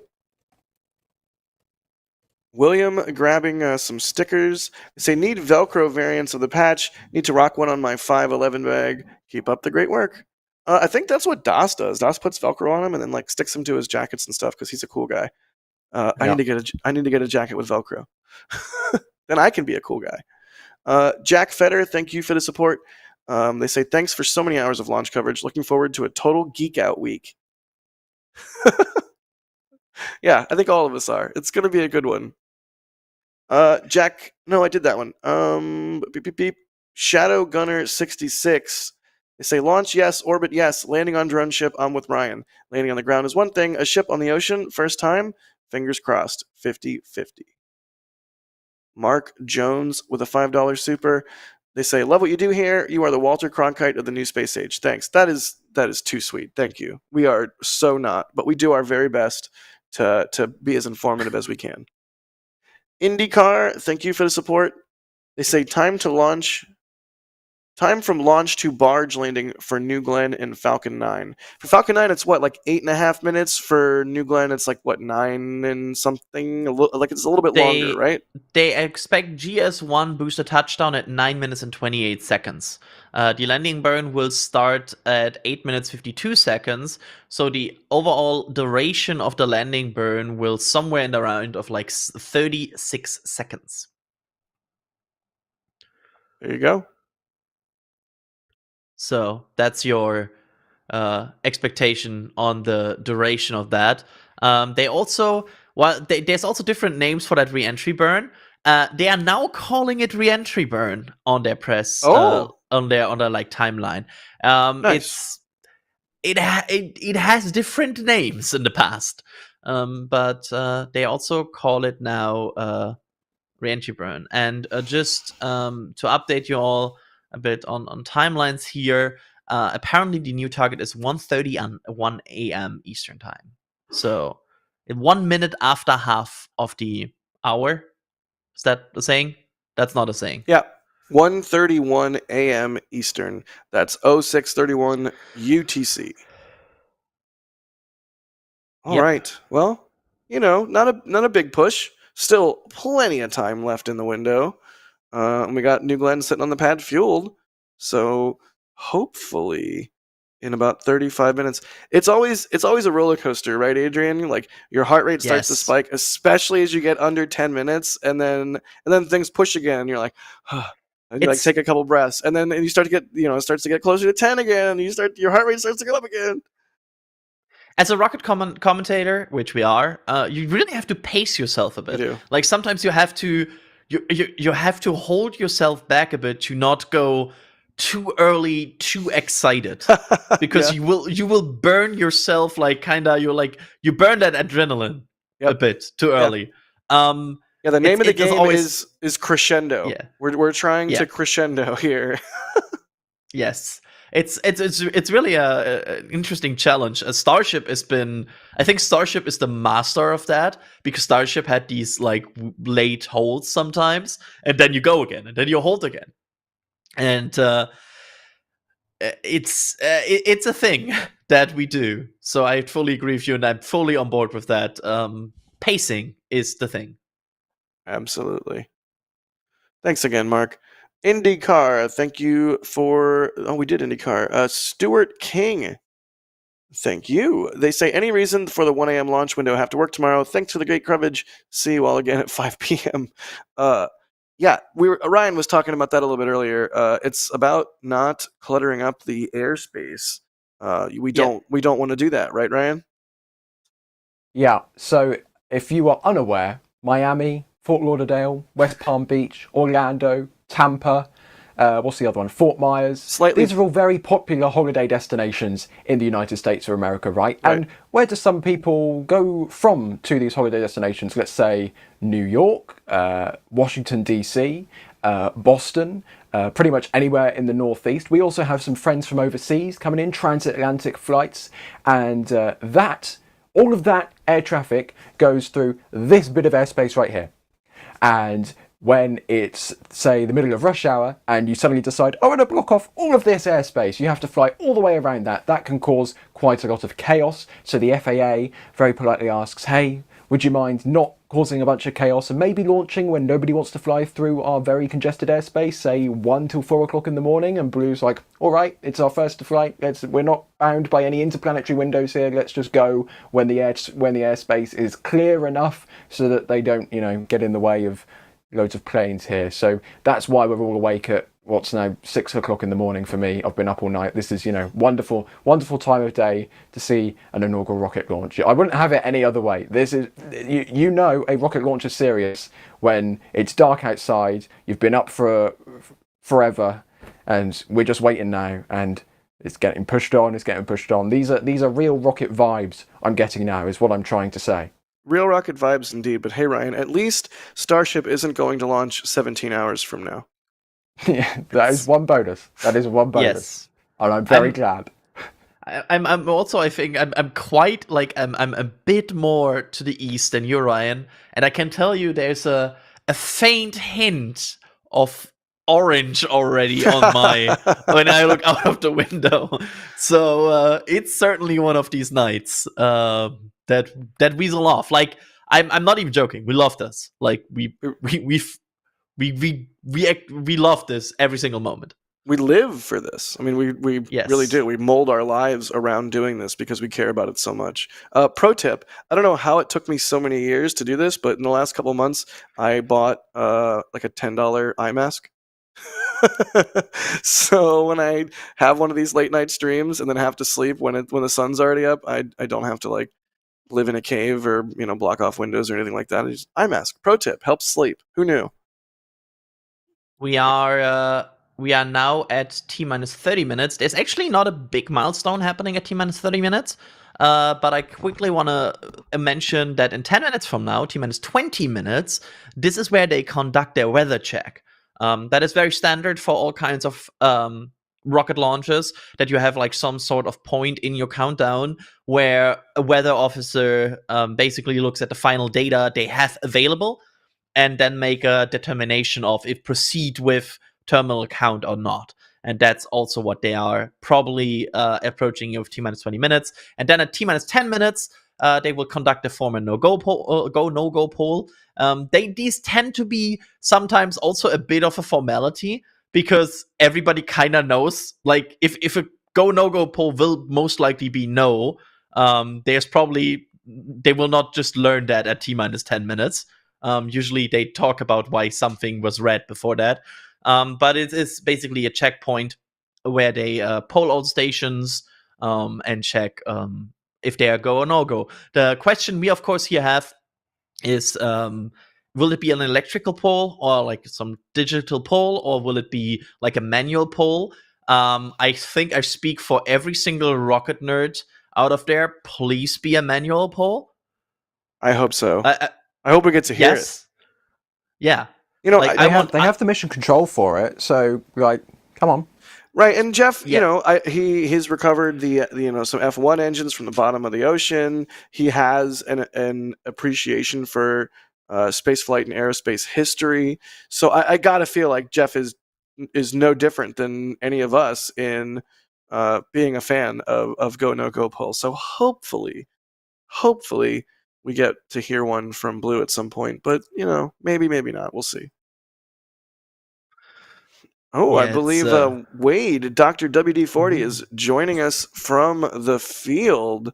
That is super cool. So once again, we are pulling out all the stops for our coverage of this launch. You can see Wade's info there on the top right. Dr. WD-40. Wade's an outdoor educational live streamer. Does really fantastic work. And anytime we get some camera feeds from Wade, I'm always just like, yes. So that will be a treat for sure. Thank you to Wade for rolling out and getting all set up for us. Absolutely. Oh my goodness. Go ahead. And it's a very interesting situation here right now with them just 27 minutes away here from launch, and just clearing the final check marks. Again, the rocket is topped off at this point. Like, this rocket is full. They will just press the tanks a bit for flight. Right. But this rocket is topped off. It's ready to go, hopefully, in about 26 minutes. So this is gonna be exciting. How we are like, we have not seen this so far. I mean, you're the photographer, Jack, right? Like, what are you looking for first time of a rocket? Like, what's your unknowns from a photographer perspective? I mean, I want to see what the plume looks like. I want to see what sort of flow dynamics are in that plume. Like, does we get mock diamonds? Is it super bright? Is it super dim? What color is it? What does the vehicle look like as it ascends? How bright matters, because a lot of the times you only get the light from the plume itself for these night launches. So if it's a dim plume, then the rocket is very dark because there's not a lot of light on it. I'm really excited to see what New Glenn looks like, Adrian, going supersonic. Sorry. When it does that, and when it's around max Q, and we maybe see some sort of vapor cone or some sort of interaction during that phase of flight with the canards and the strakes, like, who knows what that could look like? That could be really beautiful. And yeah, just I'm really curious. Long exposure images, we've seen from Vulcan and from Terran 1 that methalox at night can be particularly beautiful in the long exposure images. So yeah, I'm excited for that. Did I call them canards? Harry's mad at me. They're not canards. They're fins or whatever. They're not canards. Yes. I'm sorry. Also, apparently earlier I said Food Math channel as one of the Discord channels that we have, which. Can you tell it's late at night? I need another Red Bull sorely. Food Math? I do not recall. What is even the topic of the channel? Like, it's got to be like how much bacon can fit in X or Y fairing. That's Food Math, right? Yeah, that's true. I also want to quickly mention that I'm excited for the plume interaction because of the 7 BE4 engines, only 3 gimbal. So I wonder if there will be some wonkiness in the plume as it goes up, and you see like this streak of 3 engines turning and changing while the rest stays static. So that's what I'm a bit excited for. I hope we see some interaction about that. Yeah, fingers crossed. I'm so excited to see what the BE4s look like on the way up. What 7 of them look like firing together as a unit. It's going to be a treat. It's going to be a really serious special treat in maybe like 24 minutes. Oh my god. Yep, absolutely. Don't get too greedy, Jack. Don't get too greedy. I'm not. I'll take whatever I can get, Ryan. You know that. Laocoon, thank you for gifting a Red Team membership. Kirby, thanks for the $10 super. Bloodhound, thank you for the support. Yes, we've been seeing some live shots from Blue here and there. Llama, gifting 20 Red Team memberships. Thank you so much. It's very generous of you. If you get gifted a membership in chat, be sure, A, you take advantage of your perks, and B, you thank the person that gifted you. Oh, look, it's Mission Control. Yeah, and I think right that's in the center there.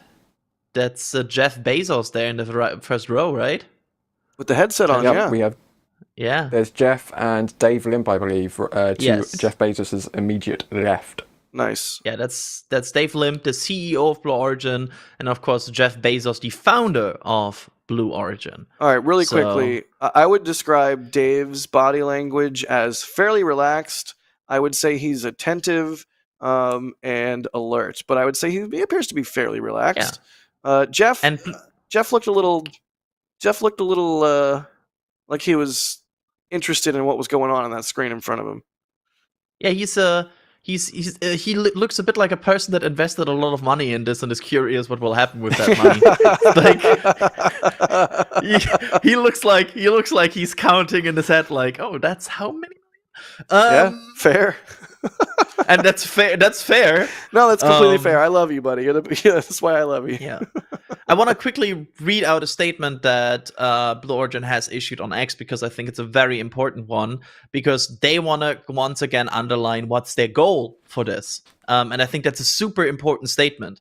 They say, Blue Origin, we want to be clear about our objective. This is our first flight, and we have prepared rigorously for it. But no amount of ground testing or mission simulations is a replacement for flying this rocket. Our key objective today is to reach orbit safely.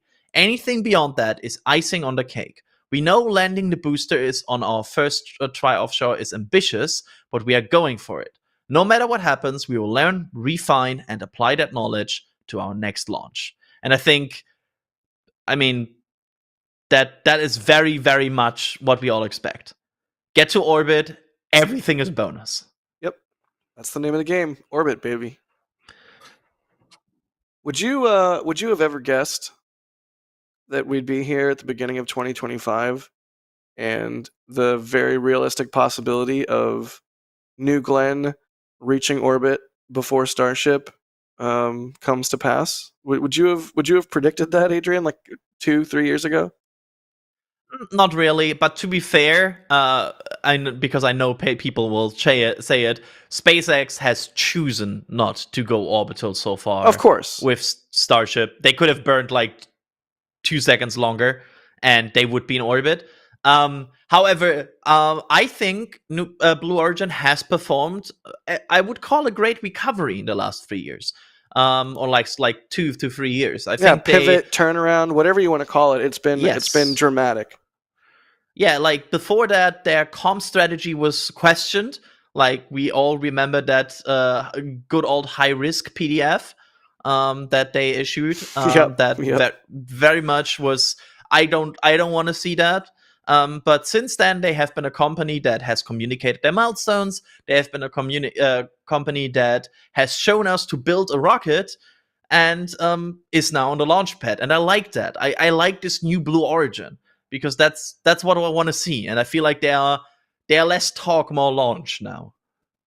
Dave Limp coming in has definitely been a key part of that, in my opinion, as well, because his over the last few months in the you can kind of see if you've been monitoring the Blue Origin social media accounts, etc., you can see there's been a gradual ramp up to a crescendo, shall we say, of media and photos and videos and just general access and insights that Blue never did before. I mean, I would argue Blue Origin's public insights now are probably surpassing SpaceX's insights of the Starship program in some ways, because the Dave Limp, especially joining social media, joining X and sharing, his insights from the perspective of the person at the head of this company. I mean, you set a company's culture from the top, and by doing that, I think that's a very clear setting of where Blue's culture has turned and is heading towards.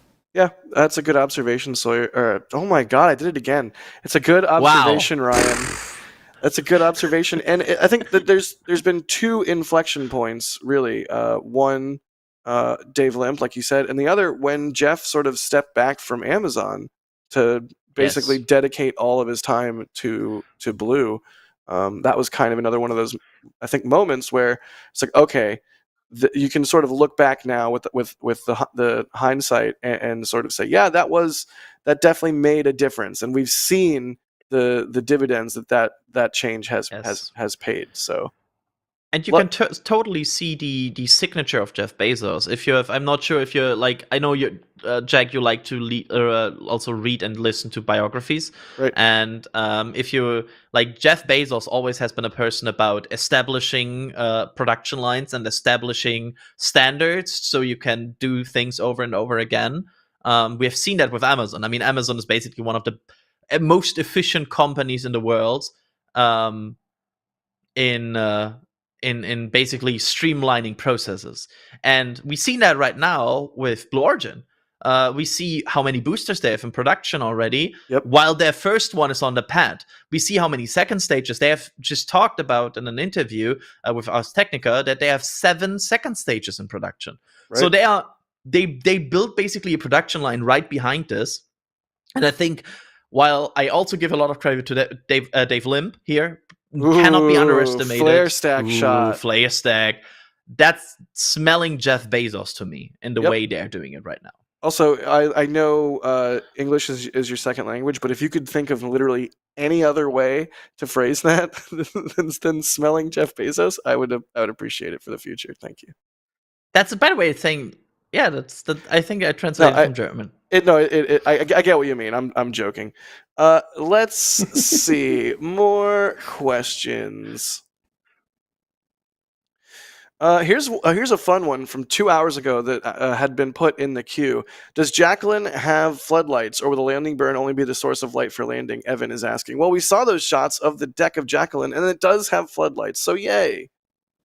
Yeah, hopefully Evan is still watching, and Blue Origin helpfully answered that for us with their live shot of Jacklyn's deck, because I'll be honest, 2 hours ago, we couldn't answer that for you either. Right, but now we can, and that's the fun thing, is we get to learn along with everyone else, because this is the first time this thing is going to launch. Wait, what is... I think the Take a look at the clock. Yeah. just moved by 21 minutes back. It which looks like would...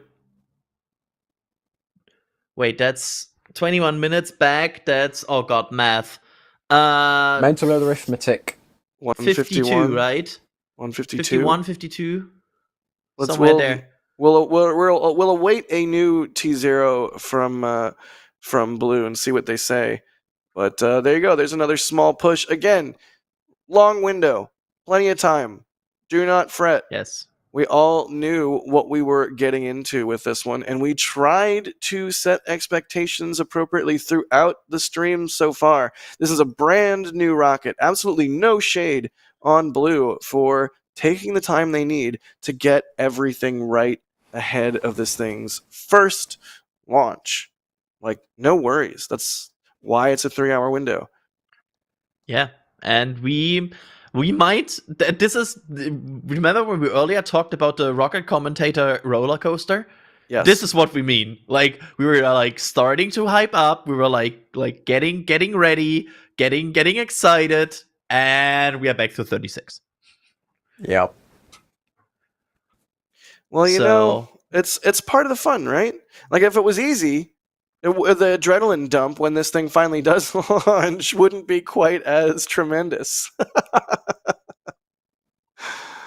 Oh, wow. All right, well, 35 minutes and change to go. We've got a fully fueled rocket just standing, venting, alive on the pad.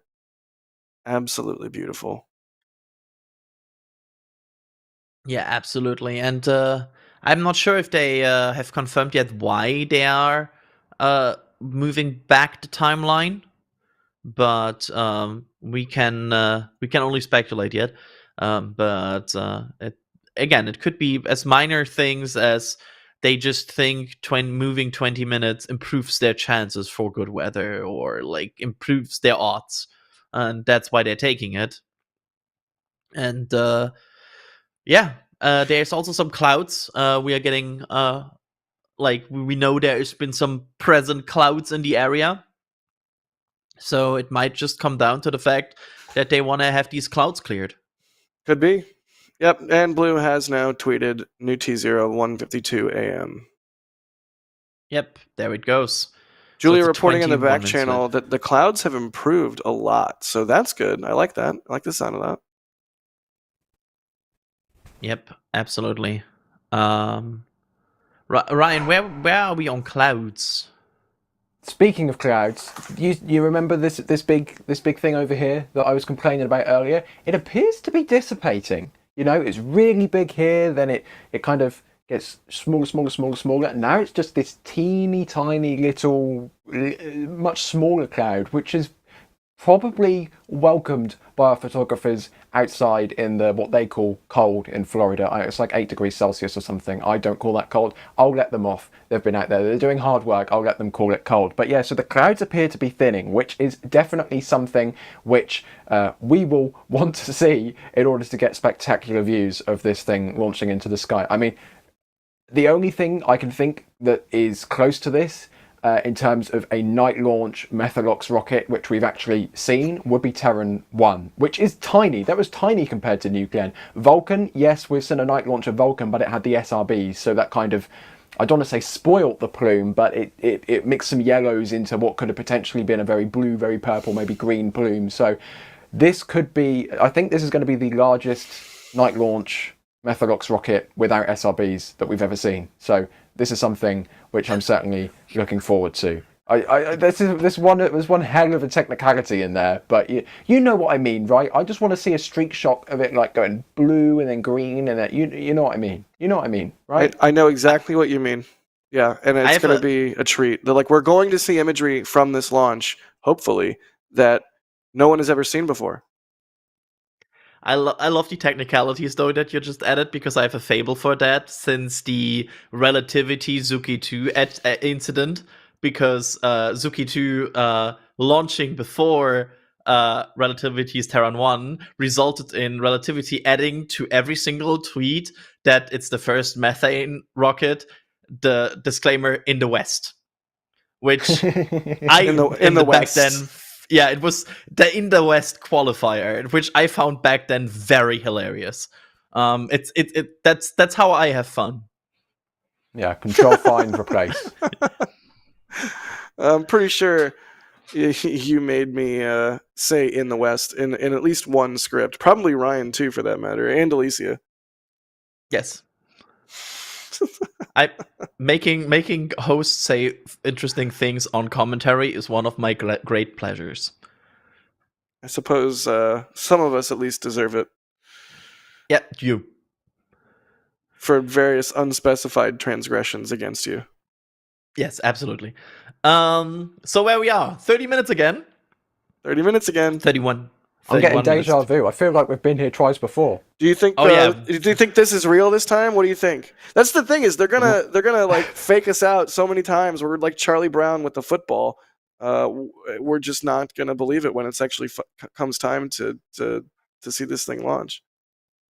I mean, we're now, what is it, 52 minutes into the window, so we've got 2 hours and 8 minutes to go of free space if they want to push any further. So there's a probabilities, there's more window left than isn't left, shall we say. That make of that what you will. I don't know. Great sentence. I'm just looking forward to the launch, man. A+ sentence. That's the funniest thing about this. The more they will delay into this window, the less cohesive our commentary will be. So I feel like if they push all the way to the end of the window, this will be a mess. Rocket good. Rocket good. Rocket good. Countdown advancing. Go ahead. Yeah, it's a thing, but we'll hopefully at some point pass that. I think the big point that we are looking for here to pass is that T-minus 10-minute polling, and then the T-minus 4-minute terminal count, because they enter terminal count at T-minus 4 minutes. From what we suspect, that might also be their recycle point in case of like an in-terminal count abort, but we will see what exactly that is. But that's somewhere where we want to reach. Once we get into that window, that's where we will see a lot of action items in short succession. We will talk about them once we are there. We'll cross that bridge when we arrive at that bridge. We will indeed. Under 30 minutes. Under 30 minutes. Again, hopefully this is the real under 30 minutes, but you never know. And as Ryan said so eloquently, there is more left in the window than there is more time left in the window than there is not left in the window. In the window. Yeah. There you go. Yeah, thanks. Perfect quote. Yep. Can you tell it's late for every one of us? It's always a good sign when it's late for all three of us and we are in 2 different continents. Yeah, it's like you threw a dart and you simultaneously hit 3 dartboards on like different sides of the bar. Let's see. I'm going to thank some people. Nigel, thank you so much for gifting 5 red team memberships. Adarsh, thank you so much for the super chat there. Rick, thanks for the store purchase. They got a polo shirt and a flag. Adrian, you're a polo shirt person, aren't you? In the summer. In the winter, I'm a hoodie person. It's depending. I'm wearing actually my BE4 hoodie right now. I'm not sure if we can display that right now, but I'm actually wearing our Thrust collection BE4 hoodie. There you go. Nice. Which is very fitting for this day. I'm actually leaning into the wrong direction. There we There go. you go. There you go. Great job. You have the one in color too, which is sick because the nozzle is blue. Yeah, I think I actually ordered the Raptor one in grayscale, but the blue one I had to order in blue because, well, it's such a signature color for that company. I feel like it would have been weird to have that in grayscale for me. Yep. Yeah, so that's why I decided to go with that. Again, it's a comfortable hoodie, and it's winter out here right now, and then I have that. I have that window next to me leaning, so there's some fresh air coming in. Nice. Chimkin, Rice, Nuggy, thank you for the support there. They say, no scrub, please. I hope the new Glenn succeeds. Andrew wants bigger mugs and canned space bacon. That's the second comment requesting bigger mugs again, Adrian, which I'm sure you know are, for some reason, very popular. I know. They will not. I will not cross that bridge today. All right. Darren, you'll cross that bridge when you get to that bridge. To that bridge. Yes. Yes. Darren, thank you for becoming a Pat Rat member. Steven, thank you for the store purchase. Bose, thank you so much. They say, hey, dudes, what do you think will be the first 100-ton plus payload on Starship or any rocket? I'm going to say, ooh, that's a good question. Some sort of, large pack of solar panels for a in situ resource utilization thing for Mars or the moon. That'd be my guess. Oh, let's go to Ryan for some marine and air news. Yeah, so we're just keeping an eye. I'm not going to make any accusations, don't worry. We don't need to get the lawyers ready. But there is a helicopter out here circling over the ocean. This is one of NASA's Airbus EC-25 helicopters, which is... NASA uses this for everything, right? They slap cameras on the front of it, so those beautiful long-range tracking shots, say with Starliner, when they go in circles around the pad, that's one of these helicopters. And it is just hovering, going in circles in the ocean over what could be some wayward boats, potentially. We're not 100% sure, but this is a potential scenario. You see, it flew out of the shuttle landing facility, did a little bit of looping here, then came out, then went back in, then it's done some more looping, and now it's down here doing some more looping as well. So maybe they're trying to shoo someone away, out of the way of the New Glenn launch path. Maybe, we're not 100% sure, but that is certainly a possibility. Nothing confirmed though, but we'll keep an eye. It's also, I think, something that we have to, when we talk about these closures and these marine hazard zones, sometimes you are allowed as a rocket company to proceed with a countdown if the vehicle shows speed and intention to leave the area before the countdown would arrive at that point. So they're smart about this. They are not like, as long as vehicle in that area, it's always red. It's more about establishing communications with them and making sure, like Ryan said, like if there's, for example, a boat there, that helicopter right now tries to signal them, by the way, you shouldn't be here. And, I love the idea of the pilot just having his hand out the window, trying to do hand gestures to get the boat out of the way or something. I don't know, but that's just what I imagine in my head. I'm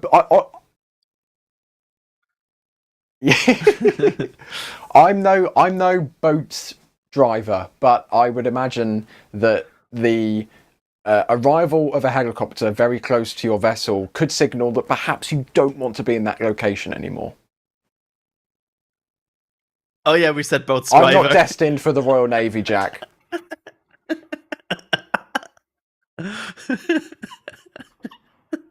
Sailor? But there's no sails on it. Well, there might be sails, I don't know. This is we need a timeline at this point of slips of the countdown with weird quotes that have appeared then. We're going to do a scientific study of the correlation between NSF commentary going off the rails and New Glenn timeline slipping, and they're going to directly correlate and meet in the middle. Yep.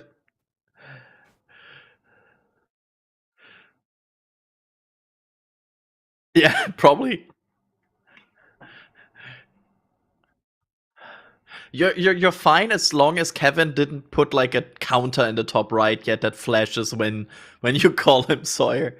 Like suddenly like a flash card comes off like that's the third time.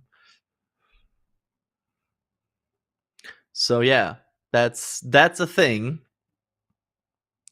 And we are at this point 23 minutes away. We are just arriving at that next weather briefing in 3 minutes from now, which is gonna be interesting because there's clouds in the area, as we have heard from Ryan before, and there is of course the situation with the recovery weather is probably cleared at this point. They wouldn't like measure every 2 minutes how the waves are right now and be like, no, now the waves are fine. Right. They'll probably have some sort of expectations, right, Jack? Yeah, that would be my guess as well. Sorry, I was talking while muted. I'm a gigantic idiot. I saw chat. Chat let me know. Thank you, chat. I'm the world's largest idiot. But rest assured, I am now consuming more caffeine. Caffeine load is... Oh my god, is that Jupiter? Is that a shot of Jupiter? Either that or a traffic light on yellow. No. You can see the Jovian moons. That is... At least 3 of them. That is so cool. Whose shot is that, Kevin? That's from Wade. That's from Wade? That's cool. Heck yeah, Wade. That's is a really, neat really shot. Cool. And back to New Glenn. Yes. 21 minutes to go. Please let this be real this time. I would be so happy. Look how shiny that fairing is. It's beautiful. It's absolutely It's beautiful. so weird seeing a fairing that hasn't been flown before. It is. Yeah. Do we think they'll do any sort of fairing reuse at some point? I mean, we did see them sort of play in the bathtub that is the turn basin at KSC with some fairings on some of our KSC cams over the years. Yeah. I mean, I have a hard time them starting the experiment and also seeing on SpaceX front that it works and then be like, nah, let's just throw this 6 million, 10 million, whatever fairing away each launch. I think we will see that down the line, that they will recover fairings. Blue Origin seems like that kind of company that really wants to go for that. Ryan, do you have other opinions about this? I agree with you 100% because, as we saw when we got that internal camera, these fairings big, you can fit a lot of stuff in those fairings, and not bringing them back is, well, if you do bring them back, you can save yourself a couple of dollars here and there. And I'm sure after all of his investment into Blue Origin, Jeff Bezos wouldn't mind getting a little bit back on his monumental investment with this company. I mean, if Kuiper can deliver, that alone should be pretty huge. And then if Amazon can succeed if Blue Origin can succeed on what they have said is one of their stated goals of building all of this out is to improve life on Earth and move heavy industry off of Earth. And, if Blue Origin can be part of utilizing asteroids, mining in space or building some sort of large space hab, orbital reef is still a thing very much. So it's going to be really interesting to see what this vehicle does, and it's going to take a lot of flights, that's for sure. And that's one of the things that Blue Origin, like where SpaceX talks a lot of Mars, that's their headline message. Blue Origin has very ambitious goals regarding in-space manufacturing, right? And in general, a LEO to MEO infrastructure. They are very much about, yeah, exactly. They wanna use LEO to MEO for potential manufacturing processes that you maybe don't want to do on Earth, for example. That's on a presentation that Jeff Bezos did a few years ago about kind of goals of Blue Origin. So just to give that kind of context, when SpaceX says they want to go to Mars, Blue Origin says we want a LEO economy. That's their headline, kind of. And both are really meaningful pursuits. Like, yes, we should go to Mars, but yes, we should also have a low Earth economy. An economy in space. Sorry, we should mine asteroids and build stuff in space that's bigger than what we can build and launch from the ground. We see And the as you can orange see light by again in the top left. Yep. The clock has shifted yet again. We are now just over 33 minutes to go. So, Jack, I don't know if you want to say it again, but for the fourth time today, we're going to be at T-minus 30 minutes and counting. All right, so now looks like 207 is the new T0. Again, I'm going to keep saying this. If it keeps happening, I'm going to say the same thing every time because it bears repeating. This is a brand new rocket. Please be patient with it. We all knew what we were getting into for this, and if we didn't, hopefully we've set the table and set expectations appropriately throughout the stream. First flight of a brand new rocket. That is not something to take lightly, and there is a 3-hour window tonight, so there is still plenty of time in the window. And you know what? If it doesn't go tonight, that's fine too.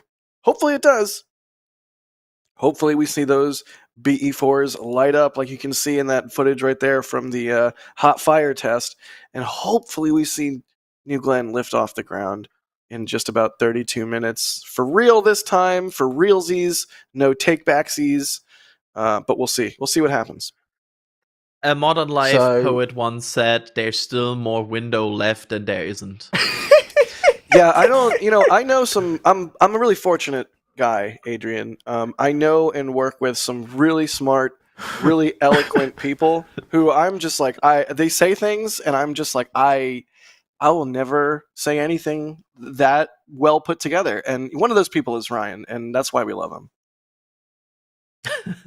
I can confirm with a T0 of 707 Universal, 207 Eastern, there is more window unused left than used window in the window. When does the window close, Ryan? So the window is 3 hours long. It closes at 4 a.m. Eastern time. That's 0900 UTC. Mental arithmetic at 6 a.m. What could go wrong? It opened at 1 o'clock in the morning local time, 0600 UTC. So with a T0 that it is in 30 minutes time-ish and change, there's still more window to go than has been used so far. Hopefully that makes sense. That makes sense. Although when we get to 207, there will not be. Yeah, I'm excited to cross 30 minutes here again. I am as well. We're at 30 minutes and a half. Let's as we're looking at these awesome shots from Blue of New Glenn going vertical, let's take a look at how we expect the visibility to go for this launch. Ryan, you want to take us through that per chance? Yep, I mean, I was the person who made the graphics. So as New Glenn ascends from the pad within the first minute or so, those in the Cape Canaveral area, Titusville, Melbourne, that general vicinity, Daytona maybe, as we get a little bit more north, passing through 1 minute there. And as we approach 2 minutes, it's going to be Orlando, Tampa, and as we approach 2.5 minutes, Miami, Fort Lauderdale, all of those areas as well. If you have clear skies, look northeast, southeast, or east, depending where you are on the Floridian Peninsula. And as we look in all directions, but don't look to the west. Mostly and it's about east. Yeah, yes. If you see New Glenn in your west, if you're in Florida, something went wrong. And as we get to T plus 3.5 to 4 minutes, if you're in the Bahamas, look north. You might be able to see it. North Don't to look northwest, west. maybe northeast. Don't look west. Oh my goodness. All right, let's keep on rolling here. 29 minutes to go. You can see a shot from the field there. D and Max just dealing with the cold. Bless them. I know Julia's out there as well. So the team out in force. I know Wade, we had some shots from Wade earlier that shot at Jupiter. So we are not pulling out, or we're not keeping in any stops. We have pulled out all of the stops.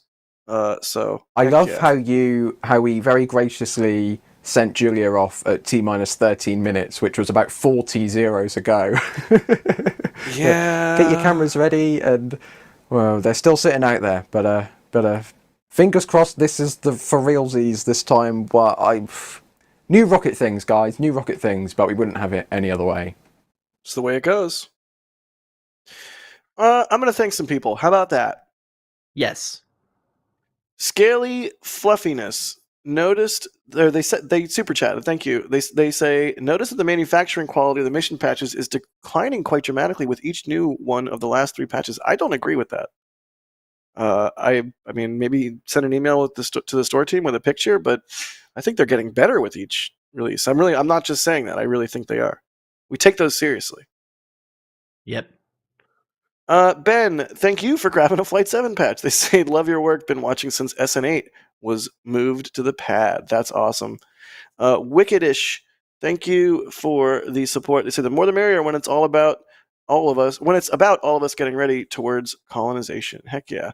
Jackson Williams, thanks for the support. They say, how does New Glenn's tech stack up against SpaceX, and could it shake up the space launch industry? I certainly think it'll contribute to shaking up the launch industry. I think New Glenn very much is this. Will it immediately start to challenge the incumbent SpaceX? Probably not. SpaceX is in a very, very dominant driving seat right now in terms of launch capabilities. That to challenge that will take time and also some stumbling from the incumbent, if it ever happens. However, we are in a situation where a lot of contracts, especially governmental contracts, are given to 2 parties because they want to be independent from just one rocket company. We have a lot of 60-40 or 50-50 contracts. And if you're right now one of these companies that gets these 50-50 or 60-40, you get the kind of the second share. That's where I would start to get worried about my position, because New Glenn is a ambitious, usable launch vehicle. So that's probably bringing you in a situation where you might have suddenly not only Falcon 9 and Falcon Heavy and Starship from SpaceX, where you compete against, but also New Glenn from Blue Origin. And if you're in that position, that might change the market. Yeah. Yeah, fair. Casey, thank you so much. Chaos Crafter, thank you for the support. They say, hi from us. Wanted to say a delay is always good news. The alternative is a no-go. I mean, nice if they don't have issues, but better for a delay than a stop. Absolutely.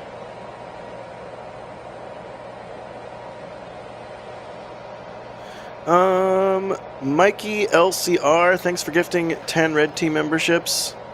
Drew Nar, thank you. They say Finards instead of Canards. Slarty Bartfast, good reference, acknowledged there. Thank you. Anonymous we with have Slurp. pet sounds. Ooh. I think. Oh. Now I just want to listen to that. But we can't Wonderful. just listen to that. But we will, when it comes game time, hush our mouths so we can hear the glorious sound of this thing coming alive and lifting off the pad. Anonymous grabbing some Thrust Collection stuff from the store, some stickers and a mug. They say, work starts in 5 hours. I'll need 4 to calm down if they land. No sleep till launch. Hella no sleep if it lands. First world problems. Yeah. I can tell you, one person that was very unfortunate with his timing made an appointment in 7 hours from now to refresh his driver's license. And I don't know why I did that.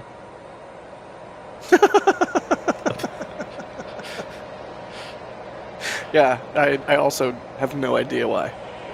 Yeah, it's bad. Man's on Mars. Ooh, listen to that. Ah, that's some proper venting. Yes, and wenting.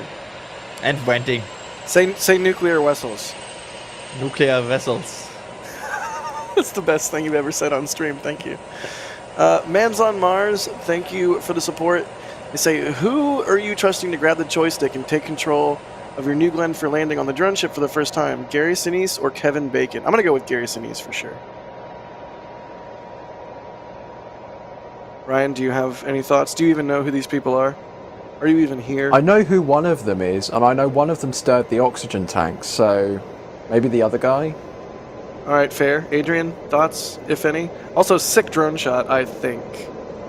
Yeah, drone shot. That's a drone or helicopter. Or helicopter, yeah. I mean, helicopter's just big drone. Let's not. let's not go down that rabbit hole. Is a taco a sandwich? Yeah. No, don't actually. No, answer. by the. Just Google the cube rule. There's a rule for this. Yes, there is. God, we were talking a lot about the erector earlier, and seeing it in these pad shots, it's just a beast. It's just gorgeous. I hope it flips back significantly, because to my knowledge, some of the remotes are otherwise a bit occupied by the TE. Because I think some of them are in the direction of the TE and the other, and if it doesn't flip away far enough, it's just a shot of the TE. Right. Yeah, we'll see. Fingers crossed. God, what a beautiful machine. Yeah, it's gorgeous. It's really up there with one of the most beautiful rockets ever. Yes, I said ever. I mean, I don't think I disagree. Ryan, do you disagree? Most beautiful rocket, one of the most beautiful rockets ever? Nothing will top the Ares 1X. He knew it was coming. He knew it was coming. At the moment you asked, I was like, you just fell into that trap. He fell into it. Oh, that was beautiful. That was beautiful. I'll just have to live with myself after this, I suppose. You walked into a trap. But yeah, hopefully the erector does throw back a good amount, and we can get some sick remotes from that spot and all the other spots that teams were allowed to put them.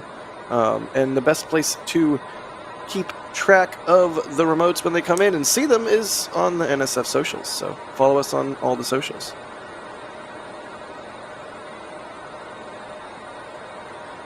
Look at that. This beautiful machine. Yeah, I'm just sitting here watching it, like, I'm getting kind of Artemis 1 vibes here, you know, when the engineering cameras we had, and we had Philip on, and he was, you know, Philip's smooth voice talking us through all the little hydrogen and oxygen vents from SLS. I'm getting this from New Glenn right now. Just, you can see, we don't get this close-up access unless it's with official cameras, and you can see the texture in the second stage. You can see the texture in the materials and the vents, and it's just, you can tell close up this is a machine, and it is alive, and it's breathing, or it's not really breathing, but it's venting, and it's just beautiful. This is a beautiful machine that Blue Origin have built, and it's, you can see it's, I'll use the word again, this rocket has texture. It's not just a smooth tube of aluminium or something like you would imagine in Kerbal Space Program. Part of that is the second stage is insulated, right? Because it is Hydrolox, unlike the first stage, which is LNG-alox? Natural gas-alox? Methalox. Yeah, it's Methalox. They can still call it LNG, it will still be Methalox. Yeah. At the end of the day, it's all just branding, so we might as well just call it methane. Yeah, no, I was being mostly sarcastic, but you're right. To put it in a way that perhaps your generation, Ryan, would understand, it's giving Artemis. Is that how the? Is that how the kids? I mean, according to NASA, I am a part of the Artemis generation. So you are. There you go. Heck yeah. Just mind-boggling cool to see New Glenn frosty and waiting to launch. We're under 20 minutes now. Hopefully for the last time, but we'll see how it goes. Yeah, Rocket doing new rocket things, Jack. It is new rocket. I'm always nervous. We were here before. Oh! Whoa! Oh, that is, buddy. Is that like infrared or something? That's like a thermal camera. It looks like a thermal, like a FLIR camera looking up at the engines. Let's go. You can see like the channels of prop cooling the BB4 engines. I almost feel like you can see vapor. You can see vapor coming out of the. Yeah. You can I think you can even see the vault lines. No, Blue, go back. Go back. Yeah, go back. I want to see it again. Oh, buddy, 18 and a half minutes. That was fantastic. Oh, look at... You cannot even see the writing on the rocket anymore because it's frosty. So frosty, yeah, wow. I'll say it again. Look at the texture of the frost. I love it. I'd love to... Maybe not lick it, but I definitely love to touch New Glenn right now. It's so fluffy. Do not lick the rocket. Although it is at lick 36, so I get it. Yeah, absolutely. I love to be the way fair, that the condensation and like the vapor just like wicks off the sides of the cylinder from whatever direction the wind is going. Like it's beautiful. A fully fueled rocket ready to do some work is beautiful, regardless of who built it. Also, I want to already in advance say goodbye to this camera. Because that camera looked close. Yeah.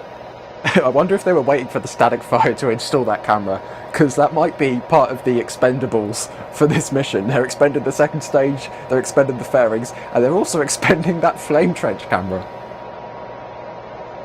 Yeah, I feel like that flame reusable trench rocket, camera... expendable camera. Yeah, very expendable camera. Oh, that's look at that launch pad there. I'm getting to the point where I'm practically at a loss for words. This is so dang exciting. Yeah, it's the tingling feeling again. It's the somewhere below 20 minutes. We are getting there kind of feeling. That certainly is starting to kick. Welcome back, everybody. We're at T. Yeah, I did begin drinking another Red Bull. And I don't know if it's that or the fact that we're like 16 and a half minutes to go, but my heart is racing. My heart is racing, and I really hope they don't push it again. But even if they do push it again, which they haven't yet, plenty of time left in the window. But let's see what happens. 16 minutes to go. Do we want to hit like the timeline kind of things? Like the next thing, I think, off memory alone, is there's a 10-minute hold, Adrian? No, the holds. There was a bit of a hold confusion. Apparently. Oh, right. They changed. Yeah. Okay. Right. Go ahead. Yeah, they changed the timeline. So what happens next is that we have at T-minus 10 minutes. We have the go no go poll, which will basically be a final check of every polling station, checking if everything is good to go. And then they will proceed into terminal count. Terminal count will start at T-minus 4 minutes. That is where the whole terminal count sequence starts. At T-minus 2 minutes and 30 seconds, they will start to pressurize the tank for flight pressure. BE-4s need a specific flight pressure at a specific temperature to operate. This is what they want to achieve there. At T-minus 90 seconds, the vehicle will transfer to internal power, meaning the pad systems will no longer supply all kinds of supplies to the rocket. The vehicle will all take over itself. The water deluge system turns on at T-minus 20 seconds. It's a quite beefy deluge system, as we have seen on footage from Blue Origin in the past, so get ready for a lot of water.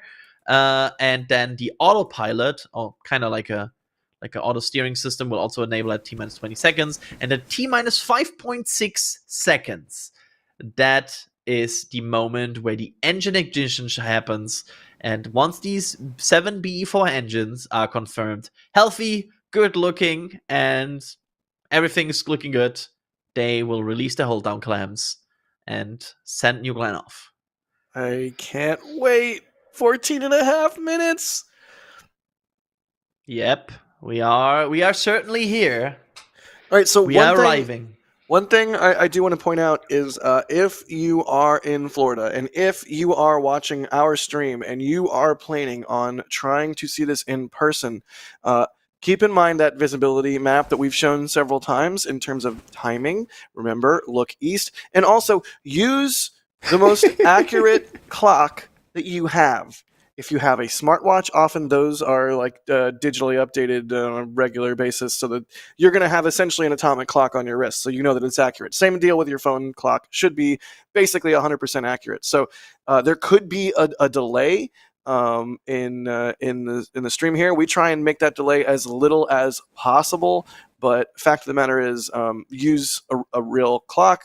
We might pull our T0 clock here close to like 30 seconds to go, because we don't know quite exactly what our delay is versus the blue stream and all that stuff. So just be vigilant. This is all new. We're all learning at the same time together, and oh my god, 13 minutes to go.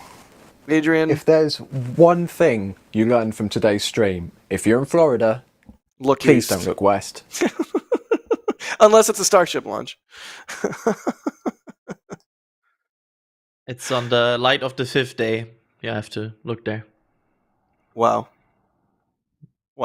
I had to get it in. It's all right. I forgive you. Thank you. How are you feeling, man? You and Harry are like the two closest followers of Blue Origin, I think, at NSF in particular. Like, how is Adrian doing right now as we approach 12 and a half minutes to go? About 110 heart rate. Doing not nervous. I feel excited. I feel like I have set my expectations properly.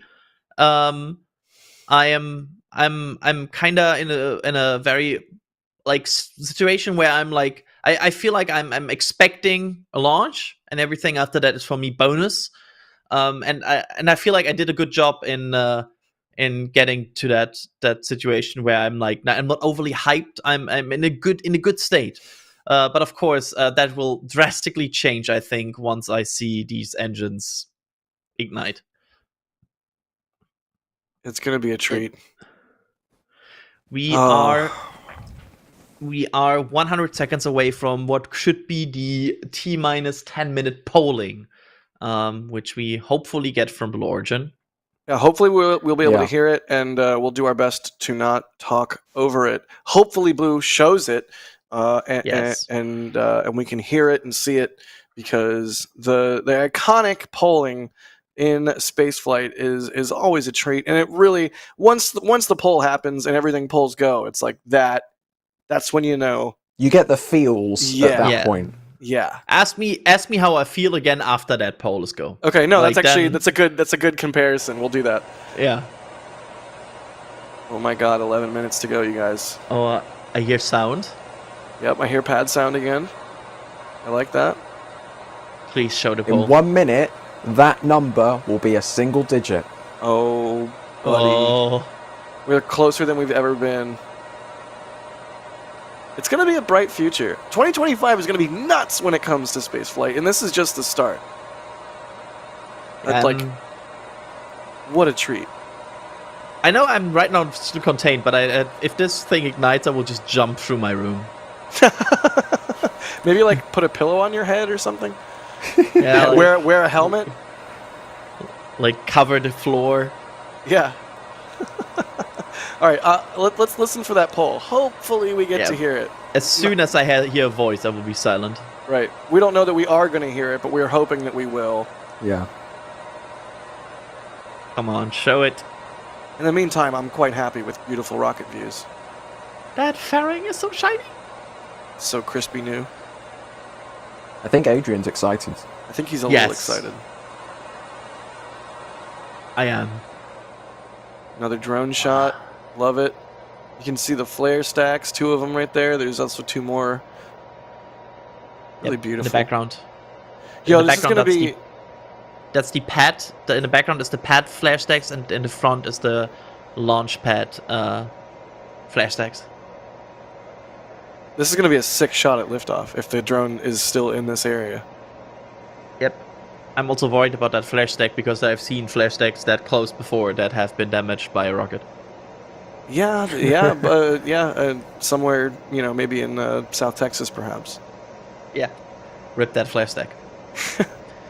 Never forget. 9 minutes to go. 9 minutes to go. Jack, I would change that to 29 minutes to go because that clock has updated once again. And once again, we are under half an hour until launch. And we this is still not something. This is not something unexpected. We still have more window left. than they have used.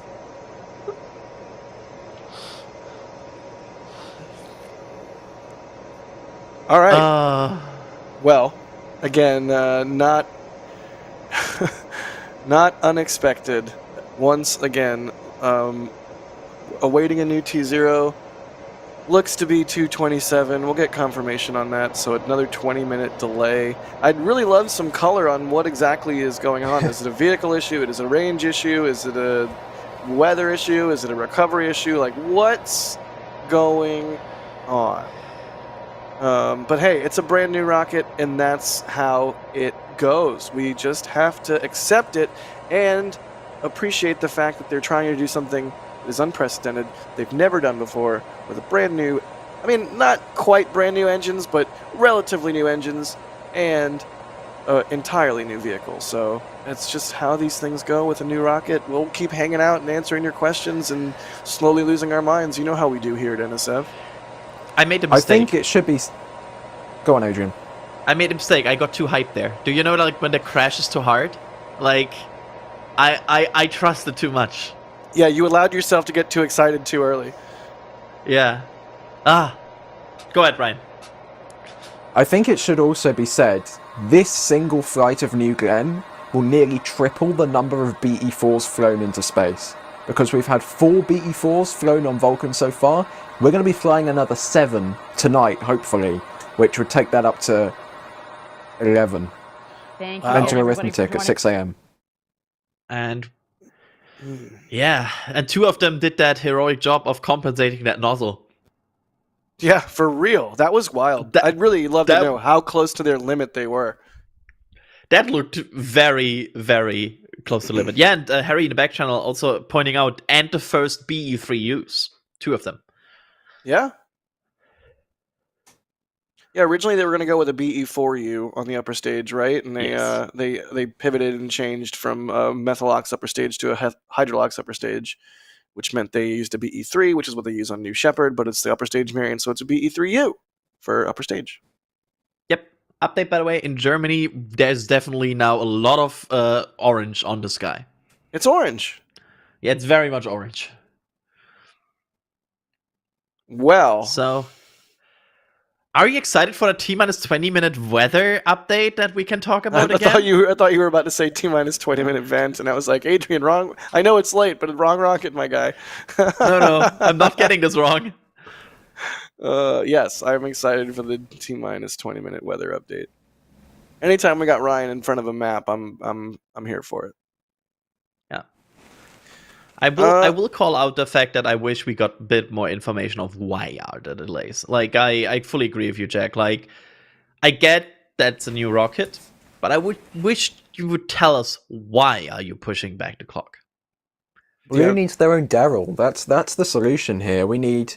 This is Blue Origin launch control at T-minus 30 minutes and holding. Yeah. And we are awaiting a new T0 because the Amazon Prime delivery hasn't arrived in time. And we'll get back to you with more updates shortly. This is Blue Origin launch control. And then when it lights, that he can be like... Now it feels really like Artemis. Now it feels like that. Oh, really though? This is, it's something we should mention. This is a vehicle that is a part of the Artemis program. It is going to be launching Blue's lander, which is one of the 2 HLS landers. And if you're excited about going back to the moon, which I don't know why you would be watching this and not excited about going back to the moon, then you should be excited about this launch because it is yet another step on the way to putting boots back on that big white ball in the sky. I'm so eloquent at 1 a.m. Yeah, it's getting even better. Like, this commentary is just peaking. we are so back, or we're so cooked. I don't even know anymore. Mike, thank you for the super chat. Say, I wish I could give more. Thanks for everything, NSF. You all rock. Mike, don't ever wish that. Like, I appreciate the sentiment. We all do. But don't ever wish that you could give more. The thing that we do, that y'all do for us, that's really cool, is it's like a giant crowd-funded, distributed thing. You don't have to give more. Any amount is fine. Even if you can't help support us in any way, just hit the like button. Tell your friends about us. The more people that are excited about space flight, the better. Like, it's fine. Please. I mean, there's literally thousands of you right now listening to the philosophy that is coming out of my mouth. I mean, we could not ask for more. Yeah, philosophy. Yeah. Philosophy. Yeah. Brian Hack, thank you for the super chat. They say, I just realized NASA's JPL is affected by the Eaton fire in Los Angeles. It unfortunately is, and there's a lot of JPLers who have lost everything, which is truly tragic. They say sound can put out fires, but also the Saturn V rocket produced water vapor. If they put rockets onto vehicles, then JPL could firefight. Is it like, the oil fires where they would put out the oil well fire by like setting off a small explosion on top of it? Like, I don't know if you can necessarily fight fire with fire in that way. Only with supersonic retropropulsion, my guy. But thanks for the super chat. Absolutely. Celadon Hair Extraordinaire. Thank you for that. They say for once the time of a debut launch is normal for us Kiwis in New Zealand. Lol, 7 p.m. here in New Zealand. Nice. Well, lucky you. Russell Snodgrass, you mad lad, with $100 super chat again. And they're asking, does the BE3U have a full-size vacuum nozzle or a stubby nozzle? First off, Russell, thank you once again. That's absolutely wild. It has a giant vacuum nozzle, if I'm not mistaken, right, Adrian? I mean, yes. The BE3Us are not that small. They have a nozzle diameter of 2.9 meters, which is quite significant, and basically almost as much as they can fit in there because the diameter is 7 meters. So if you're 2.9 times 2, you are about at, 5.8. So you have 1.2 meters left in your diameter there because they're next to each other. So not that much space left in that upper stage.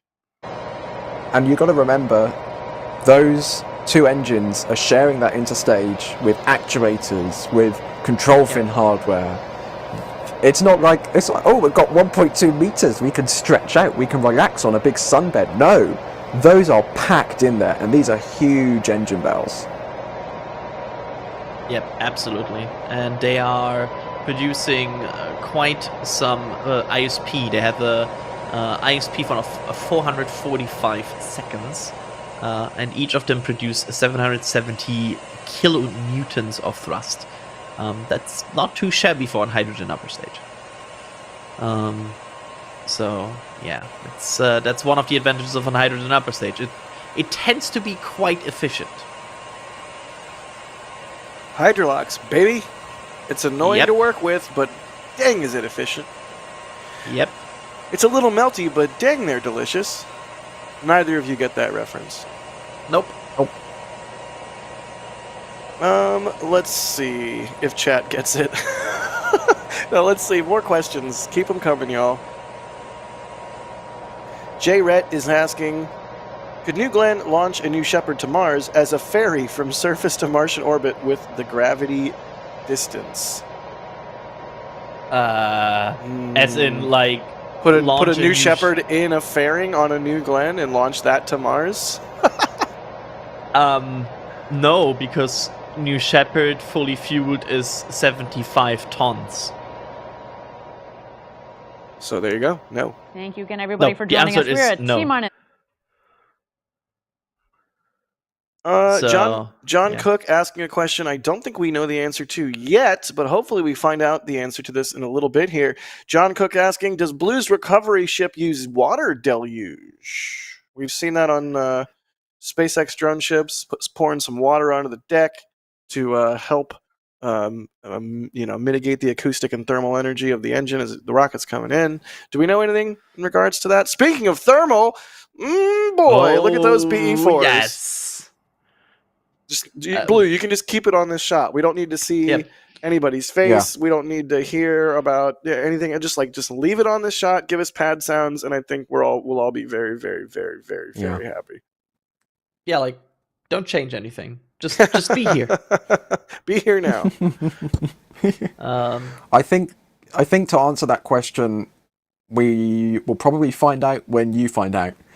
because we haven't seen a New Glenn launch before. We haven't rehearsed this. We don't know what's going to happen.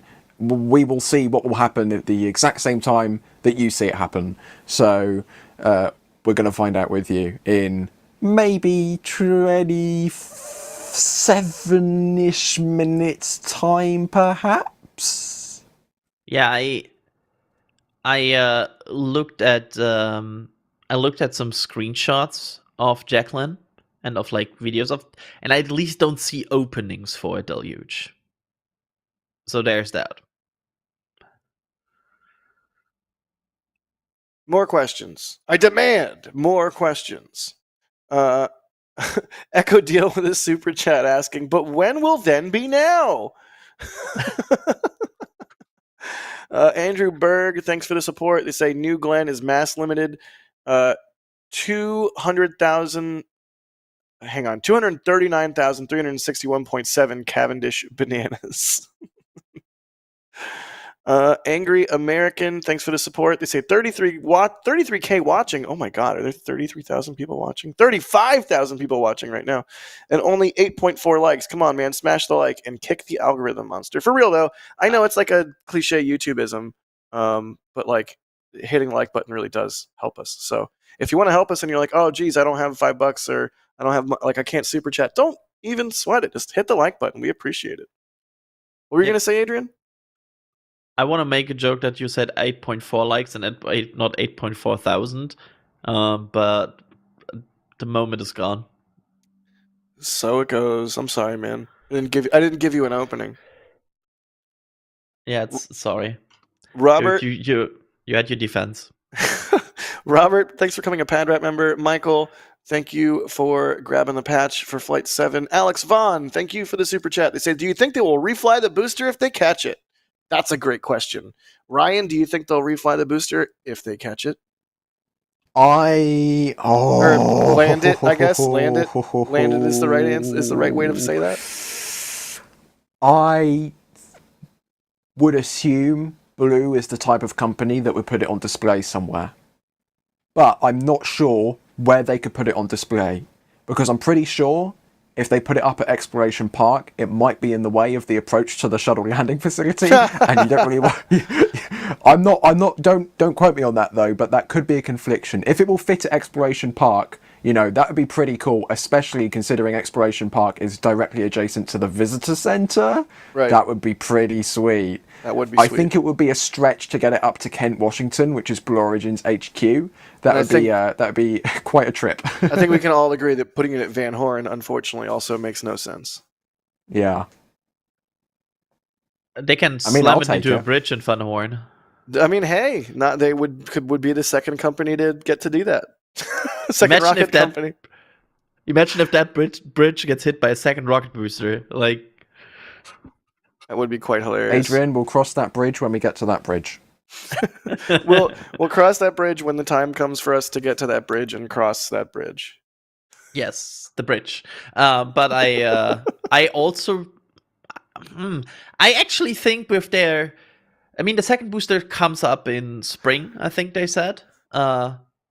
So maybe they just need it to refly if they reuse it. It could very well be. It could very well be that they want another tail to fly in spring, and then they want this one to fly again in a couple months after that. Like, hopefully they can work their way into a rapid cadence fast here. But we'll see what happens. I mean, we have Escapade coming up, which is a Mars interplanetary transfer window. So you need, if Blue is genuinely confident in hitting the upcoming window for that, they need their rocket to be ready to do that. This rocket clearly was not ready to launch last September, October. So, but again, this is a new rocket. Would NASA trust such a big interplanetary mission on a brand new reused booster on a vehicle that's never been reused? And again, we don't know what's going to happen in 14 minutes and 9 seconds time. We don't know how far this thing is going to go. Blue says full mission success is successful orbit. And why is it always when we say the time? Why is it always when we say the time? No. The time changes. Jack said the time changed. I brought it up. The next second, it pushed. We're now just beyond, sorry, T-minus, you guessed it, 35 minutes and counting, around 2:48 in the morning local time. I jinxed it. I'm sorry. It's twice in a row we've jinxed it now. I kid you not. Someone says the time, and 2 seconds later, the clock gets pushed. I'm sorry, everyone. It's my fault. You know, that's the way she goes. It's a brand new rocket, and they're only gonna have to. You guys know. You've heard me say it. This is how it goes. It's a brand new rocket. It's a 3-hour window. So it goes. Let's keep hanging out. Let's keep having fun and answering your questions. As hopefully Blue gets this figured out. But you know what? There's still Ryan. Is there more time in the window than is not in the window, or are we past that point?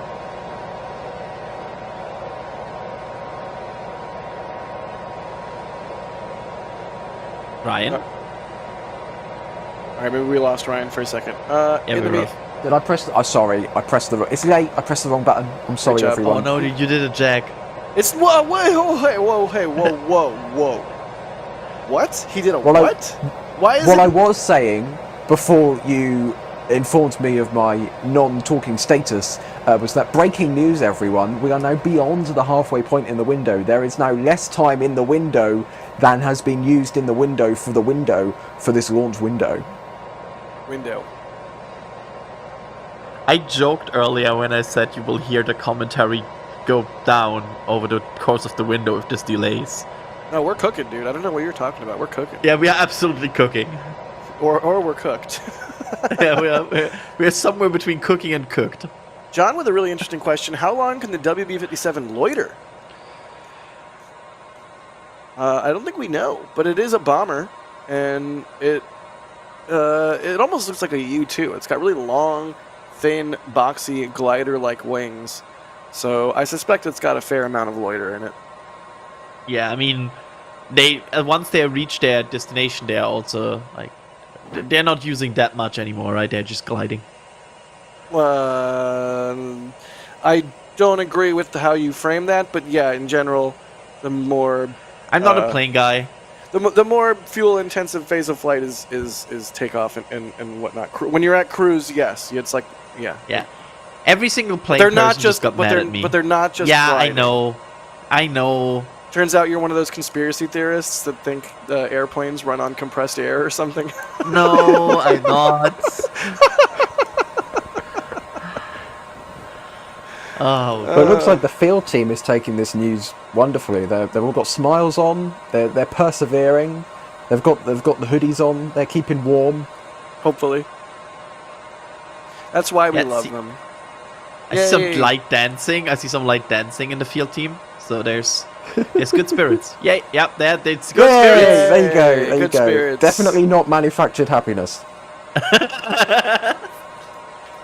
What about Disney World? Moving right along. Musical Wolves, thank you for the support. Anonymous, thank you for the Flight 7 patch. They say, breaking news, squirrels develop new bacon recipe that's 8 bananas tall. Horses shuttle, bingo.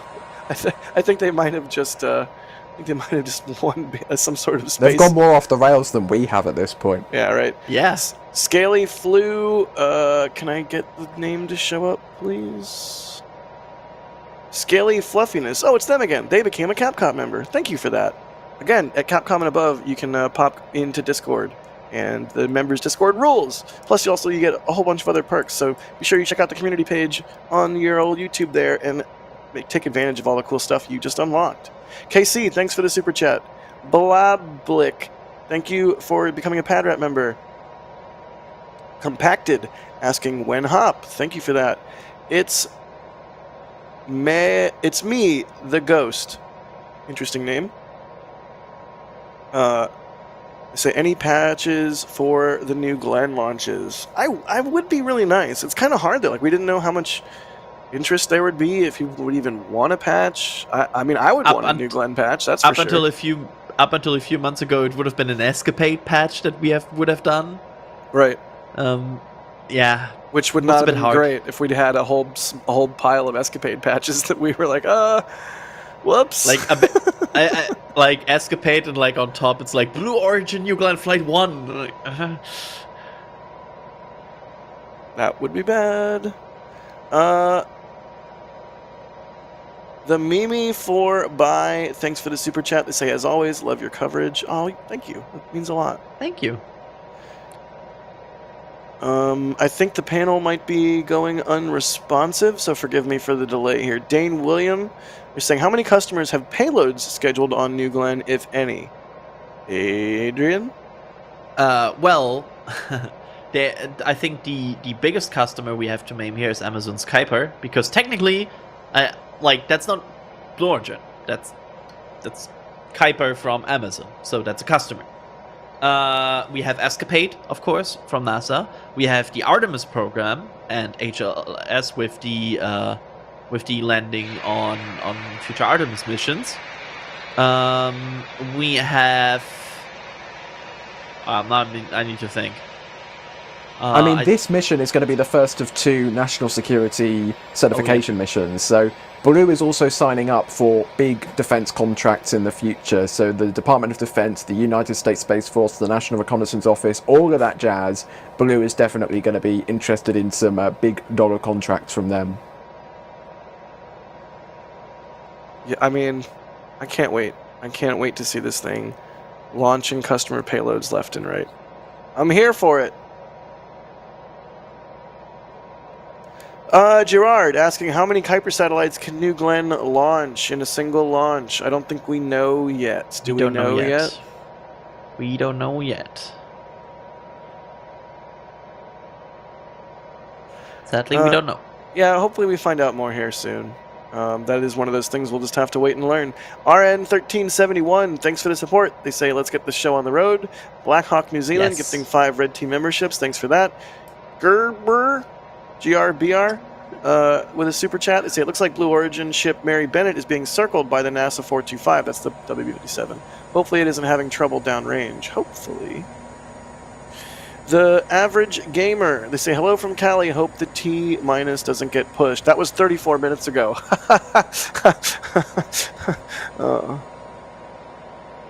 Paul becoming a Capcom member. Thanks, Paul. Abdu Sar, thank you for the support. Eric the Fredtime, thanks for the support. They say, imagine being tongue stuck to a rocket like being stuck to a streetlight pole. Yeah, I don't want to do that.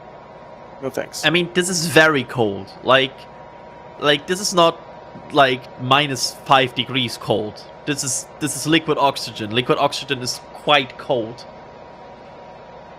Like don't drink liquid oxygen. Official NSF advice. Don't do anything with liquid oxygen. It causes things to become insanely flammable. Unless you're Blue Origin. If you're Blue Origin and you're listening, please do things with liquid oxygen. Yes, yes, thank you. Sorry, I really messed that up. We could be in dire straits just because of that stupid statement. I just haphazardly made it. They just in mission control sit there like, sorry, Jack Bayer called it. We don't do stuff with liquid oxygen. It's over. Yes, if you're a rocket company, especially Blue Origin, especially tonight, please do things with liquid oxygen. Musical Wolves, thank you for the super. They say, well, it's Groundhog's Day with T0. That's true, but again, new rocket. We kind of expected this. Blender asking, are you guys making any side bets on success or fail? I'm not. I don't want to bet on the success of rockets. Wow, people are still making Old Glenn Old Glenn jokes in chat. Abdu, thank you for the support, the kind words. Green Bean, thank you for the support. Thank you again, everybody, for joining us. We are They are asking, is there any part at all of this rocket I could buy on Amazon? Even nut and bolt stuff? I need to update my cart. I don't know, probably. I would assume that some, like, I bet you almost every single rocket out there has some off-the-shelf components that are in non-critical areas. Right. I bet a non-zero number of rockets have parts from auto parts stores. Because if you need a part or a certain fuse or wire or something, and you don't have time to get it shipped in, hey, guess what might have it? An auto parts store. Yeah. Tom is asking, is there any info, or what info is there on entry landing burn? 3 engines to 1, downrange distance. I think it is a 131 landing burn, but I'm not positive. Adrian? I'm not fully positive on that. I can only give you the duration, which is the there it is. Which is 28 seconds. But yeah, 131. Alex also says. So very so you similar believe to... it? So you believe it when Alex says it, but you don't believe it when I say it. Is that what you're telling me? Moving right along. Tom, that thanks silence again. was deafening. Tom, thank you again. That was an extremely generous super chat of you. 131 landing burn, about 620 kilometers east downrange. Green Bean, they say if they won't tell you why they pushed back again, just say it was pushed for tax purposes. That would be funny. Ha.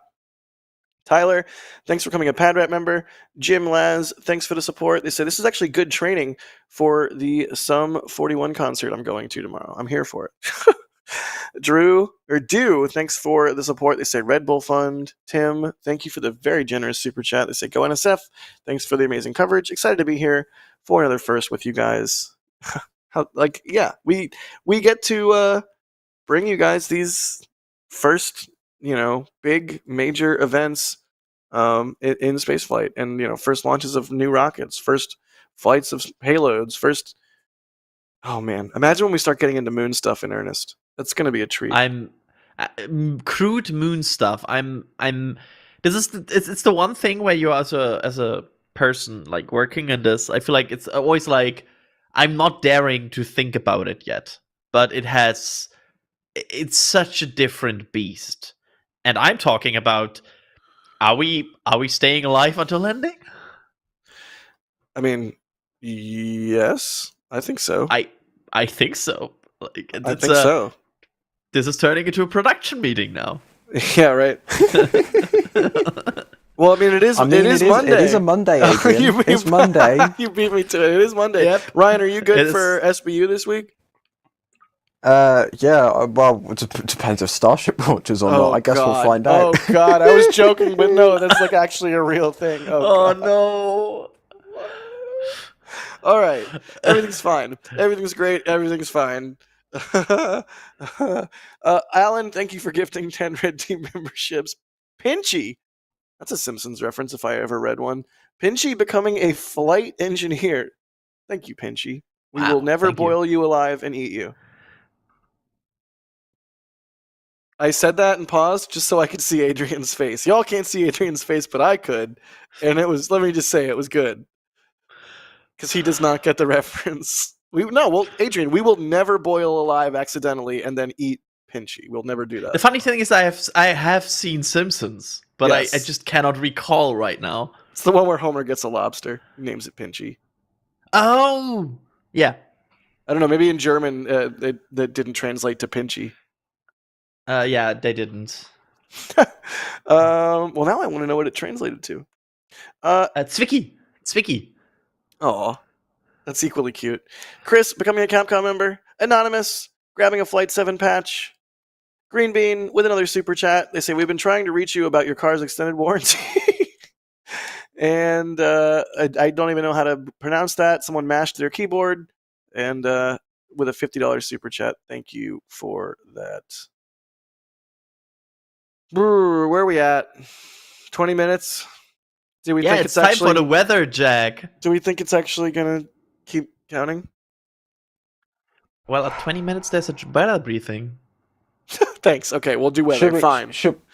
Let's look at the clouds. Let's look at the clouds, Jack. Let's look at the clouds. Fine. So show us the clouds. What do you think I'm doing, Jack? We're getting a bit angsty. We've been up for a long while. You can see this cloud here, which we were tracking across all the way from Tampa across. That was quite a big cloud. That is now completely fizzled out as it's gone over the Atlantic here. You can see it and it's gone. However, there is this kind of band here that's now starting to sweep across Florida, and the leading edge to use a wing term, I don't do weather, but I am now, of that cloud front is kind of moving across towards the Cape Canaveral area, and we're getting reports it might be getting in the way, which is a little bit annoying, but it does look thinner than the other clouds, than that big cloud there that was quite thick. It looks quite thin, but it is moving towards the Cape, so yes, cloud, but it is a bit thinner, so maybe that's good. I mean, no clouds would be ideal, but thin clouds might not be that bad. I mean, we'll just have to wait and see. But I'm just very glad that all of this stuff is going north and not coming towards the east. You should just preface everything that you do with I don't do blank, and then proceed to do blank. That was pretty great. I'm not doing weather, Ryan says as he stands in front of a weather map. What I meant to say is I'm not like a qualified meteorologist, right? Don't say that. People out there don't know that. I don't have a degree in cloud stuff, right? I'm just looking.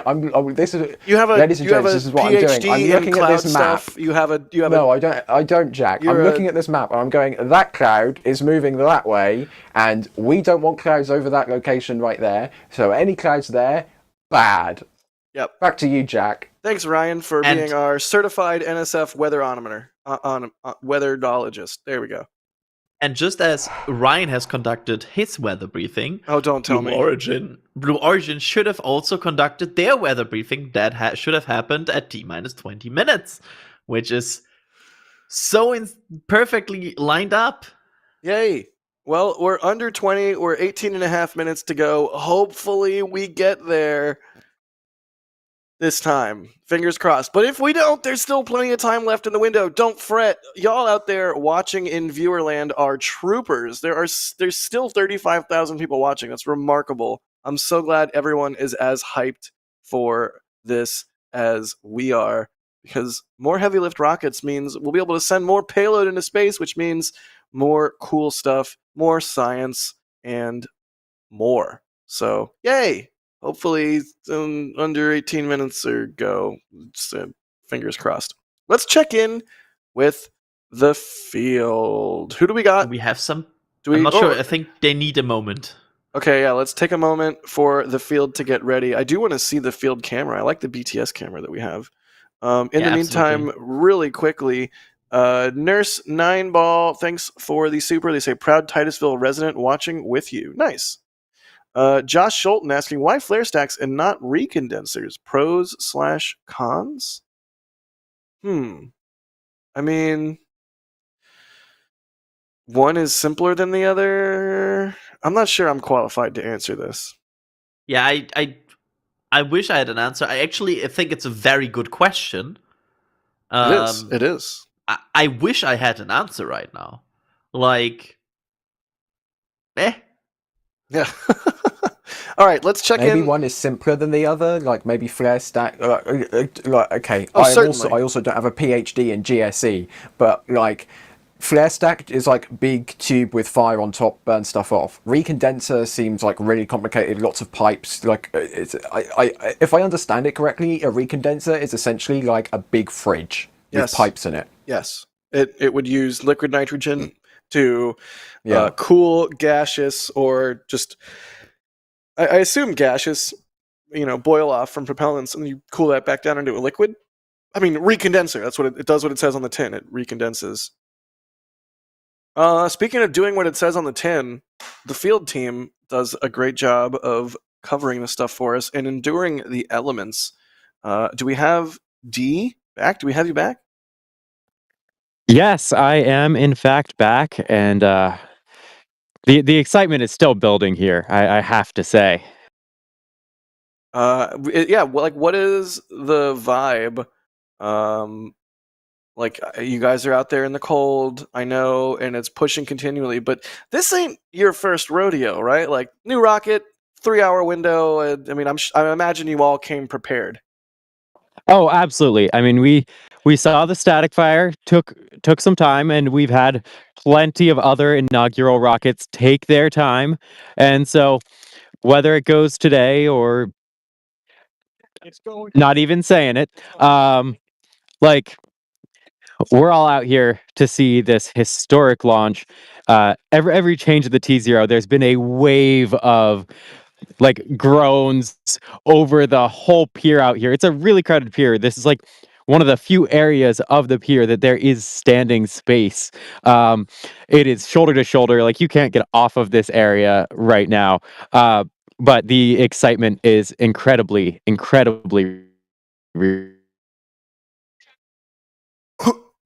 Awesome. That is so exciting. Thank you, D. Also, I think we might have back momentarily Julia, also in the field out there at the Cape. Julia, can we get a vibe check? How are you doing, you poor thing? This poor thing is bundled up in her blanket in the chair, and the vibe is up and down and up and down, and I just I really want to see her launch tonight, but now I'm kind of a little over chilled, so I'm very chill. All right. Well, But- maybe crank up some more hand warmers or something. Please try and stay warm. But not chill in that sense. I'm just kind of chill, as Harry would say, kind of cool like a potato or something like that. That does sound like what Harry would say. But potatoes are not really known for being cool, right? Like, well, the one that Harry is a hot potato. I'm a hot potato with the hand warmers, but I do still have a beautiful view of this rocket. Those clouds, well, they disappeared, and now I see them sneaking back. So I'd prefer this be sooner than later. That would certainly be nice. Hopefully sooner, to the tune of 13 minutes and 30 seconds or so. Don't say the time. Oh, God. Oh, no. Oh, geez. I'm so sorry. I blew it.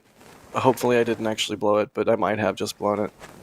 Did you just say you blew it? Wow. Strong. It's like strong 7:30 in the morning. I've been awake all night, Jack. I have you no, cannot expect I have anything better from yeah, me. no, I have no response other than wow. Somebody in chat says, "Well done."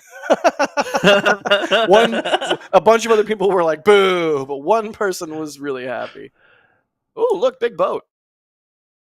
Oh yeah, I'm really glad this boat is coming past the time prior to T0 than T0. I concur. I feel like if there's a boat in that particular area right at T0, Probably that boat not would good. get yelled at. Yeah. Again, really, really loud horn. Now I imagine the comedic situation when there's a giant boat in that position and every photographer is like, move away, and the captain is like, what am I supposed to do? Have you seen that viral video where like some big stadium building is getting explosively demolished, and like a camera guy's like all set up with a beautifully framed shot, and then right as like it's like 3 seconds to go, a bus pulls up in front of like between him and the thing and just stops there for the explosion and then drives away, and you can just hear the camera guy like, no, like, yeah, that is a real thing. It's a real thing. I haven't seen that video in particular, but I have seen so many train spotting videos of like people going out to see the Flying Scotsman or the Mallard, and then this Aviva Rail Class 300 just trundles in front and parks at the station, and then it just blocks the entire view. Like the most boring train in the world. Just Yeah, oh god, Oh, you lived no. off time. Oh No. god, no. Why I did didn't you make mention it the time orange? this time. It's not my fault. It's not my fault. We didn't even acknowledge it. I'll take the L on this one. I'd mentioned times within the last like 5 minutes, so I'll take the L. My bad. Yeah. So What's the new T0? ladies and gents, 315. 315. we have a new T0, and we are now 38-ish minutes and counting to, I've lost track now, this is like the 5th or 6th T0 of the night. I can give you the whole history. 3:15 is 45 minutes left to go in the window, so that's less window than the window already used. Adrian, take it away. I mean, we had what? We had 1, then 130, then 131, 152, 207, 227. Then we had the current one, and now we have 315. So, yeah, it's moving constantly at a very reliable pace. I feel like is what we are experiencing here, Ryan. And we are now back at 37 minutes. The only, I mean, at this point, we have to talk about the end of the window, right? Like, they have 45 minutes left. I think let's assume that we get to 13 minutes again. They could then push another 30 minutes, I believe. That would be 15 minutes left in the window. But yeah, maybe this could be our penultimate attempt of the night, assuming that they keep pushing for whatever reason they keep pushing for. Because these are very consistent pushes, right? We've got to like 15 minutes, 13 minutes, 9 minutes, 13 minutes, 13 minutes, and then we're back up to 38 minutes to go. So these they seem to be adding half an hour onto the T0 pretty much every half hour, right? And so yeah, we had it coming, right? Like the whole static fire taking a bit longer situation, where it seemed like they tried it over and over again. We had this coming. yeah, I'm really looking forward to having to stay up till this time of day in 48 hours time. Yeah, that's the good question. Like, that's actually an interesting discussion topic. Like, how fast can they recycle? Like, full on recycle. I hope it's not the same day as Starship. I know everyone watching would love this to be the same day as Starship. That would be legendary if you're watching this, but I just have to say, from someone who, produces these streams, hosts these streams for your enjoyment, if they're on the same day, I don't know where that sleep period would happen, because I would need one.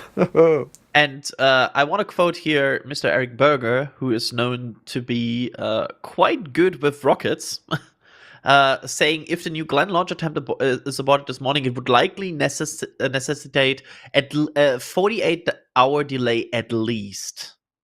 And he's also saying the weather becomes poorer 2 days from now, and the current launch window closes on January 16. So this may be their only chance for a bit. So just an input from Eric Berger on X I want to quickly mention here. Because in contrast to Ryan, Eric Berger is actually qualified to talk about the weather. Wow. You're not helping here, Adrian. I'll call Eric Berger a space enthusiast, because that's what he called me. There you go. We're even. There we go. You're even now. But with that 34 minutes to go here, Actually, in no, countdown. I retract that because Harry in the back channel has just given me a legendary word here. I'm going to call Eric the weather enthusiast. He can call me the space enthusiast if I can call Eric the weather enthusiast. I feel like I'm like witness of a match here right now that I don't want to be part of. Anyway, the rocket is still looking wonderful. The good thing is it's not looking any less good, right? It's still looking a little bit fluffy. It's looking textured, as I like to keep saying. It's venting. It looks happy. It looks, there are much more worse ways for rockets to look. The rockets could be tumbling through the sky. Rockets could be, maybe have their FTS going, but it doesn't actually destroy the vehicle. Where have we seen that before? I don't know. Vehicles could be, I don't know, showering solid propellant all over the Cape Canaveral Air Force Station like a certain Delta did. Rockets could be, I don't know, destroying concrete. But this rocket is very peaceful, very calm, very stationary. A bit too peaceful, happy. a bit too calm, and a bit too stationary for my taste, I have to say. Dare I say it's looking rather sanguine? Yeah. Look at the layers of ice on this. It's beautiful. It's getting more. It really is increasing. It reminds me a little bit of the wet dress we saw the other day here in Starbase, where the entire vehicle stayed frosty for like hours just because it was so cold. It was so cold outside. Yeah. It's very frosty. Ooh, we have a shot from Max. Nice. There's those pesky clouds we were talking about. Yeah, they're coming in. And again, we are still lacking, and that's what I don't like here. We are still lacking proper wording on why. Yeah, what's going what's on? happening right now? That's, I'm trying my best here to be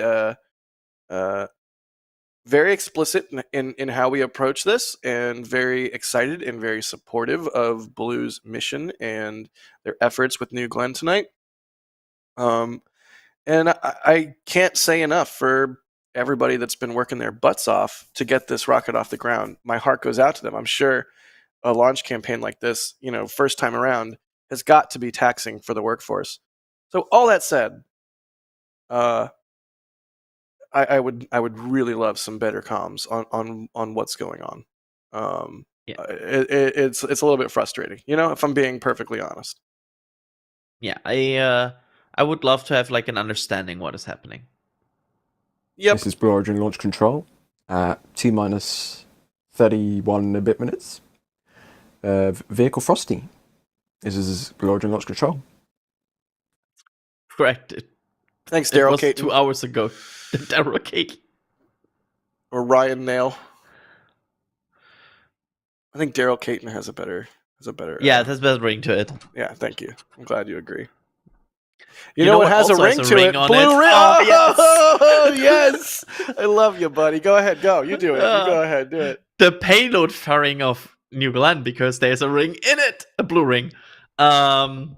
Because we are still standing by for that launch of New Glenn here 30 minutes from now. Hopefully. They are approaching a bit the tight end of the window here, their 3-hour window. Adrian, they've got 45 minutes left beyond this Yeah. T0. That's plenty of room. That's so much room.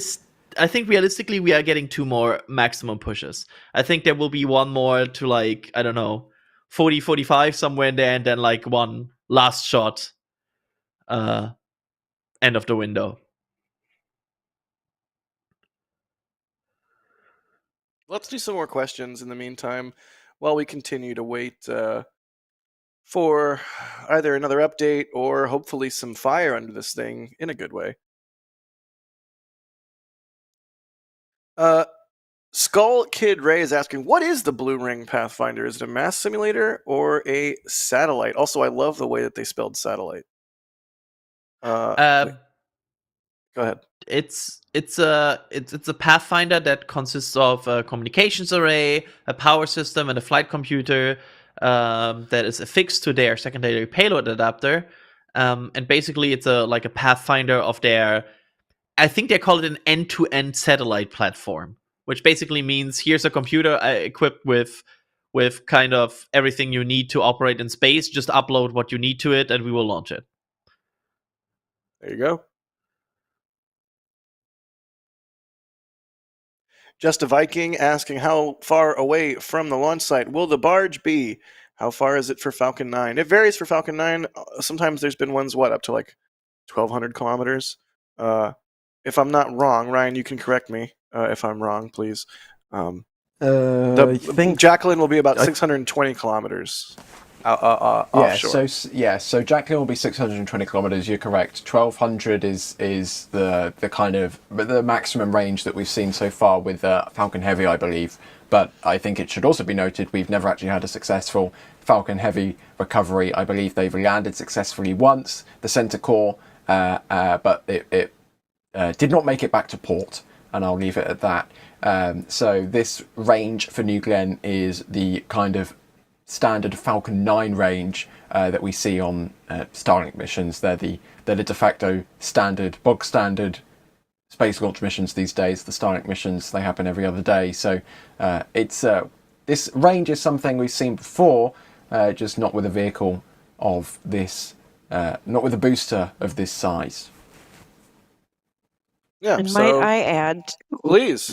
Sorry, there goes my voice.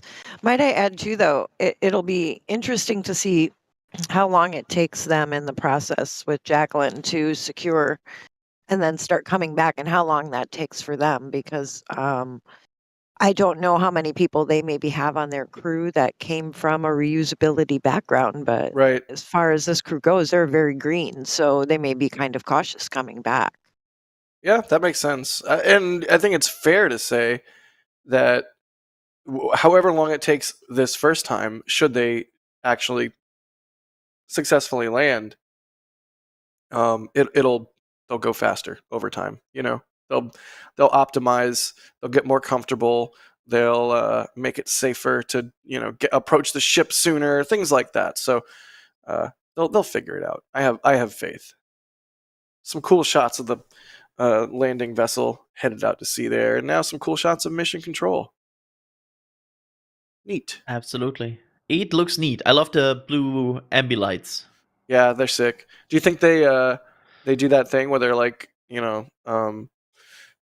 activated by a screen or whatever? Like when they get to launch, they all turn red and do like red orange flickering like flame or something? That would be sick. Or they pulse their polling station turn into their color they are. Yes. That would be so Y'all just sick. give me like the coolest idea ever. Next static fire, for the next rocket.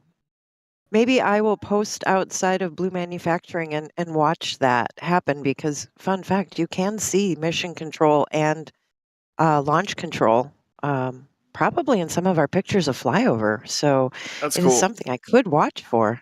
Haha. I don't know if that'd be like going over the line, but it'd be cool. I'm It'd be not cool. It'd be a talking cool about view. zoom-in cameras, Jack. No, but I'm I talking am. about. But I am. No, I get it. You're dangerous. I am, but that's why you like me, right? Absolutely. Also, that's why I wear orange. Everybody knows where I am at all times. They just look for orange. They're like, oh, he's over there. We're good. What? D? Hi, D. Hi, D. Why is D appears flummoxed? Why is D flummoxed? Maybe they just don't know what's happening anymore like us. We're just sitting here looking at the clock tick down and then magically 30 more minutes appear. It's possible. I'm going to thank some people while we wait to get under 20 minutes again. What's that red flashing light, by the way? Sorry, but we were undershot. Which red flashing light? On the left side, there's like a bing, bing, bing, bing. Oh, I don't know. Flashing light. It's a good question. I see that. Huh.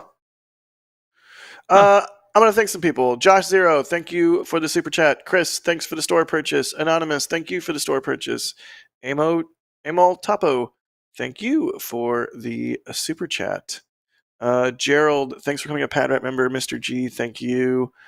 Green Bean, asking, how do you cook your steak? What sides do you make? I generally go medium rare, and I'm a big fan of mashed or baked potato, plus also maybe like some asparagus or maybe like some Brussels sprouts, like some baked Brussels sprouts. That'd be good. Adrian, how do you cook your steak? Medium rare. Nice. Ryan, steak? I'm not going to go crazy because we are potentially 24 minutes away from launch, but Brussels sprouts and steak? Yeah, yum. How could you disgrace such that's a meal good combination with Brussels sprouts? Also, delicious. both go good with sauce hollandaise. All right, we've already. I regret even asking. Moving. Let's continue thanking people. Kevin, thank you for grabbing some stuff from the store. They say more excited for Flight 7 by far than New Glenn, especially if they keep delaying the launch by 30 minutes a night. Bro, it's a new rocket. Like, do you not remember when Starship was doing the low altitude hops and it would be like a 2-day scrub or what have? Like, this is par for the course. Or these several spin prime and static fire attempts that have scrubbed over time, and then they open the road and cars go to the pad. Kevin, do you have the song? Spin prime, No, spin prime, don't, spin prime, don't, static no, fire, static no. fire, static fire, spin prime. But I'm just saying, everybody that is oh, Starship just works. Well, Starship had plenty of testing delays. The amount of times we have seen the good old message of cars to the pad is plenty. It's true. It's absolutely true. And that's why we've tried ad nauseum on this stream to illustrate that this is a new rocket and this is par for the course. I'm not more excited for Starship or New Glenn. I'm just excited for both. I wish there was a third gigantic rocket from another company. I wish SLS had its act together and was going to launch with any kind of reasonable cadence that wasn't like once every 2-ish plus years. Like the more payload we can get into space, the more cool things we can do in space. So I still want my dream payload is a how fast can we go payload. Now that we have these 100-ton capability vehicles coming up soon, I just want a yeet payload. I want like the 100 tons to be spent on Yeah. a small Yeah. probe that we just yeet. It's a CubeSat. It's just a CubeSat on a starship or on New Glenn, and it's got like a Star 48 kick stage on top of a Star 48 kick stage. Like just go full Kerbal with it. I'm here for that. Yeah, just like let's see how fast we really can go. Speaking of going fast, we got the video on screen there showing a render from Blue of the launch and landing. It's almost like a tease at this point. Like, come on, please. I hope we get to see this tonight. I hope they show us some onboard views so we can see this render become a reality in the same way that so many times here in Starbase we've seen renders become reality. And that is why we're all up at insane o'clock and still super excited for this launch, hopefully tonight, because, you know, it's about these science fiction moments that seem far-fetched and not even possible actually coming to pass in real life. Please. I do have to compliment Blue. Their smoke animation is really good. Quite good. A lot of render time on those fluid dynamics equations. I mean, they've been building this rocket for a long time. They've had plenty of time to simulate their smoke. That's fair. I mean, it's only in full production like 3 or 4 years, right? Before that, it was an R&D concept. I don't even know where to go with that. You can see, this is tantalizing. It could be a whole stack of Kuiper satellites, or it could be a moon lander, or it could be a payload. Blue Moon looks so small compared to the second stage. I mean, like, It does. Blue Moon is a big lander. It's like huge compared to the Apollo lander, but New Glenn is so big. You put anything in that fairing, it looks tiny. It's so funny. The Kuiper satellites look sexy. They do, and I wonder how realistic that animation is. Like, will a New Glenn carry? I don't know. I didn't count them. However many satellites that was, look like 20 or 30 or maybe more. Like, hopefully, they're gonna need to launch. They're gonna need to launch a lot of Kuipers in a short period of time. Are they not, Adrian? Because there's like a whole thing for their license for the bandwidth that those satellites use from the FCC. It says they have to have half their constellation up by, next year?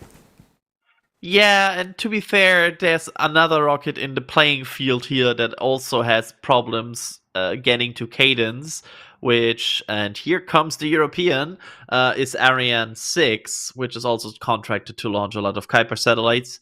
So it's not only on New Glenn to do that, it's also on Ariane 6 and also on Atlas 5. Of which probably the one rocket I'm least worried about cadence right now is Atlas 5, because it's actually a well-proven and produced rocket. Right. There's also Vulcan in the mix, because I think there's 30-ish odd satellite launches for Kuiper on Vulcan, and, you know... Oh, true. Vulcan had its observation, and I think, you know, in June or whenever the conference was, Tori Bruno said that they wanted to launch a couple times before the end of 2024, and we're now on the 13th of January 2025, and they haven't launched since. So Vulcan is also another vehicle in the mix there. Yep, good point. Fluxline, thanks for becoming a Capcom member. Jump into the Discord and say hey, and enjoy all the other sweet perks that you get at Capcom level of the membership program. Dimez, thank you for the support. They say tired NSF is the best NSF. Been waiting another 30 minutes since SN4. Oh goodness, Ryan. I dare not say it, but the time has done the thing where it's less than the allotted amount of time. So give us a bit of a weather update. You wouldn't dare say a number, Jack. You wouldn't dare say a number. But here you go. The clouds do look thinner, which is better than thick clouds, but there are clouds, which isn't great. But fingers crossed, the clouds coming in here across from, you know, Tampa, Orlando, moving across to Cape Canaveral. Hopefully they act more as like an ND filter, which is effectively like sunglasses over the lens, rather than, you know, blocking out all the light. Because maybe if the clouds are just the right thickness, just the right density, we might be able to see some muck diamonds of the BE4s. Maybe, I don't know. It's just a wish at this point. But yeah, clouds are coming, but there's nothing we can do to stop them. So we're just going to have to make do, unfortunately. And to be fair, the launch weather forecast from the 45th said that there's only a 10% chance of weather violation, and that one was a thick cloud layer rule. But great. I maybe it's just me, and to be fair, we have to speculate here because we don't have the answer. It doesn't feel to me like this is a weather delay. Yeah, I would tend to agree with that. We don't know, to be clear. We're speculating wildly at who knows o'clock, but that I would tend to agree that. Especially since for some of the T0s earlier in the night, that cloud layer had dissipated. It was nice and clear. Yep, absolutely. They have officially also said that there is a small problem they're working on. Oh, a small problem. Well, that's good. It's not a big problem. It's a small one. No. Yeah. But I mean, this is a big rocket, so is this a small problem because it's small, or a small problem because the rocket's big and relatively it's small? That's a very good question. Saying if you make your rocket big enough, every problem is small? Or every problem is big? Maybe. Yeah, go ahead. I will also cross that bridge here about talking about tomorrow's weather and the weather going forward, because it's not looking too fancy. Tomorrow, for example, on the 24-hour delay, which we don't expect them to make, the trend goes to 60% chance of violation, with cumulus clouds, thick cloud layers, and liftoff winds being an issue. And the weather in general doesn't improve during the week. So 48-hour recycle, probably looking not too fancy. Yikes. Yeah, what cosmic entity rolled the dice over and over again and just got like several nat 20s and is like, okay, yep, Starship and New Glenn are both going to be launching in the same week. Actually, it's within 48 hours. Actually, they're both slipping. Actually, they're slipping to the same day. Actually, they're slipping to the same day again. Like, how is this happening? How is this the timeline that is real life? Yeah, like, it's crazy that we are talking about like the two of the biggest rockets humans have ever created, and they just happen to be so close to each other right now. Yeah, fingers crossed that New Glenn can get off the ground tonight, because then maybe we can get Max and D over here to Starbase for Flight 7. Fingers crossed. And also, we can see and learn so much tonight if they can pull this off. We got what? An hour left in the window? Yep. An hour left. 45 minutes from this T0, 59 minutes from now. Thank you. I don't want to say it, but I will take one for the team. Maybe, just maybe, Blue can get this big rocket off the pad in just under 14 minutes' time. Fingers crossed. I mean, despite the repeated, pushes late into the count, I'm still getting sort of adrenaline rush and antsy again as they see that clock tick down, and I'm excited because I want to see those 7 BE4s light up.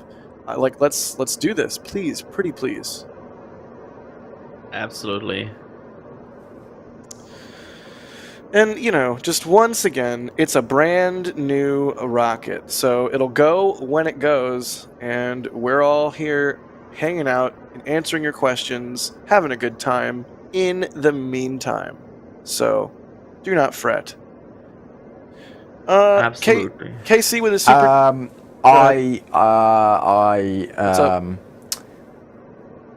What's up? Ignore me. I saw the clock disappear and it returned.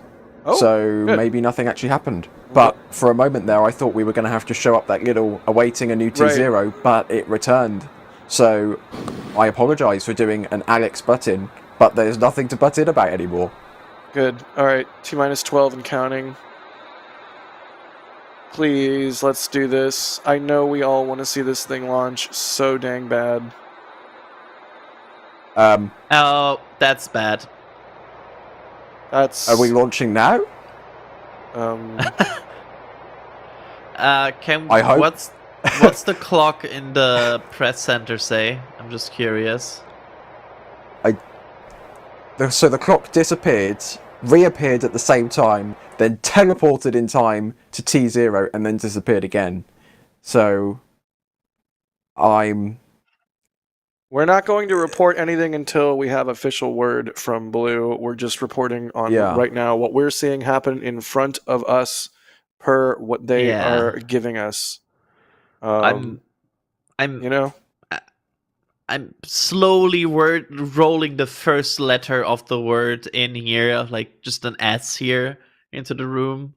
Yeah, like there's a large wall, like a building-sized wall of like, vehicle-sized letters, and you're sort of just flying around in a jetpack, and you can tap a letter and it'll light up. And so you've just tapped the S. Yeah, you've tapped the S. That's good to know. I wonder if the rocket just got really overexcited and was like, T0, let's go! And then Mission Control's like, no, you can't launch it, you gotta wait. Huh.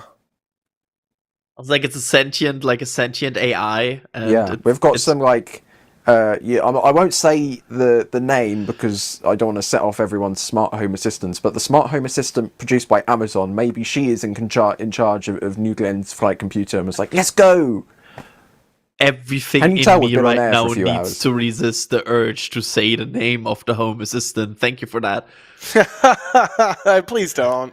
But no, it's too late because otherwise. So the clock here is still ticking.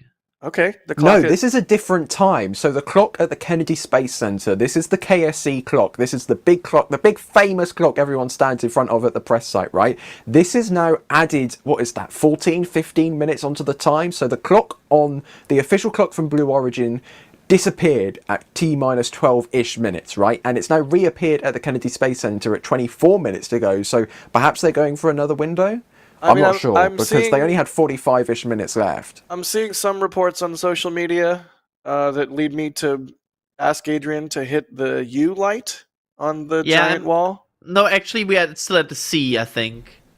Right? Okay. Yeah, that's right. No, yeah, we're still at the C. Thank you. Yeah, C, maybe R. Yeah, thanks. I jumped the gun. Okay, it's 2 a.m. Not yet U. We are we're getting there. NASA spaceflight in chat, whoever that is saying scrub. Oof. I see various space reporters on socials saying scrub. I don't want to. The person that will call. But there's only one entity right now that can call a scrub. Right. And that's the company that is launching this. Everything else is. We assume it's a scrub, but they are the ones to confirm this. How many letters do we have lit up right now, Adrian? We are at U. It's just the B. Oh goodness. Well, we'll await news. In the meantime, we have gotten so much support on this stream, which rules because we love what we do, and I'll continue to thank people as we wait for more information from Blue. Hopefully soon here. Big Yucky, thank you so much for the support there. Celadon Hair Extraordinaire, thank you. They say someone needs to go to sleep so that it launches. That's the rule. Everything happens the moment you log off. That is true. Casey, thank you for the support. We don't know what's causing the delays. Steve, thank you for the kind words. Rankley, thank you. They say, so this is what Groundhog's Day feels like.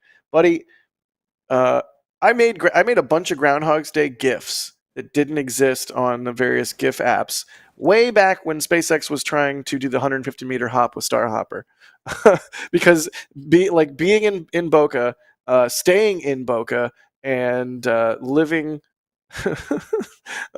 that life for a couple weeks in a row, you definitely start to feel like Groundhog's Day. So, I feel like the flare stacks have increased in activity.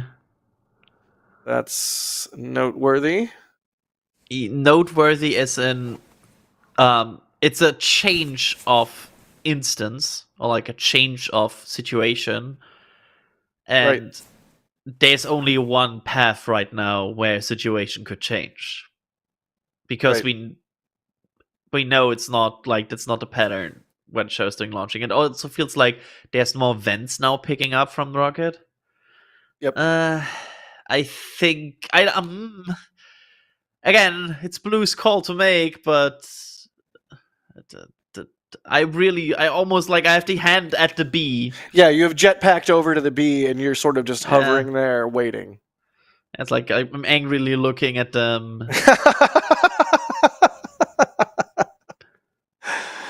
Space Beagle, thanks for the coffee money. Baymax, thank you for becoming a Capcom member. I say it every time. Pop into the Discord. You have Discord access now. Our Discord rules. It's a really great place to hang out and chill and talk rockets or food or games or whatever you're into. Pets, making stuff with 3D printers, the Discord rules. Plus you get a whole bunch of other perks as well. Big vent from the vehicle. Huh.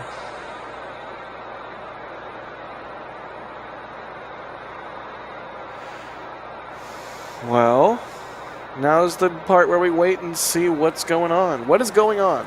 Please tell us, Blue. Please. It's Jack. I can report the vehicle is venting. Thank you, Ryan. Is the sun up? It is where I am. Oh, here we go. Tweet from Blue. Scrub official. Adrian, light up the B. I'm lighting up the B. I think we can also change the top. Yep, there it is. There's the big red letters. Blue's X post says, we're standing down on today's launch attempt to troubleshoot a vehicle subsystem issue that will take us beyond our launch window. We're reviewing opportunities for our next launched attempt. Y'all, it's a brand new rocket. This is how these things go. No shade on Blue whatsoever. This is just the way it happens. It's literally rocket science. Okay, so, yeah, if you're frustrated at all, maybe go back and watch some of our early Starbase streams, because this is go and watch all of the Artemis 1 streams that we conducted. God. Yeah, because the last couple of years of integrated Starship flights have spoiled us, because Starship has been. I think Starship's flight cadence is honestly unprecedented. Out of 7 flights, they have scrubbed once. It's really remarkable. This is a brand new vehicle. That is unheard of in this industry. So Blue standing down on the first attempt is like, honestly, if you did not expect this going into today, then I'm not really sure you're qualified to make predictions. Yeah, I mean, that's fair. I mean, feel your feelings. I'm not trying to invalidate that, but also, like, this is how it goes. We'll be ready to hang out with y'all and go through a launch stream when Blue is ready to try again, and it's going to be awesome either way. And we want to see this thing succeed. We want to see them nail the landing on the first try. We want to see them get to orbit on the first try, and that means we don't want to see them launch unless everything is right. We had Harry on at the beginning, of course, and Harry, I think, as the person here that is most paying attention to everything Blue does, also said, like, he gives it about 20% that they make it today. And that should tell you about expectations.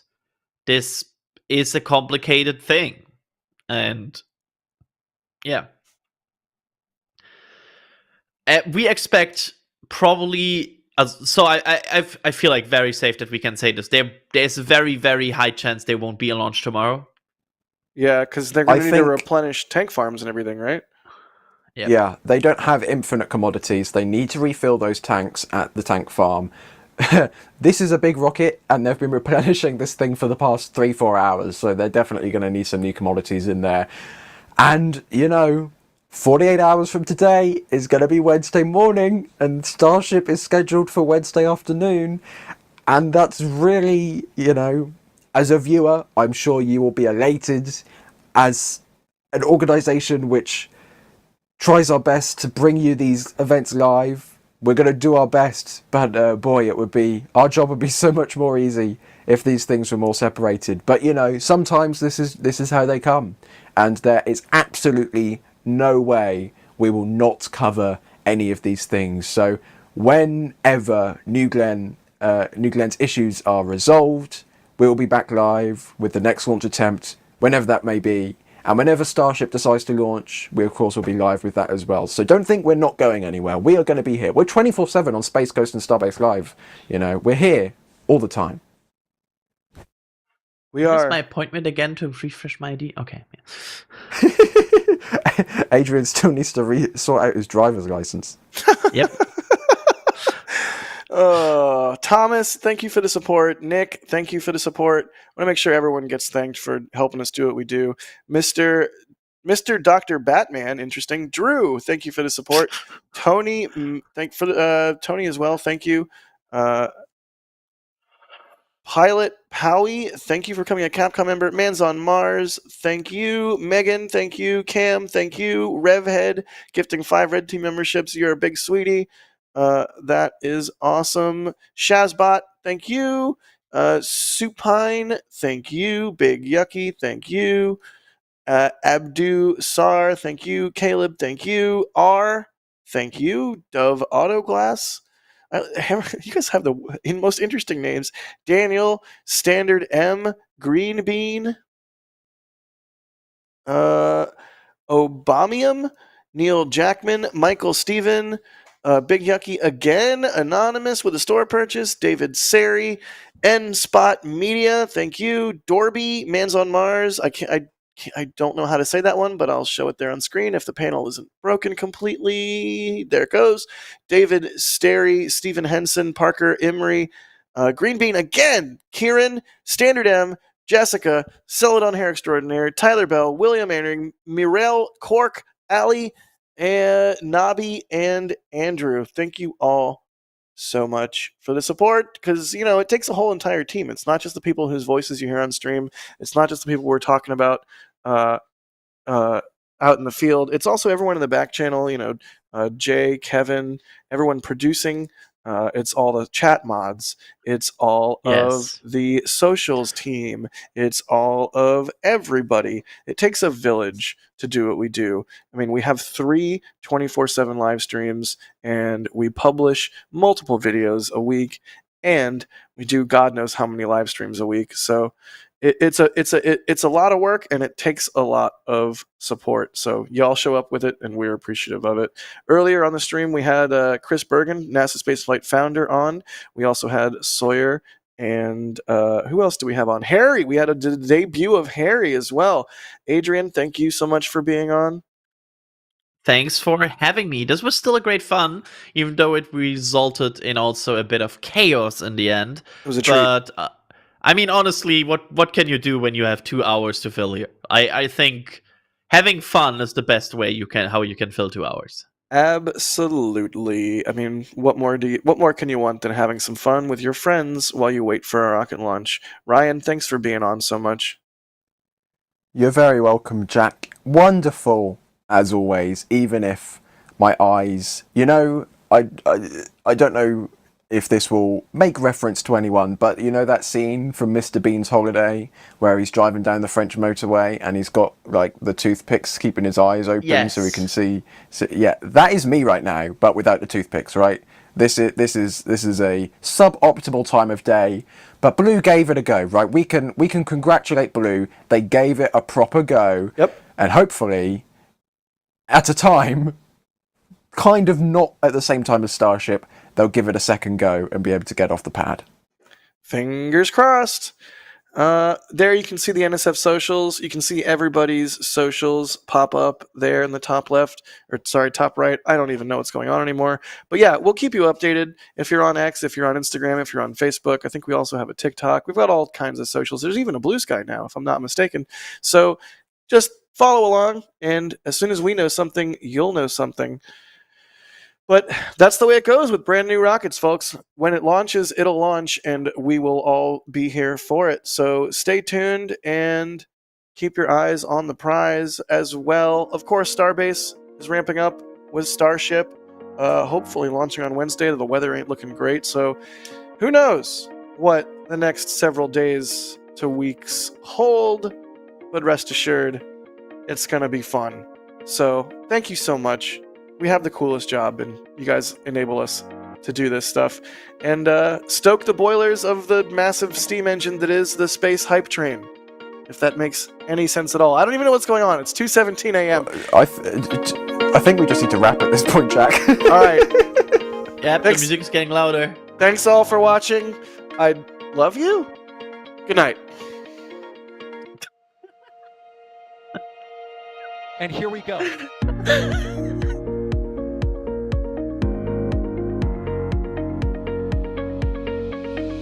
have liftoff. Propulsion continues to be normal. R68 chamber pressure looks good. Following up. Roger, Atlantis. Water towers fly! Yes! Tango down to nominal. Fighting downside FT off. Bring in FT off. Off. It's orange! R45! Oh my god! Oh my god! Decollage. Look at this! Put that in the big bag, Eagle. 343 unfolds to go. Indeed. We rise together, back to the moon and beyond. If there's methane, it'd be igniting in the flare, correct? Yikes. Keep red. Sure. We don't need any more of these.